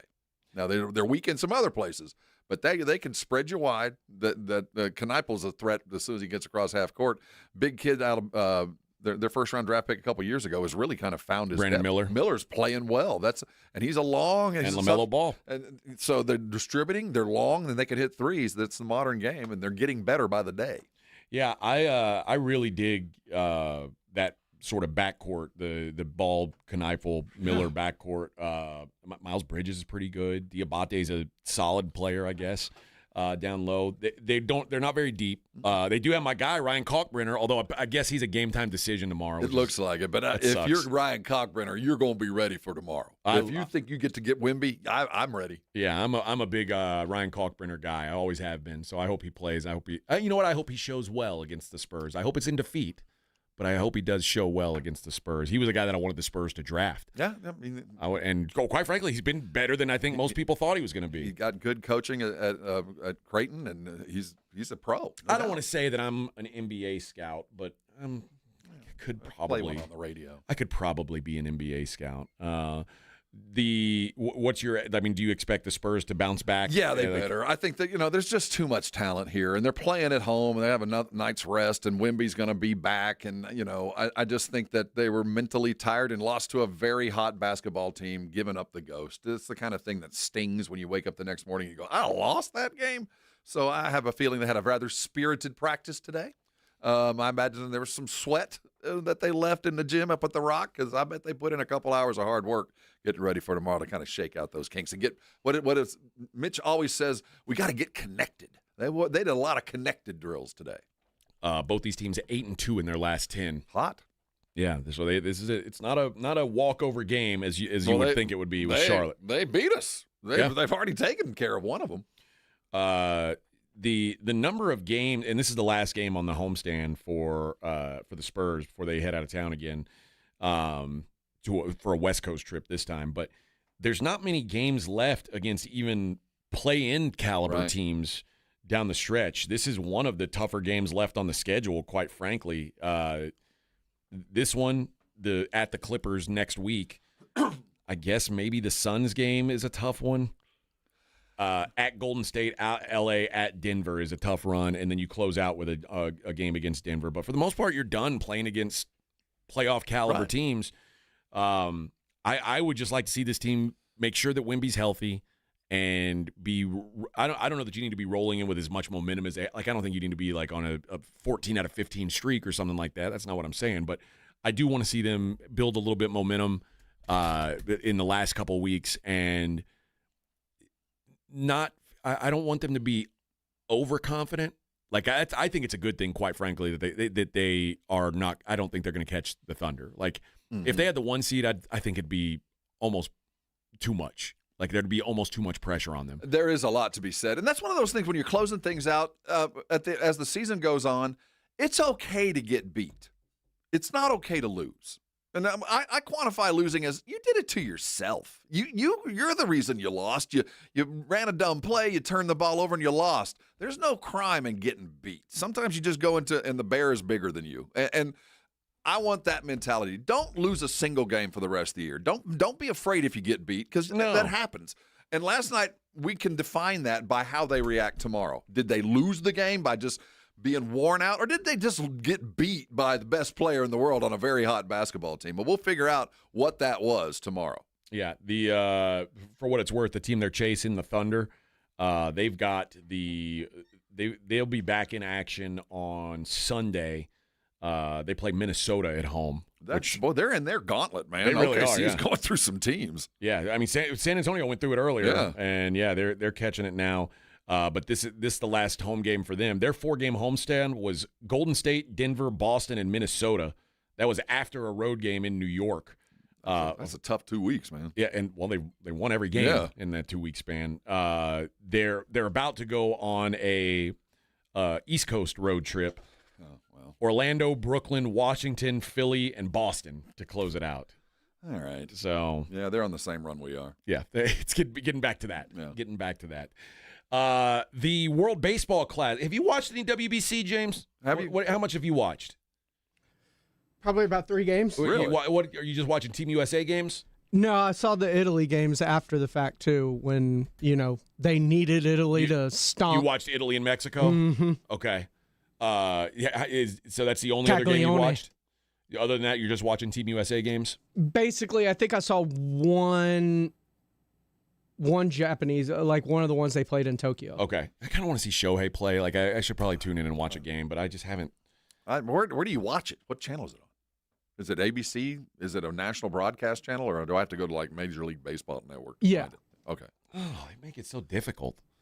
Well, we're gotta kind of go full. find it. I mean, there's a lot of basketball going on. I was just trying to figure out where they would price but some you'd room. think there's got to be like a Fox Sports 2 or something, whatever. The Dominican Republic and South Korea just got underway. Dominican Republic, a pretty heavy favorite there, minus 1,200 favorite, but it's 0-0 in the first inning there. USA plays at 7 tonight. Logan Webb goes for USA. Michael Soroka goes for Canada. USA minus 900 favorite in that one. What were we against Italy? Right about 900? Right about minus 900, yeah. So don't think. And Canada, we need this one, Coach. And Canada's got revenge on the brain after after what happened with the hockey. It'd be about the equivalent of them beating us in baseball. Well, except this isn't for the gold medal. This is for the right to go get your ass kicked by Japan, probably, or the Dominican. Like it's not quite the same as winning the gold medal. So suck it, Canada. Our hat. Our 51st state hat. Oh, he found it. There it is. Okay, this is we headed to the second with Korea and the Dominican. 0-0 scoreless in that one. Oh, I teased this earlier in the show, and I forgot to get to it. The UFC.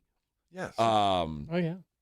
They are giving away tickets to the White House card, which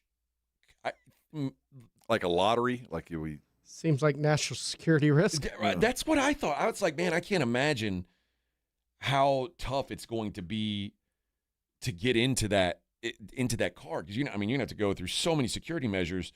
But they are giving away 85,000 free tickets to the public. Where are they going to put 85,000 people? Oh, okay. Here's what it is. It's not at the White House. Oh, okay.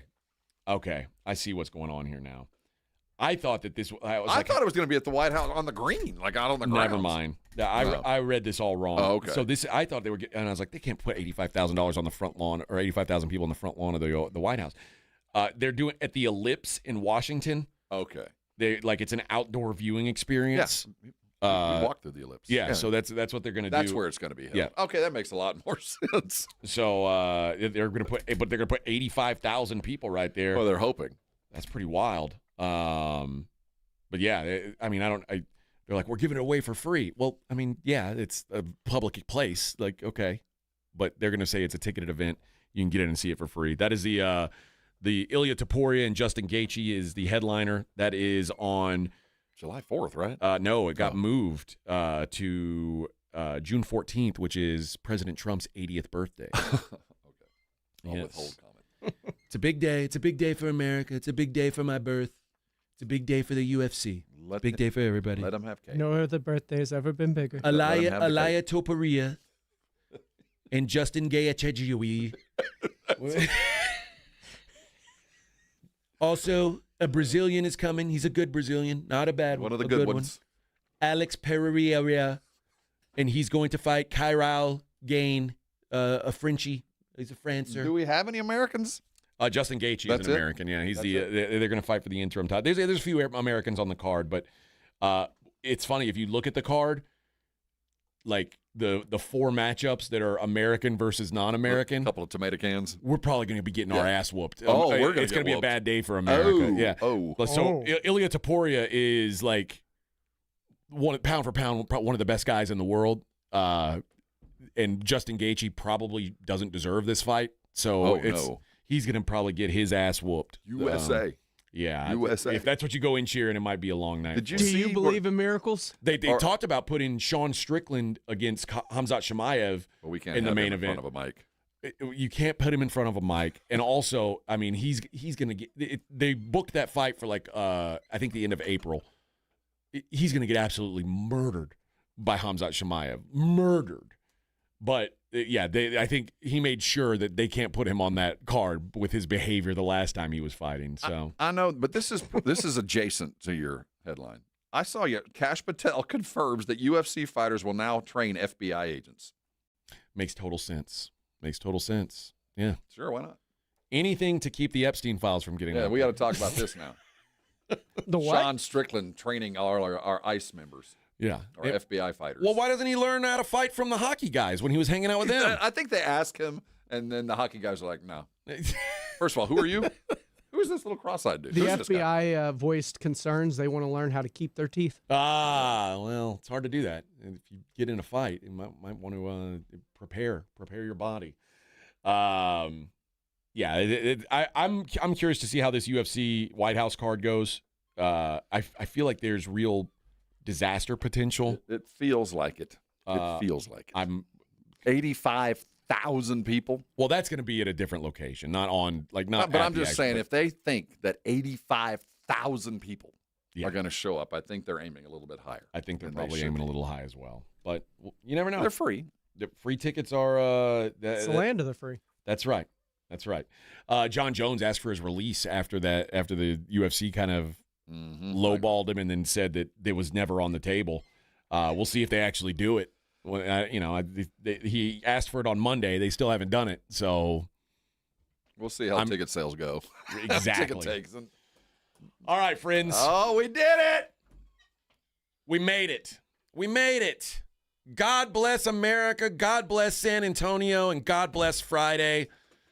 Maybe Jason and Joe will come back on Monday and work for you guys. It's not like us. We're here for you. We're the show of the people, we say. Thanks to James Pledger. Thanks to Kitty Big Balls. And thanks to Rob for ditching me today. That's the least I could do. Thanks for making hanging me nap with me on the floor. We appreciate all that. We will see all you guys Monday, 6 a.m. Don't be late. This has been The Blitz. The Blitz. On 94.1 San Antonio Sports. So have a good weekend, everybody. Ladies and gentlemen, the weekend. This is The Blitz with Jason and Joe. Afternoons